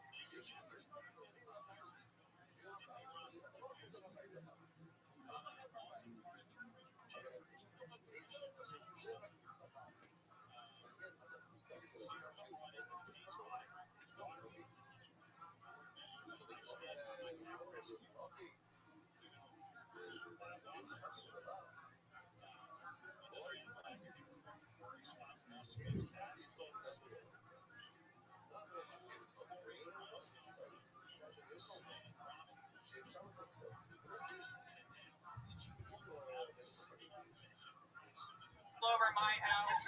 It's all over our studio. RyanJEvelt.com. You can get a print of any episode or specifically any road date or any of the massive events, including the quarantine event. I've seen a lot of people the past week that have gotten theirs delivered. The special brand new quarantine poster. It features everybody all locked up. I think that's a special momentous occasion type of poster to have because And you lick every package that you send out. Right? Well, you know, you can roll there you go. This is the thing that I miss about having a live audience is I miss Red Band not getting laughs. And the only two people being band members that laugh at him. But now it seems like he's being equally funny.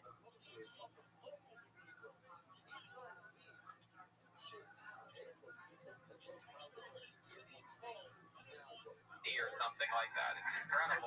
He is gaining. He's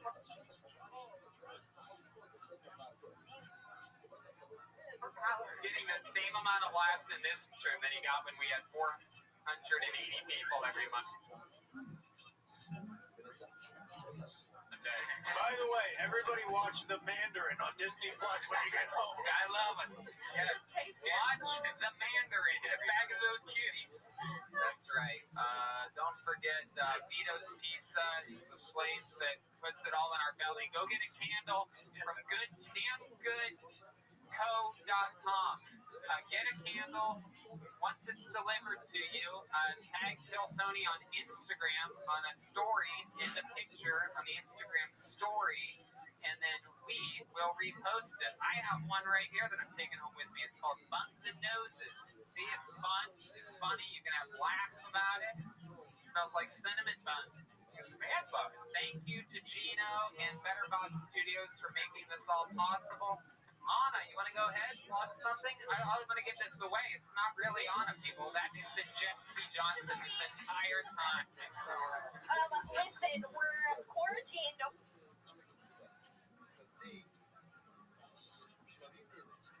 Those shops are open. We're scavenging for our costumes. We're making do with what we have. And speaking of which, I want to shout out one person, Michael Turner, new comic. He just moved to Los Angeles, and he let us use his tiger suit last week.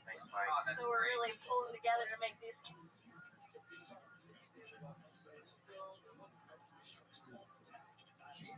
Characters work. Is Michael from Phoenix? He's from Phoenix.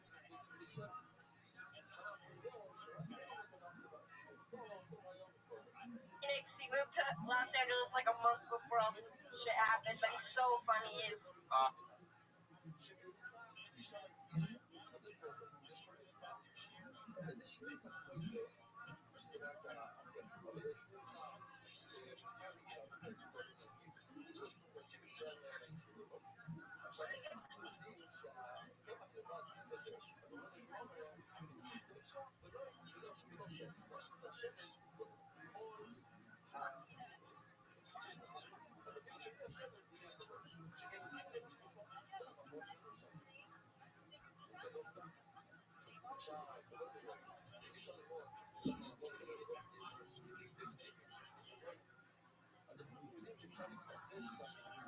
Oh, that's Years of the hilarious. game, yeah. You know what? You should have, in order to...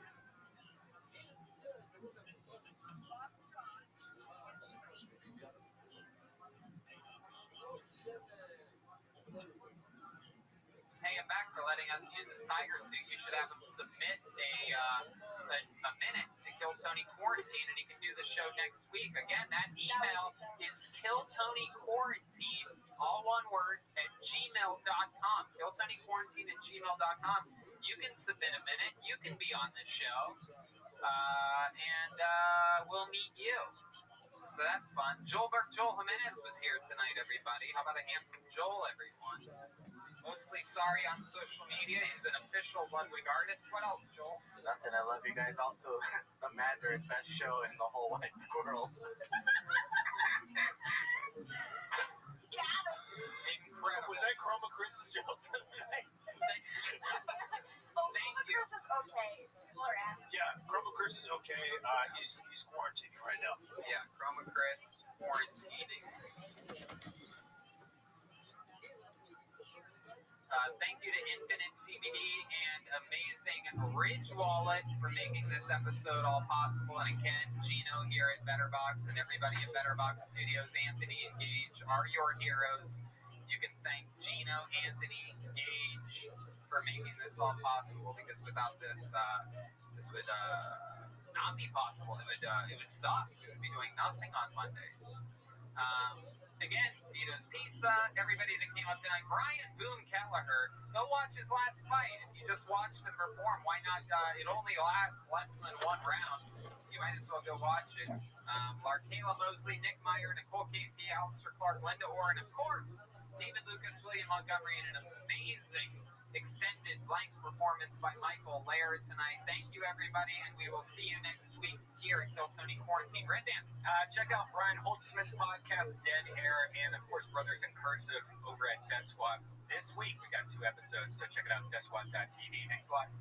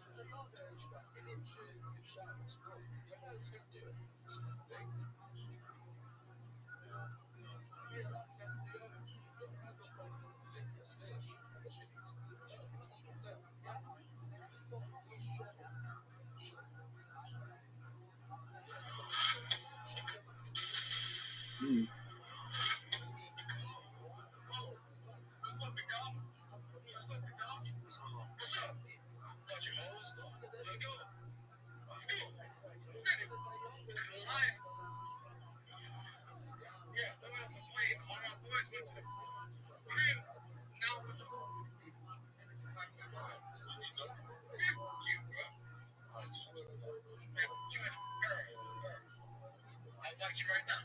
No, I don't want to fight. I'll go with you right now. I don't want to fight. Let's go. I don't want to fight. Yeah, tell him, come on. This is gonna be bad. This is gonna be bad. Go.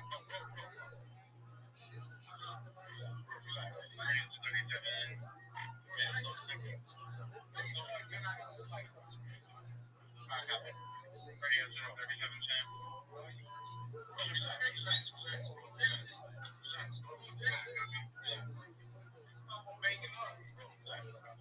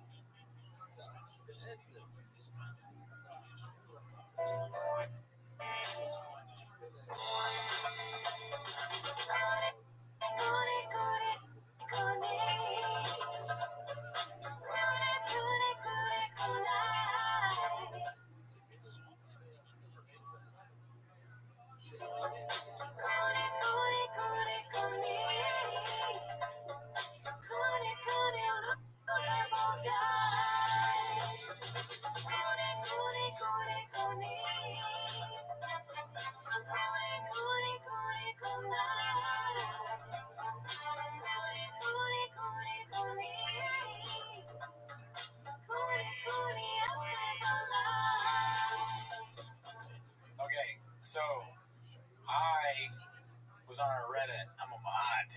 Okay, I'm a mod on Reddit, dude. And I found out I was a mod. I already knew it, but I got a message on Reddit from somebody. I'm shutting them out. Actually, you probably shouldn't, right? Because I haven't asked. Oh yeah. But anyways, a very helpful person told me about some weirdo on our thing that was like commenting on everybody's shit, replying. So I banned them. But what Jordo just laughed at was I banned them, but I thought approving their comments meant it would go away. So I approved 5 of their hateful rhetoric comments before I realized, oh no, it's showing up now. So I think I deleted, but I'm not sure. Yeah, I think I double checked everything and got rid of them. I think I banned him. I banned him from the Reddit, I think. Okay, yeah. Hot Pizza or something. Yeah. I don't care if we say his name. He was like going at it with everybody. Yeah. Getting kind of crazy. And somebody went out of their day to send me a message on Reddit. Like, I didn't know. I guess I knew I could get messages because I checked them before. Yeah. But I hadn't had that in a long time, so I read it. And I was like, yeah, cool story, bro. He's gone. Man, that dude. Yeah. Don't fuck with that shit. That's facts. Pretty smart. Yeah. And so the comment, I didn't even understand how the comments were bad. But I was like, yeah, these are just weird fucking comments. There was like a lot of weird, angry comments, and some of them seemed like threats. Yeah. And I don't remember any of them off the top of my head. I'm on get started. So I don't remember that kind of stuff. While you're pulling up whatever you're doing, Yes. I do have a Graves update too. Go for it. So I went to the doctor. I got another test, lab test, and like I told you, I'm good. Right? The test came back. The results are good, so I can stop taking the meds, and I don't have cancer. Oh, okay. Yeah, so you might be right about Kaiser being bullshit. Yeah. Well, listen, don't ever think that I'm right. First of all, you're doing a good job at that. Well, yeah, most of the time I don't. Yeah. That's probably not gonna change anything. I was just humoring you. But I think you're going about everything the right way. I just have my preconceived notions of healthcare and stuff. Well, here's what happened. I told on the show, but the doctor was like, "You definitely have cancer," and then I go there, and the dermatologist was like, "You don't have cancer. That's just a weird bump or something." And then he put a shot into it, and I started bleeding.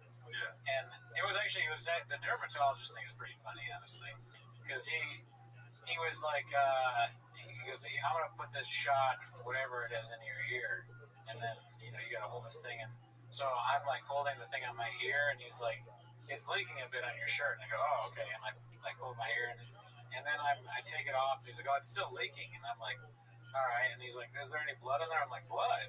He's like, "What did you think was leaking?" And I said, "I don't know, goo." And he looked at me and he was like, "Goo." And I don't know, I meant pus. But yeah, I'm not that smart. This guy, I like him, the dermatologist, because he was crazy, but I think that's what I need. I need somebody who's a little bit like, is this the right way to go? Because I got a lot of stuff I need handled. He told me that I need to get 3 anti-dandruff shampoos. Oh my god, I don't have hair on my head. Yeah. You ever heard of it? Nothing there. He was like, your face is red. You got too much red on your face. So what I want you to do is get Selsun Blue. I've heard of that. I never knew what it was. It's an anti-dandruff shampoo. Head and Shoulders for conditioner, and something else I don't remember the name of. I bought all 3, and I go every day. I rub them in my face and my beard skin, and I also Lotrimin on my ears to get rid of redness, I guess, because I have irritation. I don't know. He told me all this, and he told me a lot of others. His instructions were like way too fast. I was like, this guy's on cocaine. I always think the doctor's on cocaine. It's like the first time I thought that. But he's telling me all this shit I gotta do, and so you gotta do this, and then you gotta wait until it gets red, and then you gotta fucking. I'm like, all right, cool. I'm glad I don't have cancer. Thanks, man. I don't know. Kaiser doctors, what were you saying? Yeah, I mean, no, go for it. Kaiser doctors are a little bit like you were saying. They might just be trying to get you to give them money or whatever. There's a little bit of that. Step in the door. Yeah, get you there in the first place. Because my friend was told when he was in college he had a low heartbeat, and they told him to get a pacemaker. He was like in his 20s. So that's when he realized he had to go to business school to get a better doctor. So he's not HMO anymore. And I may switch. Maybe it's time to pay a little bit more for health insurance than I am paying now. I'm on everyone's side, dude. At the end of the day, I know for a fact that it'd be really disappointing if the doctor saw your message and looked at whatever you sent them, and they were like, "Oh, you're good," and then for like 3 years later, you're like, "That was cancer that I sent you." You know, so they gotta look at the worst possible solution. Yeah, get on hands-on and stuff like that, and then tell you like for sure. Yeah, I mean, if they had just told me you should get that checked out, I would have gone and got it checked out. That's a fact. Yeah, well, yeah, I'm not like, they're like, yeah, you should probably have the dermatologist look at that. Instead, what they did was, it looks like non-melanoma skin cancer, which is better than melanoma. We'll have someone reach out, and then had no one reach out. They had to call myself, and then go the day of when I call them, they found something or whatever. So I've actually introduced a facial routine pause for myself, dude. Oh yeah, I got beard balm. Do you do this? of course. Okay, so never. I've done it once and I didn't like it, so I gave it to my roommate. So you had it for a second, and you not Literally one application of it. roommate. You don't have a roommate. I did. Remember? Oh, this is before. Yeah. Oh, long. Okay, not recurrently. I was like, what roommate? Remember Joel? I gave the thing to Joel, and Joel was like, "This is amazing." Oh, okay. Loved it. Yeah, no, it's good. I think it's good. I mean, you can't tell now I've been playing with my beard all day. Oh, Or that looks crazy, but I put beard balm and beard oil in my beard. there you go. So now I introduced beard balm, beard oil. I have a pretty good routine of doing it. I've been waking up early, dude. I'm a different person, honestly. I like the way it looks. It looks like you're keeping it trimmed. Did you do that yourself? I did. I trimmed the sides myself. Very good. I let this part grow out a little bit longer. Yeah, no, I think that's good. Yeah, no, I have no idea whether it makes the beard look good or better or not, but I use it because I've fallen for whatever the advertising it was. And here's the other thing I'm doing, dude. Are you interested? Yes. No more haircuts, dude. I'm gonna grow my hair out. Okay. You're a fucking fact, dude. Yeah. What happened with haircuts? Nothing. I just don't like it. I don't like getting the haircut, and now I got short hair. I don't want short hair. I want longer hair. I liked it when I had longer hair, dude. Okay. And then I'm gonna get it trimmed, but I'm gonna be stern, and I'm gonna tell them like, stop cutting a lot of my hair off, please. You know what I mean? So this is the new development of the haircut thing. And I apologize first of all to Janae. I know she's probably gonna be upset about that. This is my camera, not your camera. Sorry. I was like, Janae's here. But no, I like having long hair. I see people having long hair on TV, and I'm like, that's what I want. I want longer hair. Oh, believe me, I want that too. I would love long hair. Yeah. I take any hair, but long hair would be great. Yeah. And so that's what I'm gonna do. I'm gonna start growing my hair out, dude. Back to where it was. I should have kept it that whole time, dude. Yeah, I mean, I have no issue with that. I think long hair is good. So is it going to be like Robin Hood type hair, or what is it going to be like?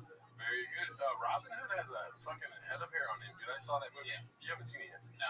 Did you guys go to the movies this week? Nah, I haven't seen a movie since Obsession. Okay. Yeah. That's good for you. That's a good movie. So, like, pretty damn good. ending on a high there. Yeah. I saw nothing but trash since then. I watched Death of Robin Hood. It was, like, so slow. And whoever likes that movie, I can see how you like it. I fucking did not because it was so slow. Is it an A24 movie? Maybe it is. I don't know. Let me check. Yeah, I was, because you said it was like it was sold to you. It's funny that A24, I kind of like it, but if somebody says it's like an A24 movie, I'm like, I don't know. I don't like that one. Yes. A24 distributed The Death of Robin Hood. I can watch A24 films, but if it's described as one, I'm not into it. Yeah, it's a slow burn, and you know it's one of those movies that fucks you up because at the beginning there's a really cool action sequence. Yeah, really neat, really awesome. And there's no more of that ever. The whole movie. You know? It's just him talking about shoes, the rest of or his boots. A lot of Scottish accents or like Irish accents, whatever the fuck it is, English. My boots hurt. Yes. My name is Randolph. I'm not Robin Hood. There's Friar Tuck in it. Who's that?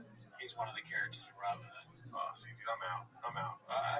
Like, buddies of mine in group chats are like, dude, let me know how the Robin Hood movie is because I love anything Robin Hood. And I've never, the cartoon, the fucking live action stuff, I've never been into Robin Hood. It's like, is Friar Tuck in it? You go, who's that? And you go, I say, it's a rap artist. It's a rapper. Lil Friar. I mean, Lil Fries.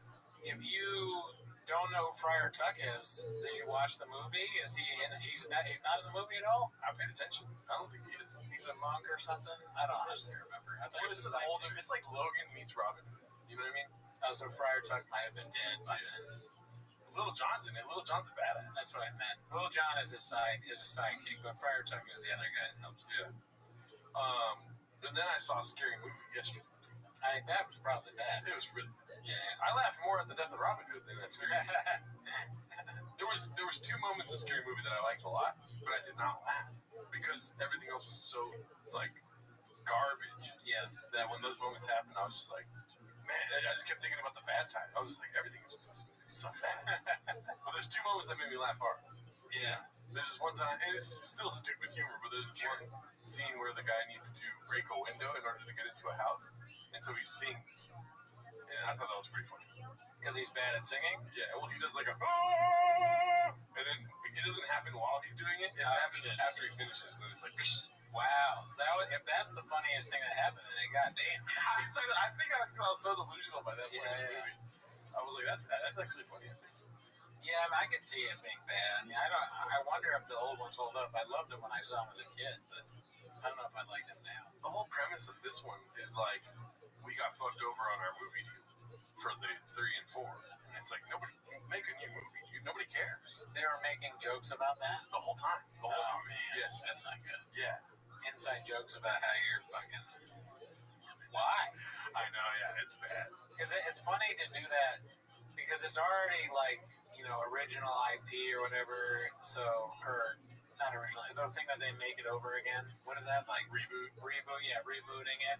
So you already have the thing of like it's just another version of this, but on top of that, we're gonna do inside jokes about Hollywood shit. That's the worst thing ever. Make some new stuff. Yeah, and it starts off hot with that. Like it's like Tiana Taylor at a bar being like, "I'm Tiana Taylor." Like that's the first scene. Man, I just remember the old ones. I love though, and I love the guy. I think I have more appreciation for it now than I did at the time. But the guy was like, "Take my hand," and his hand's all crazy. Remember the guy with the little hand? Yeah, he's in this one. Oh yeah, I forget his name, but he was hilarious as that guy. I think his name was Little Hand. Probably. It was good, but they gotta stop just making the same thing over and over again. Make something new. Shab is out there. Make something Shab related. It was too self-obsessed. Like it's like, all right, we get it. Like we made 4 different jokes about how Anna Faris made a lot of money on like the movies they weren't involved in. There's a lot of jokes about that. It's just like that's not funny though. And she's in this movie, right? Yeah. So it's like a joke about how she's rich. About how like they gave me a lot of money. Like her saying that. And then it's like, all right, we get it. You're always like, who is this for? Is this for me or the audience? Yeah. I guess I don't know who it was for. But it did well, I think so. At the end of the day, good for them. Yeah. It's fun. I'm going to take some time off the movies. Yeah. But here's the thing I did. I recently bought the unlimited movie pass for Regal. So it's not AMC, but it's Regal. I heard Regal's better. I love my theater, dude. The one down the street right here in Seattle, a little towards Tacoma. Fucking a nice theater. Oh, yeah? Mm-hmm. You step over the bullets on the ground to get there and so we went pipes and all that. We went to go see Disclosure Day, and on the way out of the theater, I was with my buddies, a bunch of friends. So we were stepping outside the theater at the exit, bullets and stuff like that on the ground, fentanyl. Always gotta have that. Yeah, and Narcan, yeah. I had to Narcan 3 people on the way out of the theater. but this lady runs out, not happy. When you hear the door go to open, because they get the push things. You push it, and it's like a little lever to open the door. Yeah. You hear that, we turn around, and she's already yelling, and her guy's coming out too. Whoa. Okay. And then she's like, it looks like her first instinct was like, oh, fuck, there's people out here, don't make a scene. You know what I mean? Yeah. And then that little girl brain thing happens where she's like, well, I should make a scene because I was wrong, but they're a little further up now. And then so now she starts shouting in a way where she wants everyone to hear exactly what happened in the movie, right? Okay. And so she's saying stuff like, I've always been faithful. This is a white woman. I've always been faithful, unlike you fucking bitch. and then he's like, babes, chill, babe. Not really like defending himself. He's really kind of like, yeah, you caught me. It's all good, whatever. I know you're just making a scene. Please shut up. Yeah, shut up. Stop pushing Polish people like you. He's a bad guy. So. And it's all, and she keeps going on and on. But I remember that faithful thing. I've been faithful, unlike you fucking bitch, kind of thing. She keeps going on, and then we all moved towards the parking lot, and we were like, all right, so what happened, right? Like, they looked like they wanted to be interviewed, like the way she was screaming, Sure. And what I came to the conclusion is that he was texting another woman. Wow. What a fucking asshole. What a dumbass, honestly. Yeah. Yeah. It's one thing to text another chick while you're with the chick, but in a movie, Yeah. that's like double what you're not supposed to do. He's texting while other people are trying to enjoy it, so he's fucking with this chick, but also the rest of the people in the movies. Unless he did it outside. But we all know he did it. He did it. That'd be funny, he does it in the theater and then the woman gets mad there. Because then it's a ruckus for the people watching the movie. Well, here's the other thing, though. Because that's like the Occam's razor, like probably the most obvious thing. But what if it was him just walking and like staring at some girl's ass for too long? And then she's like, you're unfaithful. Yeah, you're unfaithful because he's like looking at the girl like with short shorts in front of him. Or what if he works there? He's making popcorn and he goes, hey, so I'm gonna give you some extra popcorn. And then she pops out and her like, I knew you were giving fucking people extra popcorn. You fuck? You fucking cheater? He's like, oh, how the fuck did you catch me? Did you buy a movie just to yeah, but that's his only line. Chill. He's in a fucking regal outfit and shit. That regal pimp, dude. Yeah. I mean, who knows? Or maybe, how else could he have been cheating? He's fucking a chick in the trash can. A little longer? Okay. That's so stupid. He's the projector guy. He's fucking a chick in the projector. His dick was in the projector. Yeah. Yeah, let's go stupid. Sweep. He was sweeping like the thing, like, you know, the people that come in and sweep. Yeah. And they put out the thing that makes it so you can't come in. You know how they put the tape out? But she went right through it because she knew he just put it out because he's fucking a girl in there. Yeah. Or what if he was literally not at the movies with her, and he was at the movies with another girl, and then she bought a ticket to come in, right? Oh, dude. Yeah. And the other girl's just enjoying the movie. She's like, man, obsession's nuts, you know? She's like, I hope he comes back because this movie's good. This is a 4D obsession experience, dude. This girl bought a ticket just to come in here and fucking shout at me. He's like in the movies with his entire side family, kids and stuff. Toy Story 5. You fucking no good bastard. He's like, all these kids are here. Hey, babe, chill. How do you defend that? He has a whole family that you don't know about. That's crazy. He did all this shit. This guy's cheated on her a lot, I think. I don't know. I'm glad to have never had something like that. I really hate public things like that. That would be awful. Yeah, she starts singing Rolling Stones. She's like, this will be the last time. But yeah, the way she was shouting, I don't know if I'm like a prophet or whatever, but like I was like, she's not gonna leave. They can get over this. You know what I mean? Right? Maybe. There's sometimes you have like a feeling about things. Yeah. I was like, oh, she likes this a little bit. I'm not trying to like degrade her, but she does like it a little bit. Well, if you do that, you've probably done it before, right? Right. It's rare that it's your first time yelling at a man in public. There probably was a first time that you did it. And I'm pretty sure she said this isn't the first time, like verbatim. Sure. So they before they were Regal past members, they were AMC Stubs, and they canceled that because they were so embarrassed by their outbursts, and then they were like, let's try Regal, and then the same thing happened. So you see, here's the debate that everyone's been waiting for: AMC Stubs versus Regal Unlimited Pass, right? So go ahead and tell me a little bit about the AMC one, if you can remember. How much does it cost? I think it's 24 or something. Is it 28? I don't think so, but whatchamacallit, my staff told me that Regal is cheaper. Okay, but Regal charges me 50 cents per movie. Oh, that's random. Right. I don't really like that. Yeah, see, this is like every Regal or AMC Stubs person. The only reason that AMC Stubs is better, potentially, and I don't even really stand by that, but it's because, I'm elite, whereas you're kind of like a peasant. No, I'm just kidding. No, I'm kidding. No, that was just a joke. But no, the real reason is just because AMC is more ubiquitous, you know. But Regal might be a better deal because my staff is telling me it is. So I love it. And here's the thing. Here's the little 3-card Monty that I'm working with. Yeah. The little devil's avocado that I got going on in my house. But I'll invite people to the movies. Sure. Buy their ticket. Yeah. They pay me through Zelle.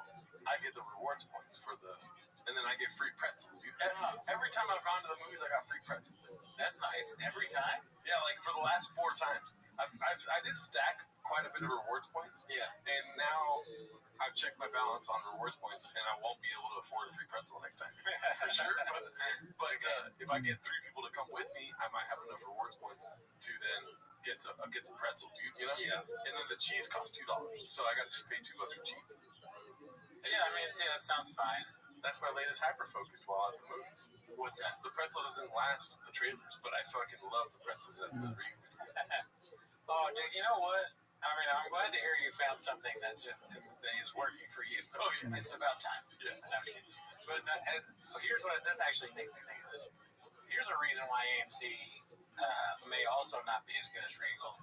I am so tired of the fucking ads at the AMC, specifically that one where it's a Coke ad, and it's like, have you gone to AMC in a while? It's been a minute. Okay, so the Coke ad with like that whole thing is every fucking Coke ad. Okay, yeah. Right. So the Coke ad where they liked that they had Coke. Who are you? I'm irritable right now. I'm realizing.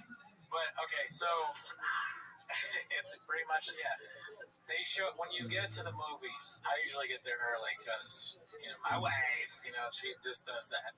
And so we're there. We're watching the regular ads. They're boring, whatever. Then it gets to the trailers. There's way too many trailers. I don't care. I like trailers. That's fine. Then after the trailers, there's the Nicole Kidman thing, which everybody loves. And they've shortened that, which is very smart. The executive that did that, good job. Go a little farther, cut the whole thing. Get rid of that shit. I'm done with that. I've seen it enough. But anyways, that's fine. Yeah, that's fine that people like that. All right, at that point, I'm cool. Then there's another thing where it's a guy who's like, "Welcome to AMC," and then whatever theater you're in, if it's like the what is it? The Amex, whatever. IMAX. Oh my god. IMAX, like you've never seen before. They describe it like the vision, blah blah blah blah blah. Don't care about any of that. The only reason I bought this is because it was the showing near me. Okay, I don't know what IMAX is. I don't know what Dolby Digital is. I don't care. But they describe that. That's okay. Even that is okay. But then the Coke, totally unnecessary. It's people like dancing. They have a dance battle, and then they're in a car, bang, bang, bang, bang, and there's a stupid song, and then they're at the theater and they're drinking a Coke. Here's what I'm saying: if there's got to be a Coke, just have the couple at the end that are drinking the Coke at the movie. Miss Aquarius. I don't want to see them in a car. I don't want to see them dance back. Sorry, make the next flavor quick so you go street. Ads and trailers, okay? I can't be here all day Sorry, I long. didn't mean to wake Stop up, baby. the Yep. Coke ad. You're good. I'm going to self-harm. No, I just hate the Coke ad so much. Yeah. So, His camera left. It failed. So my thing, I had accidentally swiped it. I was like, you know what? Let me go to this and do what I got to do before I come back in here. I got stuff to do. Okie dokie. I gotta take me a bath, but my feet hurt, so I'm like, I just want to sit down for a minute, and then I go take a bath. I did everything else though. Then I look at some more YouTube. There you go. Yeah. Yay! Let's go, man. I was happy to hear rap. Why you put me a minute out? Miss Aquarius, I don't know what I'm doing. I know I woke you up. I'm sorry. No, you're good. You're good. Why, You want to play music? No, no music. Why did I put you in I don't know. Because I woke you up and you was half asleep, so it's okay. You can go back to sleep in a minute. I didn't mean it. I'm sorry. You're good. Don't need to You're apologize. good. Let's go. Let's get bowling.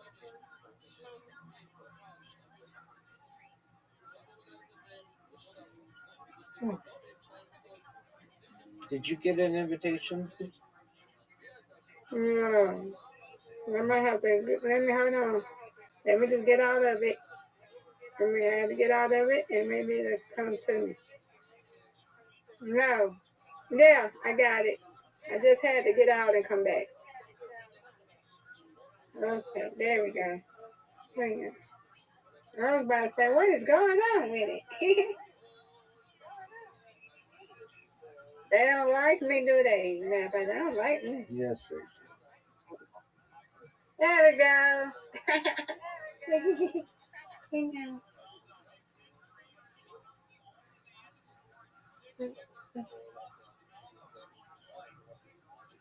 I'm glad I got to see Brad. I'm going to sleep good. I got to hear his voice, and we got to eat together.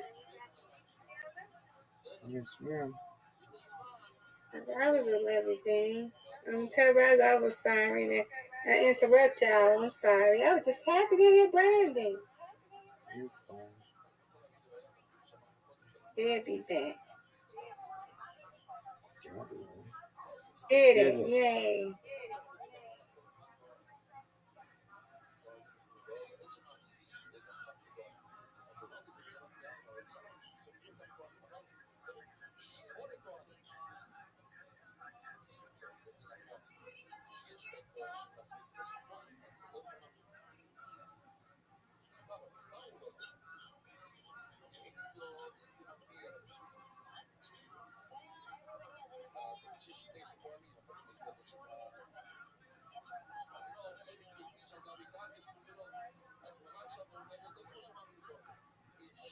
Did it. Yay. All right, bye. Then you strike it. And he did it. Yay. Good strike. Thank you, madam.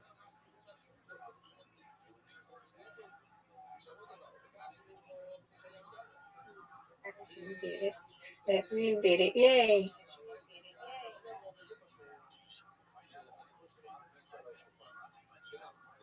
Nice beer. Thank you.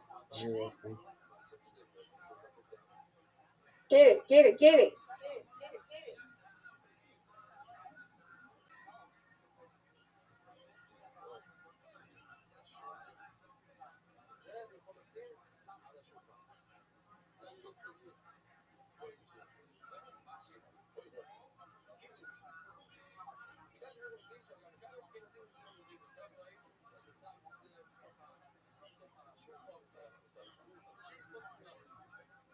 Oh, that was cool. All right, Rabbi, finish it. Let's go.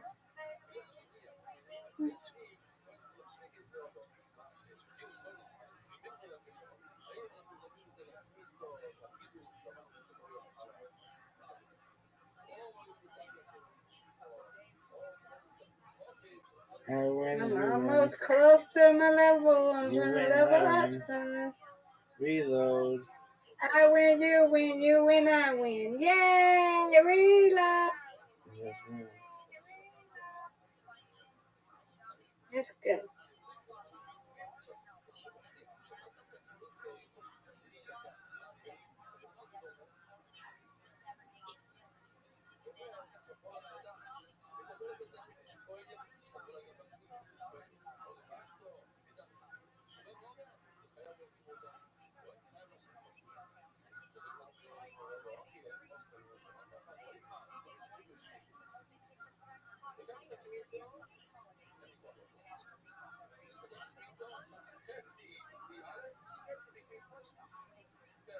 There we go.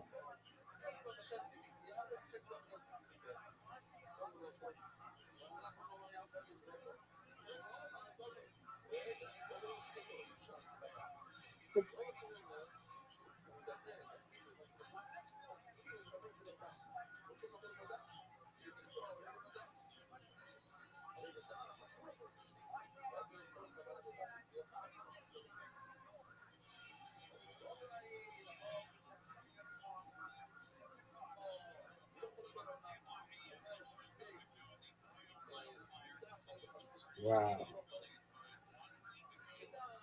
Look at you. Get it.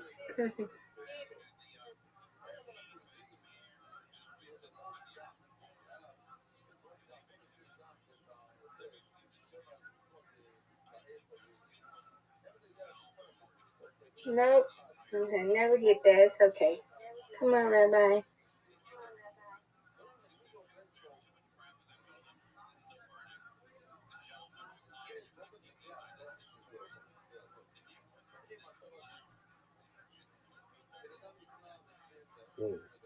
Oh, that was good. Yeah.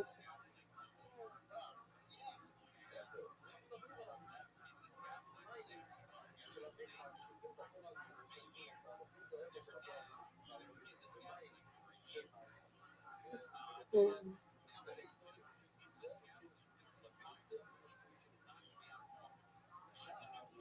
We're not ready to lay down. That's all.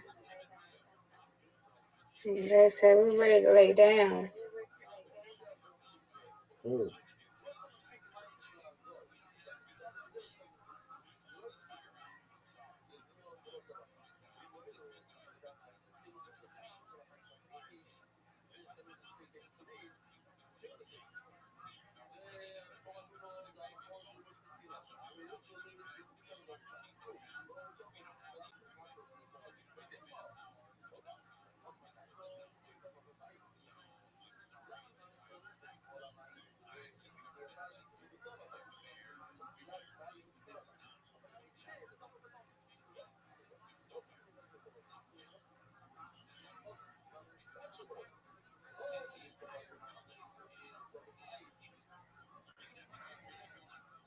You All win, right, I you win. win, I win, and I I level win, you up. win. Yay! Undefeated in bowling, undefeated in Undefeated friendship. friendship. Yeah. Yay. Good job, Rabbi. Good job, Mr. Aquarius. Thank you, you too. I leveled up, and we both leveled up, and we both won. Yeah. Yes, ma'am. All right, sweet dreams to you, God willing. All right. God willing, I'll be back on my iPad to go to sleep, okay? Sweet dreams, God willing. See you tomorrow. God willing. Take care. Have a And wonderful day, God you willing. too. Thank you, You ma'am. too. You're welcome. Thank you. You're welcome. Very nice person.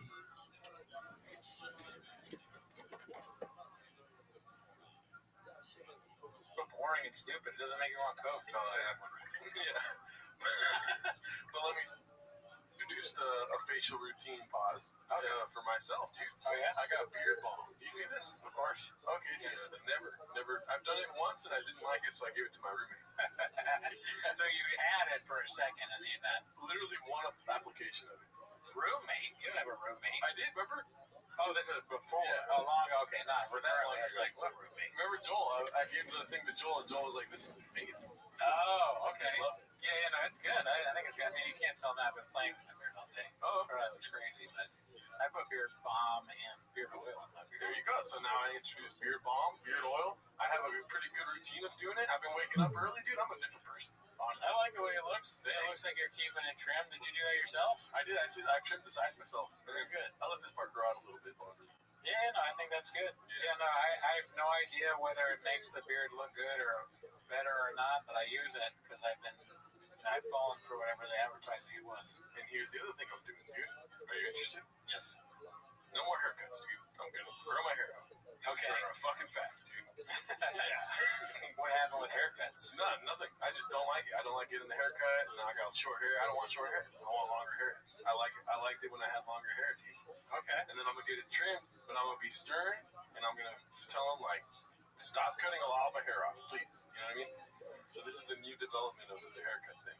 And I apologize first of all to Janae. I know she's probably gonna be upset about that. This is my camera, not your camera. Yeah, sorry. I was like, Janae's here.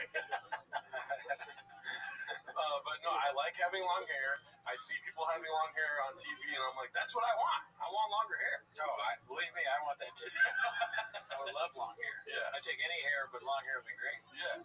And so that's what I'm gonna do. I'm gonna start growing my hair out, dude.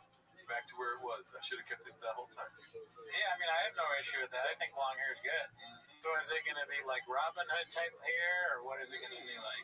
Very good. Robin Hood has a fucking head of hair on him, dude. I saw that movie. Yeah. You haven't seen it yet? No. Did you guys go to the movies this week? Nah, I haven't seen a movie since Obsession. Okay. Yeah. That's good for you. That's a good movie. So It's like pretty damn good. ending on a high there. You know? Yeah. I saw nothing but trash since then. I watched Death of Robin Hood. It was like so slow. And whoever likes that movie, I can see how you like it. I fucking did not because it was so slow. Is it an A24 movie?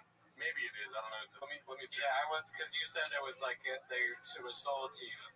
It's funny that A24, I kind of like it, but if somebody says it's like an A24 movie, I'm like, I don't know. I don't like that. Yes. A24 distributed the Death of Robin Hood. I can watch A24 films, but if it's described as one, I'm not into it.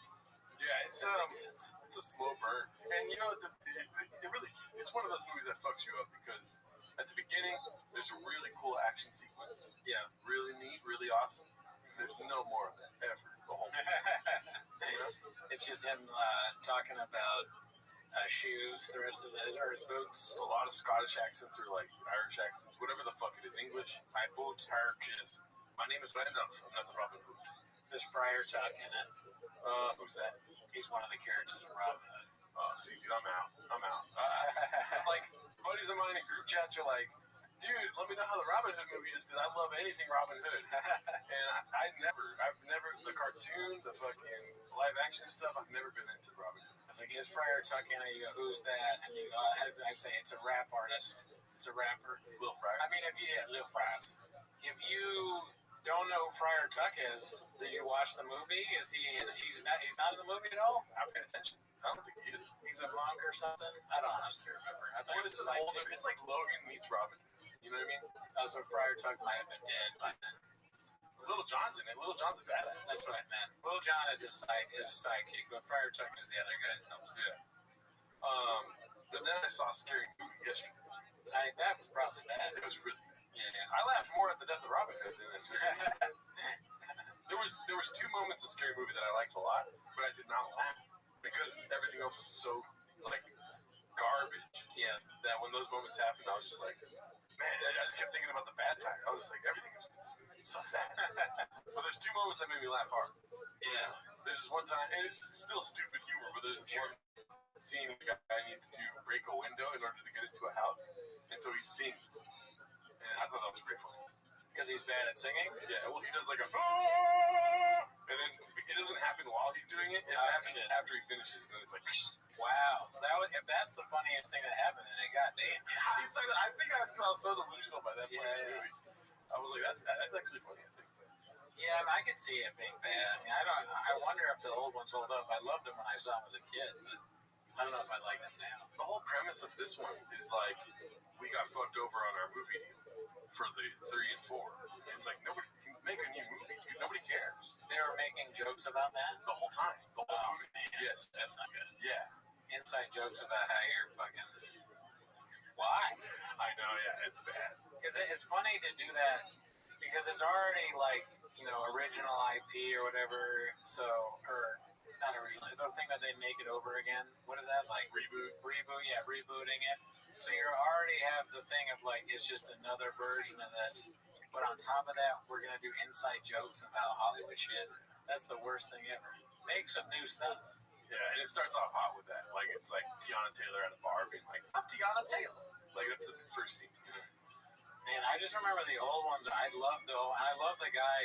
I think I have more appreciation for it now than I did at the time, but the guy was like, take my hand, and his hand's all crazy. Remember the guy with the little hand? Yeah, he's in this one.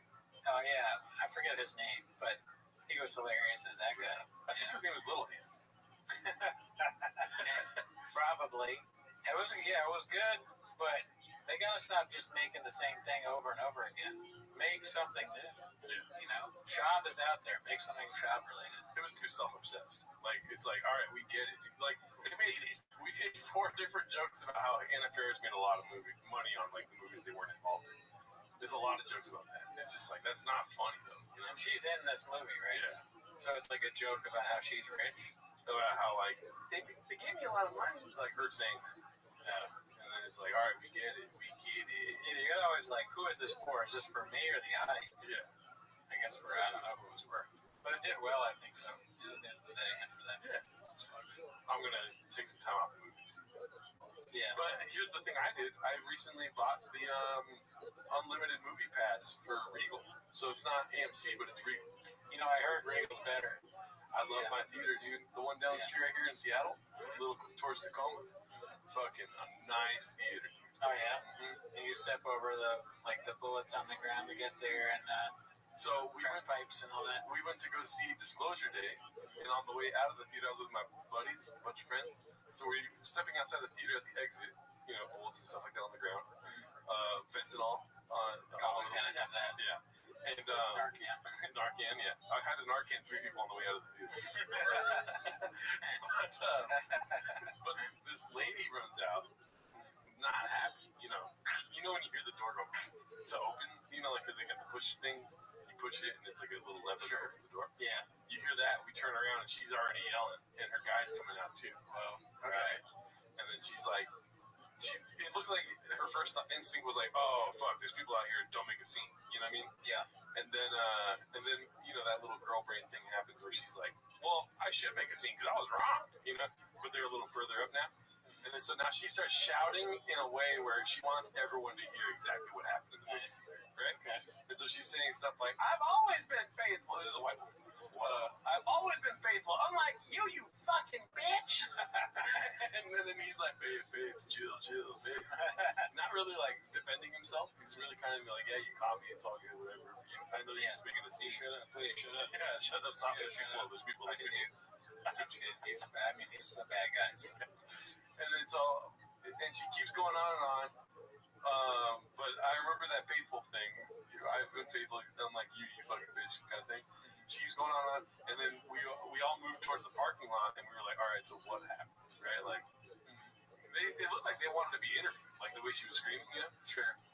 And what I came to the conclusion is that he was texting another woman. Wow.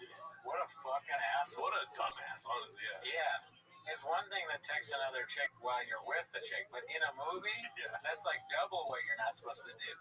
He's texting while other people are trying to enjoy it, so he's fucking with this chick, but also the rest of the people in the movies. Unless he did it outside. But we all know he did it. He did it. That'd be funny, he does it in the theater and then the woman gets mad there. Because then it's a ruckus for the people watching the movie. Well, here's the other thing, though. Because that's like the Occam's razor, like probably the most obvious thing. But what if it was him just walking and like staring at some girl's ass for too long, and then she's like, "You're unfaithful." Yeah, you're unfaithful because he's like looking at the girl like with short shorts in front of him. Or what if he works there? He's making popcorn and he goes, "Hey, so I'm gonna give you some extra popcorn." And then she pops out and we're like, "I knew you were giving fucking people extra popcorn. You fuck." You fucking cheater. He's like, "Oh, how the fuck did you catch me? Did you buy a movie just to Yeah, but that's his only line. Chill. He's in a fucking regal outfit and shit. That regal pimp, dude. Yeah. I mean, who knows? Or maybe, how else could he have been cheating? He's fucking a chick in the trash can. A little long. Okay. That's so stupid. He's the projector guy, and he's fucking a chick in the projector. His dick was in the projector. Yeah. Yeah, let's go stupider. Sweep. He was sweeping like the thing, like, you know, the people that come in and sweep. Yeah. And they put out the thing that makes it so you can't come in. You know how they put the tape out, but she went right through it because she knew he just put it out because he's fucking their girl in there. Yeah. Or what if he was literally not at the movies with her, and he was at the movies with another girl, and then she bought a ticket to come in, right? Oh, dude.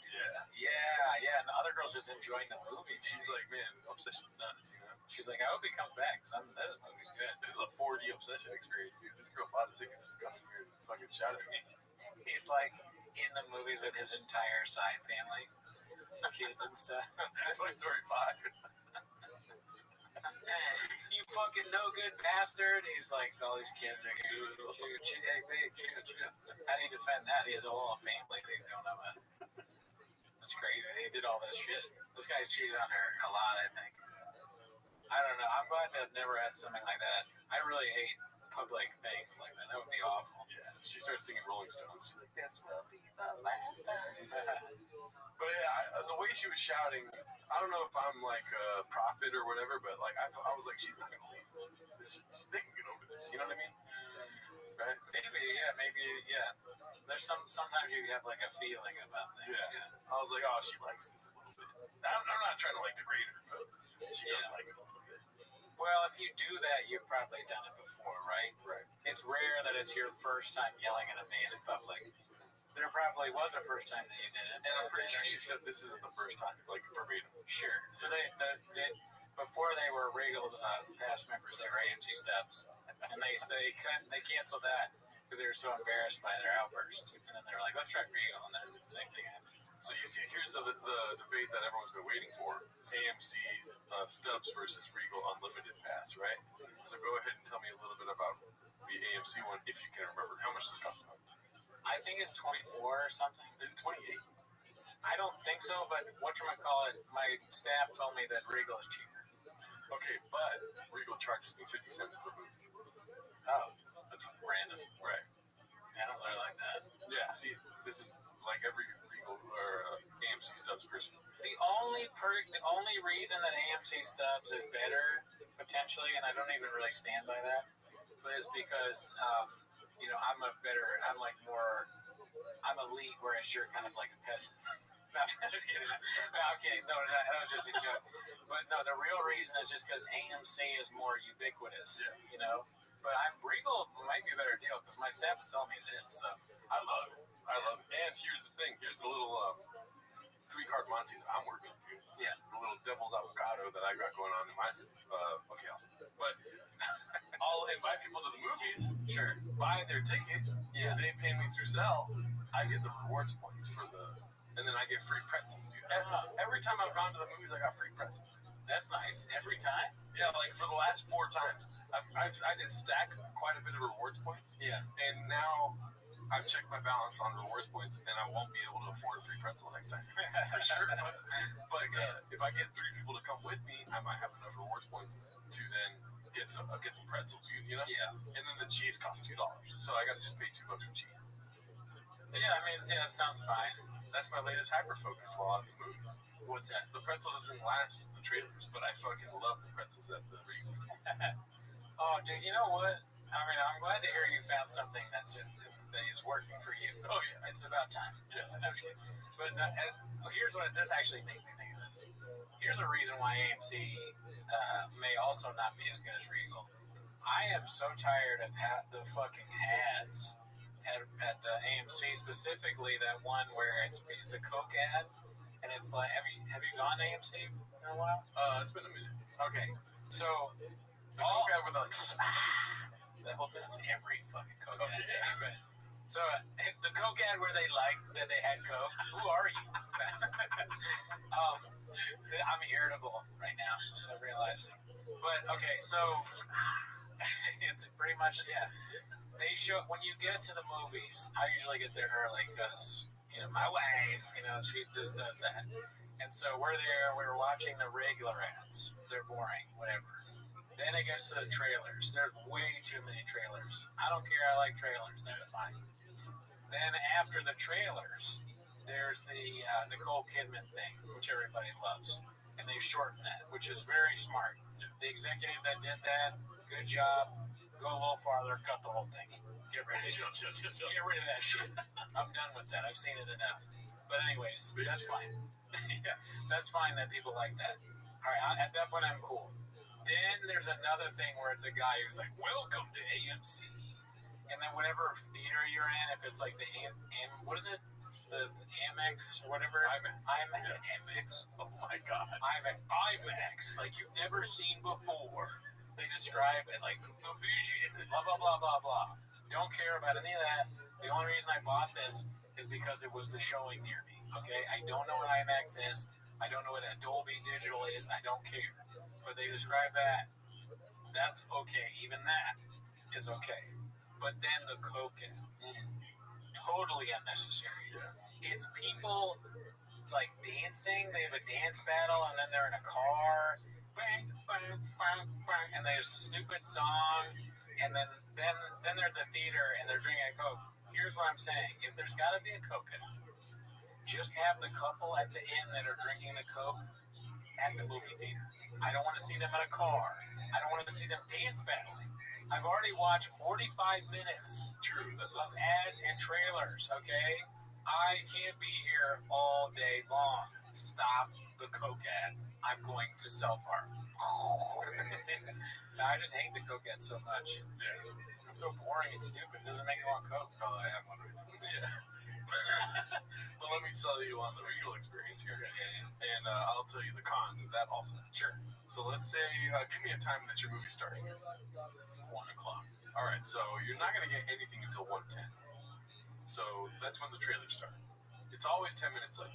And, you know, it kind of drives me nuts because I like, at AMC, I would time it out where I'd show up like 20 minutes late so that I can just skip most of the trailer stuff. Sure. And the ads. But here, you get a 10-minute window where it's just like nothing. It's just AI videos of like local companies trying to sell you blinds and stuff. Oh, yeah. Those AI videos are terrible. I didn't realize they were AI, but yeah. Yeah, there's like a lady that's trying to fix her, what is it called? The faucet in their shower. What is that called? Shower faucet? Maybe. Yeah. La ligadera. Yeah, no funciona. No funciona. So she's like, la ligadera no funciona. But her mouth is so creepily AI. It's just crazy. Yeah.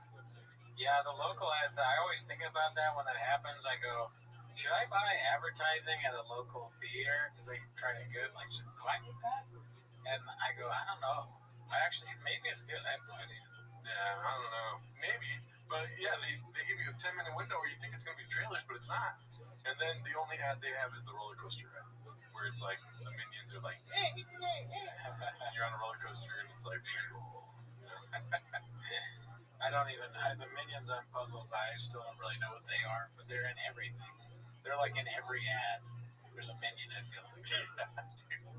I still don't know what they are. I was watching The Fighter and the Kid the other day, and they had a minion running around. This is The Fighter and the Kid. It's a minion getting stabbed. Oh man, that crack joke, I've been using it all week. Oh, good. Not about me, though, hopefully. No, I've been asking people if they saw Brendan Cooney smoking crack at a McDonald's parking lot. Good, very good. I just thought that was so funny. I don't know why. Just the thought of it was funny to me. Like, I was in a McDonald's way too early. Everything kind of seemed dreary and dirty. I mean, I was inside. I was in my car. I was just looking. And I was like, this would be a perfect place to lie about where I am. Just smoke crack here. What were you doing at McDonald's? Well, I was eating McDonald's.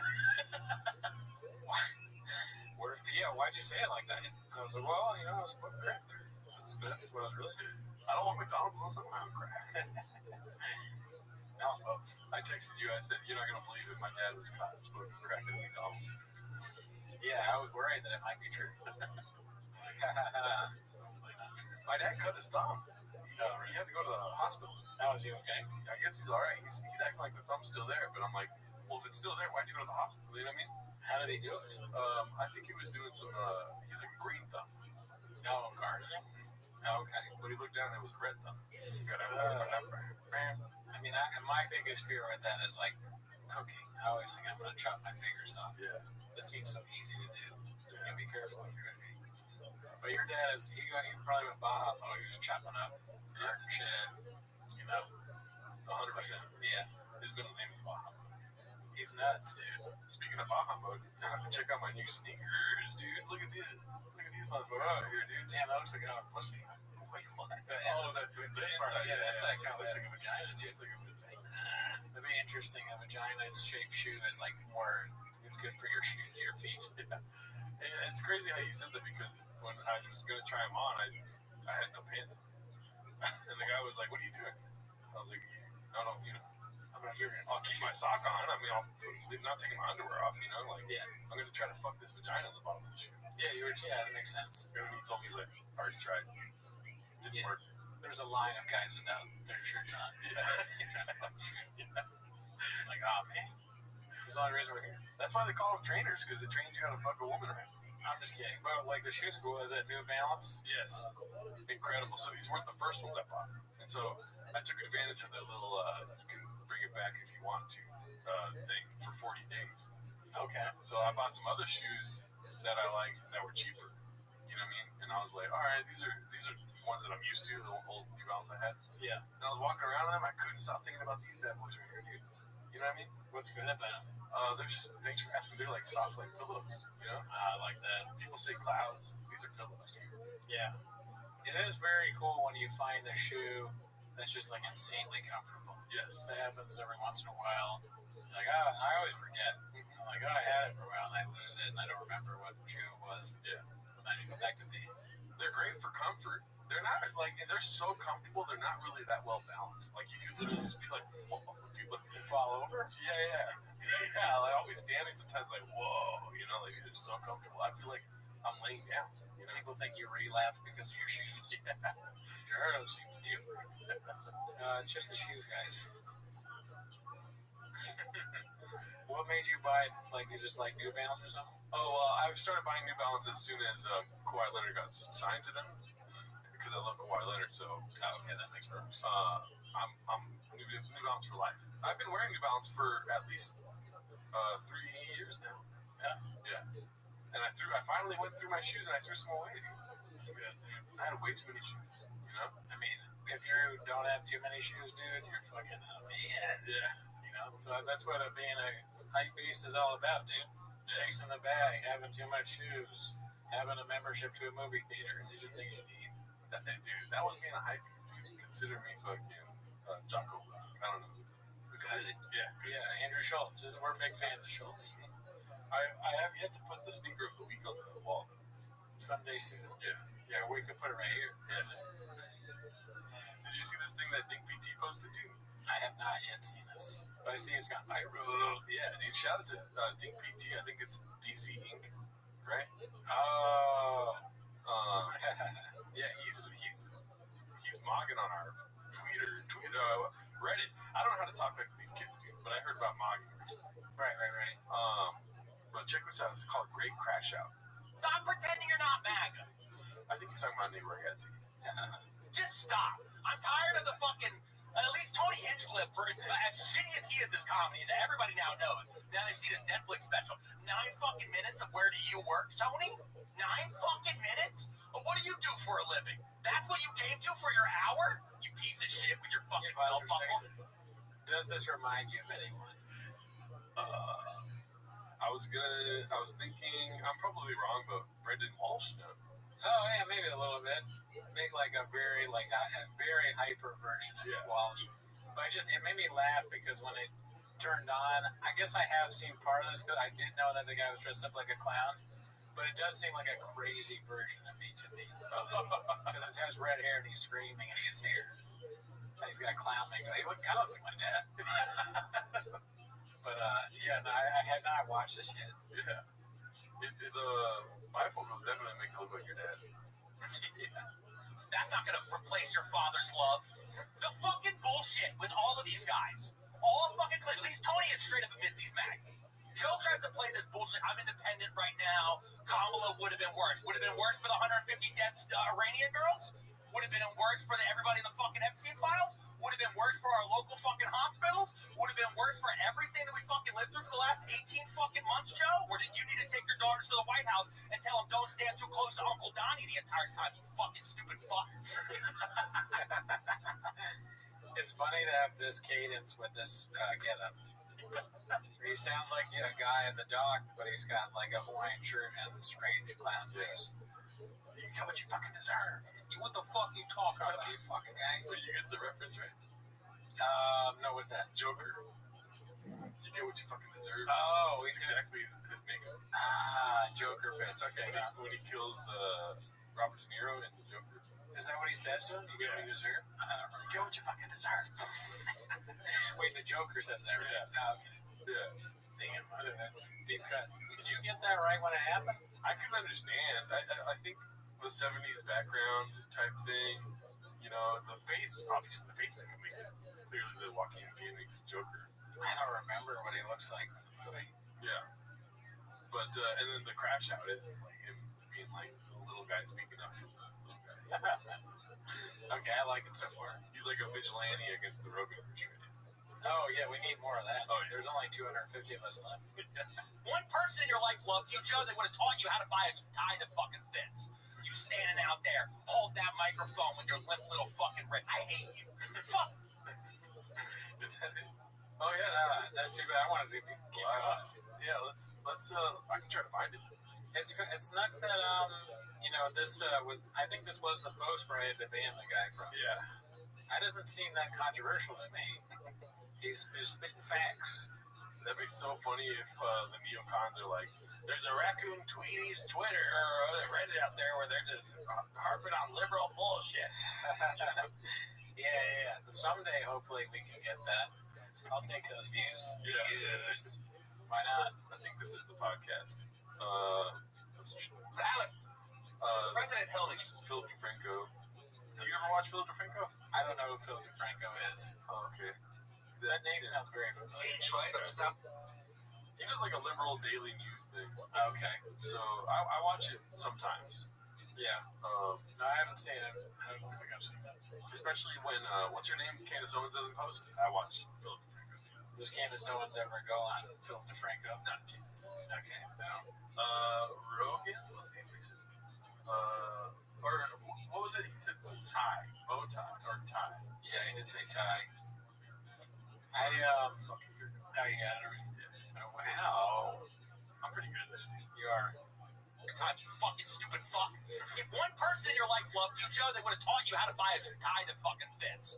You standing out there, hold that microphone with your limp little fucking wrist. I hate you. Fuck you. And back to Shane real fast. Shane, you've hidden so fucking long of playing this game. Oh, he's a secret lip. You don't fucking denounce anything. You just stand around half the time and go, I am like that. Okay, you went. You fucking went. And I know people are going to be like, oh, yeah, bro, Mania, you went to the fucking White House. Yeah, I went. And I fucking denounced him all the bullshit that It's so funny when he said, yeah, I went. That's pretty funny, yeah. It's hard to take. And this guy looks so normal. Yeah. He's like the opposite. Yeah. Maybe this should be we should be doing this. Like one day I'm in makeup, or maybe I should always be in makeup and you're never in makeup. How about that? I was at Staples and I saw the face paint for the World Cup because Staples, check this out, Staples is Party City now. Oh, what? Yeah. Wow. Party City's at Staples. So I thought about buying, I was like, do you want to buy face paint? Dude, why are we talking about mergers and streaming platforms when Staples is with fucking Party City? That's crazy. I know, right? Wow. And so I thought about buying face paint, but then I was kidding. I was like, should we buy face paint? My wife was like, no. So, yeah, I didn't buy it. I'm down to buy some, dude. Oh, okay. I actually, this last week, I was getting in a lot of fights versus Argentina fans. Oh, really? Yeah. I walked down Lake Avenue, or whatever that boulevard is in Pasadena. There's a fucking Argentine bar there, dude, right? And they were about to start playing, so the game hadn't started yet, so they were making their way there. Every single person I passed by, I didn't say fuck Argentina. I said, go Mexico. And then you know how these Argentinians are, dude. Yeah. Can't even understand them, you know? Yeah. And so then I'm like, go Mexico! Go Mexico! And then they're still barking, walking away, and I'm like, Argentina sucks ass! Did they play? Yeah, they played twice, and they won both games. I know that they won their first game, but they played against Mexico? No, they played today. No, I go Mexico. Oh, I see. What's closer, dude? You're in home soil right now. You know, that's funny. They're not even playing. You're like, Mexico rules. Yeah, what, dude? That Messi guy is like 5 goals already. It's crazy. And I've been watching World Cup. I'm enjoying it. The stuff I've seen. I was in a meeting right now, and I was watching the Norway game versus Senegal. How's that going? It was amazing. Dude, I was in a meeting. I was not going to turn it off. I was like, this is incredible. People are just like Charlie Brown's teacher in the background. I'm just like, oh my God. Erling Haaland scored 2 goals. Trivia for you. Yes. How far did U.S. get? What's the farthest they've ever gotten? Oh, in the 30s. 1930. You already knew that? Yeah, Senegal. You're so smart, dude. Can't get anything by you. You know who won that one? Uruguay. Yeah. Dude, what are you, a fucking historian? Yeah, that's all I know. Those are only 2 facts I know about. Shocker. Just the United States thing. Yeah. And then the United States beat in 2000 or in '94. You know about the Colombia thing, right? Yeah. What's it called? I think his name is Andres Escobar. He was a Colombian player. He scored an own goal. Oh, right. Yeah. And he got murdered. Yeah. Pablo Escobar wanted to kill him. Yeah. But that was also a huge moment for U.S. I think U.S. is great, dude. It was a huge moment that Pablo Escobar killed him. No, but that U.S. beating Colombia. Yeah. It's fun watching Colombia, too. Colombia is a fun team to watch. That's that crazy assist that everyone's been talking about. This guy, like, rolled over the ball and then fucking tossed it in for a header. Yeah. It was crazy. I watched some Messi highlights and I was like, oh my god, soccer might be fun to watch. Yeah. That guy's crazy good. He's like insane to watch. He's kind of like watching this. And you got to check out Erling Haaland, dude. That's why I was in a meeting watching fucking Norway play. Erling Haaland is insane. Erling Haaland. Was it the blonde guy? Yeah. Okay. Yeah. He's a monster. Yeah. You know? Okay. Well, add it to the list. He's like Norway's fucking Wembanyama, dude. Whoa. Yeah. Interesting. Anyway, so let's go. Bro, man, you went to the fucking White House? Yeah, I went. That's so funny. Let's see what else we have here. That was great. Thank you so much, DC Inc. for that post. Yeah. Keep posting. You're doing great. Yeah. Let's see this one here, dude. All right. So, Nate Bargatze has been getting shit because he went to the UFC White House thing. And so I posted on my threads because I use any opportunity I can to talk about flappers. I obviously photoshopped. I mean, I didn't Photoshop. I use fucking AI. I'm so lazy now that I don't use Photoshop anymore. I just use AI. Yeah. And I put a picture of, it was originally a picture of Zach Galifianakis and her. And I wrote, I have stayed out of the Nate Bargatze discourse because at the end of the day, who am I to judge? And you never really know what's in a man's heart. But when this image popped up on my computer screen this morning, I literally dropped my bowl of flappy fries. Sad to see this from you, Nate. Not sure where we go from here. I missed a word, I think. But I posted that because I'm saying that it's like flappers is the reason that I be mad at, not Donald Trump. Threads, it's been said ad nauseum, no one understands satire at all. There is zero media literacy. So many people are writing things like this. Oh my god, dude, this is so funny, dude. How could this woman think that I was being serious? It's not that hard to find the original photo. I'm gonna give her a like. I'm just kidding. You know, you should. Where do we go from here? Maybe integrity. What are they thinking I'm trying to do?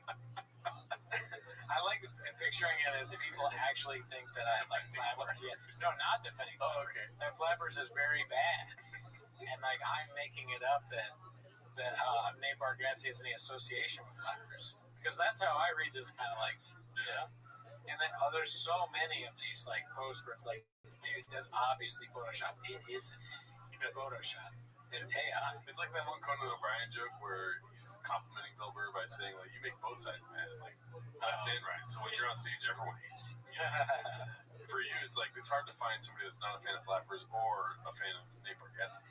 All of them piss off at you. Dude, there's so many crazy comments. Yeah. We know it's boring. It's just like us age Trump. Sorry. The funniest part is people on the third taking it seriously. He got it. But the rest of them, it's like, like Zach Galifianakis. People are like, who is she? People are fucking. Yeah, there's so many. Like, the truth is, it's Zach Galifianakis. That's so funny. The fuck, man? And then like a bunch, and then there's people that are like, you freaking lib. One guy was like, you're the reason that, he's like, it's obviously a fake photo. You're the reason why everyone hates us libs. You give us a bad name. I'm like, dude, this is great. What's his name? Jeff Rich? I don't think Nate will never financially survive from this. All 41 of you bitching about a man when you go see a man. Good. I get it. The whole Trump thing. Mic check 1 2. Mic check 1 2. I want everyone to comment mic check 1 2.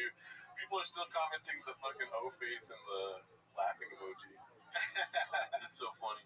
So y'all got y'all's panties in a bunch over a clique comedian going to the White House to watch a UFC fight, all the while using the platform for somebody else that was at the same event.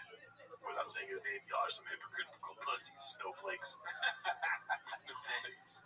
man. Oh, man. I'm not sure what you think you're saying. Everybody hated Zuckerberg. It's not acting like it was just some UFC event. You know it's more than that. Yeah, he was at Flappers. That's much worse. He was like, yes, he was at Flappers, exclamation point.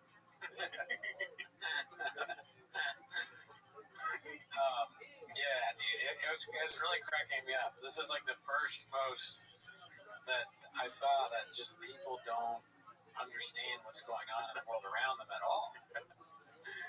No one takes a second to Google or look at the post before it. This is fake. Come on, man. Come on, Maslin Biden. Come on, man. Dead to me. Crazy. Yeah, it's a strange place out there, huh? Because I don't like scrolling. I do like scrolling. I'm not gonna lie to you, dude. Twitter's not that bad for me. I don't know what you got. I don't know what fucking radioactive mental energy you put into Twitter, but I literally am just getting soccer stuff right now, and then I get basketball stuff. Basketball season. I wish my algorithm was that. I don't have a healthy algorithm when it comes to Twitter at all. I don't get a lot of sports posts. I get offensive things. I did want to draw attention to something on Twitter too. I forgot until just right now. So remember when the Biden thing happened? Yes. Hunter Biden had some post. I forget what he said, but he was like, if you pull up my Twitter, I'll go to your replies. yeah, and because I do want to have a call to action here if I can.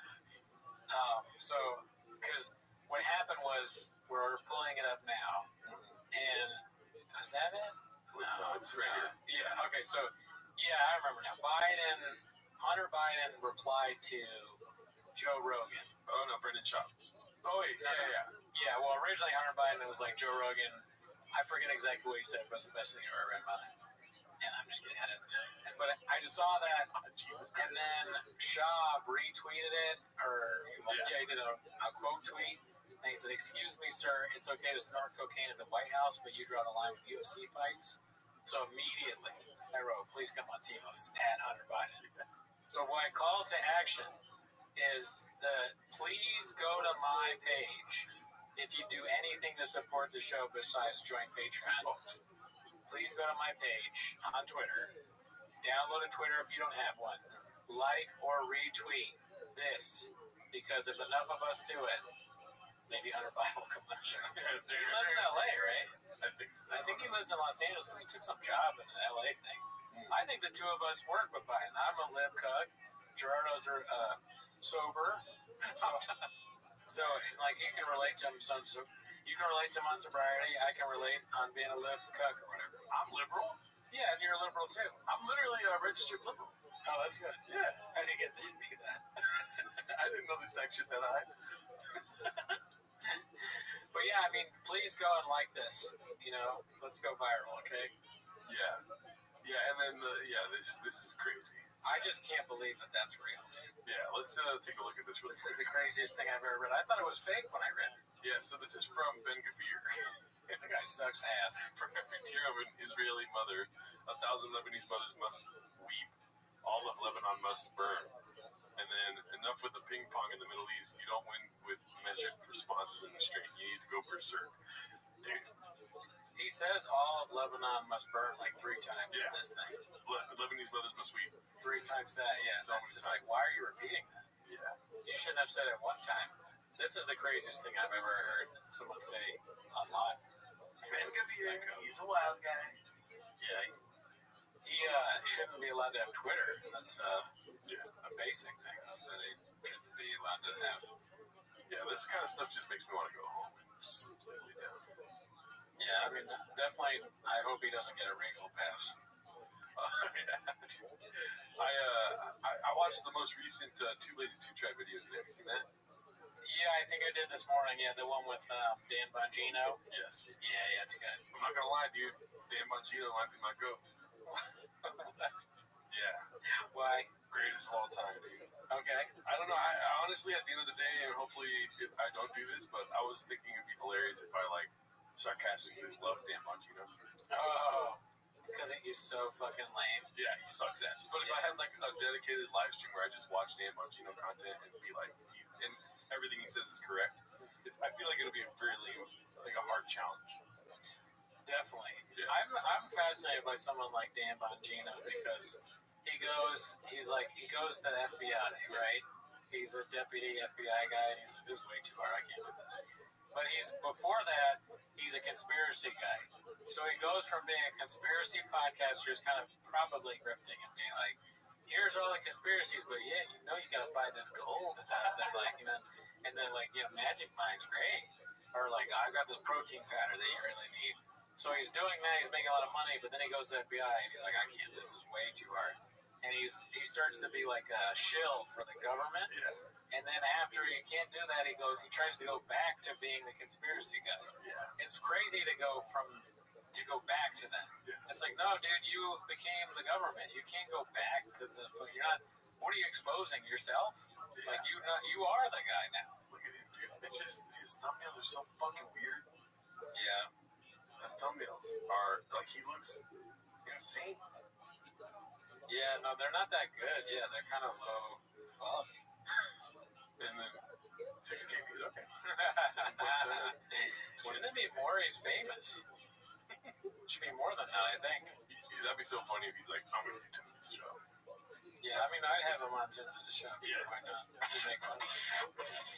So you're kind of All America. Oh, those are audio homes. That's even worse. How long? Oh, 11 hours ago. Audio home. I want to see you, Daddy. Yeah, why? I think he does it on a private platform and then puts Like Rumble or something. Bangino.com, dude. Oh, he has his own website. Oh, wow. Okay, very interesting. Weekdays 10 a.m. Yeah, this is bad. Look, I guess I would do anything. How does the shopping go? I would do anything not to look like that, dude. Yeah, it's very, if someone built this for him, like AI style, like template. Right. I mean, yeah, like everything else, but the fucking person there, that's him. You know what I mean? Sure. I would do anything but to look like that. Oh, you mean like his actual look? Yeah. I would like artificial eyebrows, fucking grow the beard out, have some hair, Yeah. ear surgery, nose surgery, anything, dude. Anything. Try something, you know? Like, I've always loved the way I look, this and that, whatever. I'm sweaty, whatever the comments are going to say. Sure. I fuck squirrels, it's not true, but it's like, at least I don't look like this guy. You know what I mean? Notice his mouth is closed. He doesn't want to see the teeth. I wonder if he has small teeth like I do. Look at these big ones. Yeah, look at those people got good teeth. God damn. That's a man that loves his teeth. Yeah, he's pretty happy. He's like, am I happy to be on Dan Bongino's website? I am. This is definitely photoshopped, right? It's funny that you find out that Dan Bongino has you on his website. You didn't know. Someone calls you up. Did you know you're on Dan Bongino's website? I'm not. Yes, you are. Can somebody Photoshop us? Gerardo and Ian with Cooney at 12 feet. Then you gotta. The worst part is you have to get yourself off Dan Bongino's website. You have to call Dan Bongino. That's the real punishment. Hey, Dan. It's like talking to him is like worse than listening to the show, hearing his voice. It's talking to him as if you're on the show with Dan Bongino, but you are. Yeah, exactly. That's the punishment. Like, did he know they were taking a picture? You know what I mean? Probably not. I think he likes it. I don't think he cares. Yeah. To him, it's just the templated thing is what he's going for. He's like, oh yeah, we're gonna like this. Rumble.com says Bongino, dude. Yeah. Reject all. This guy stinks. Yeah. I think this is the video. What are you looking for? Which one are you looking for? I wanted to just see him in action, dude. Oh, okay. He's my goat. But yeah, I think we don't have enough time for that, though. We have some voicemails. Okay, that's right. I've been having what's it called? A bit of kerfluffle all week getting voicemails into my phone. Dude. I'm like about to answer it. I'm like, oh no, this is for the store or this is for the show, did it? Let's see here. Howdy, gentlemen. Sorry. I listened to the end of I listened to the whole podcast. But at the end, you're talking about going with some girls and trucks, or to a different tribe.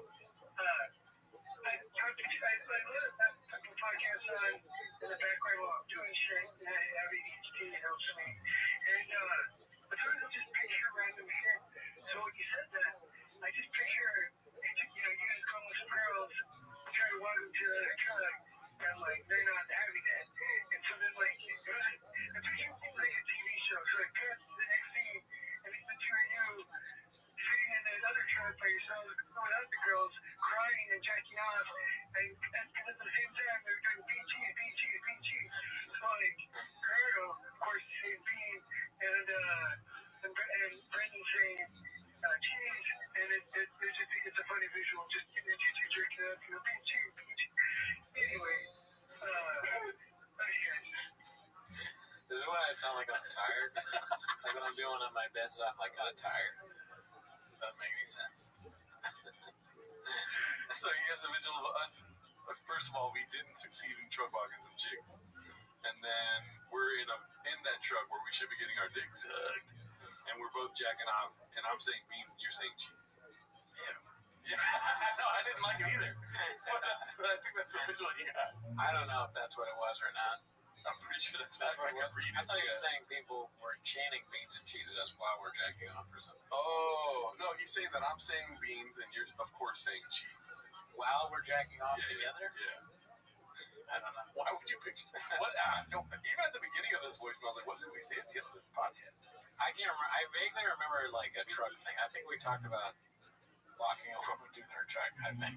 When were we not talking about trucks? Yeah, when have we ever not been having that conversation? That's a good point. Shout out to you, Lusciously Sorry. If you want to leave a voicemail, it's 775-557-8667. That's 775-557-TMOS. And we'll play your voicemail on the show like this.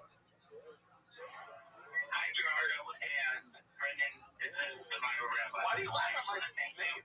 For playing my message last week. Again, really huge fan of the show. And shout out to the homeless cats. Take care. Hell yeah, dude. Thank you, Rabbi. You're a good You're guy. welcome, guys. Yeah, dude, Bible Rabbi, shout out to you. That was a good voicemail last week. Let's see another one here. The last one.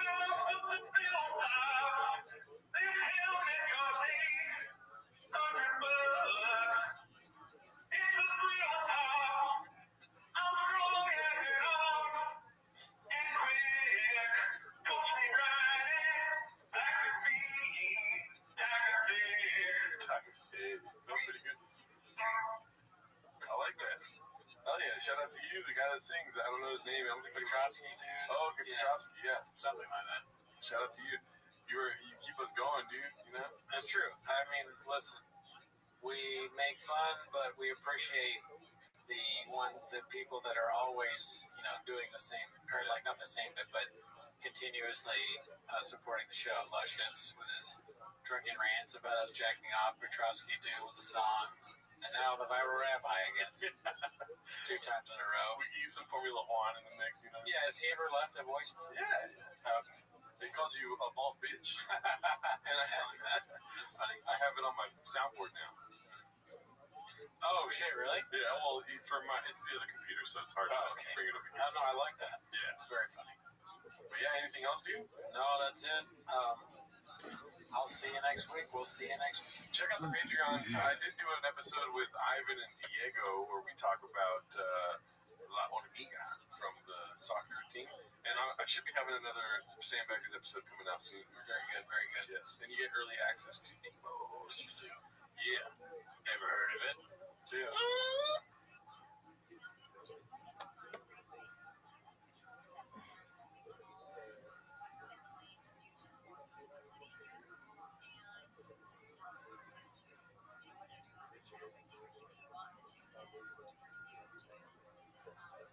The rigid distinction between rationalism and mysticism, and I'd argue that this distinction says more about where we find ourselves in intellectual history than how one goes about searching for fundamental truth.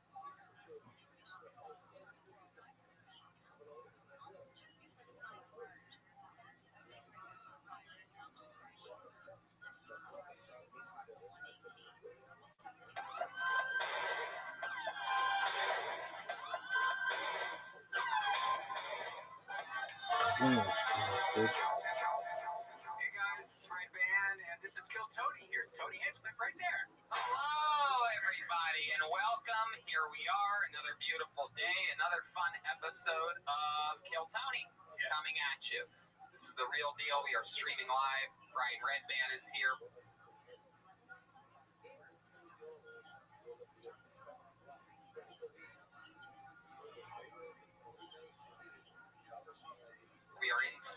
at the great Betterbox Studios, and we are streaming live on youtube.com/KillTony. So that's a real thing. So go there and watch it live sometimes. We're at Betterbox Studios. We just ate a bunch of delicious Vito's pizza. I look forward to it every week. Me too. It's unbelievable. What was that one you made today with the chicken and the peppers?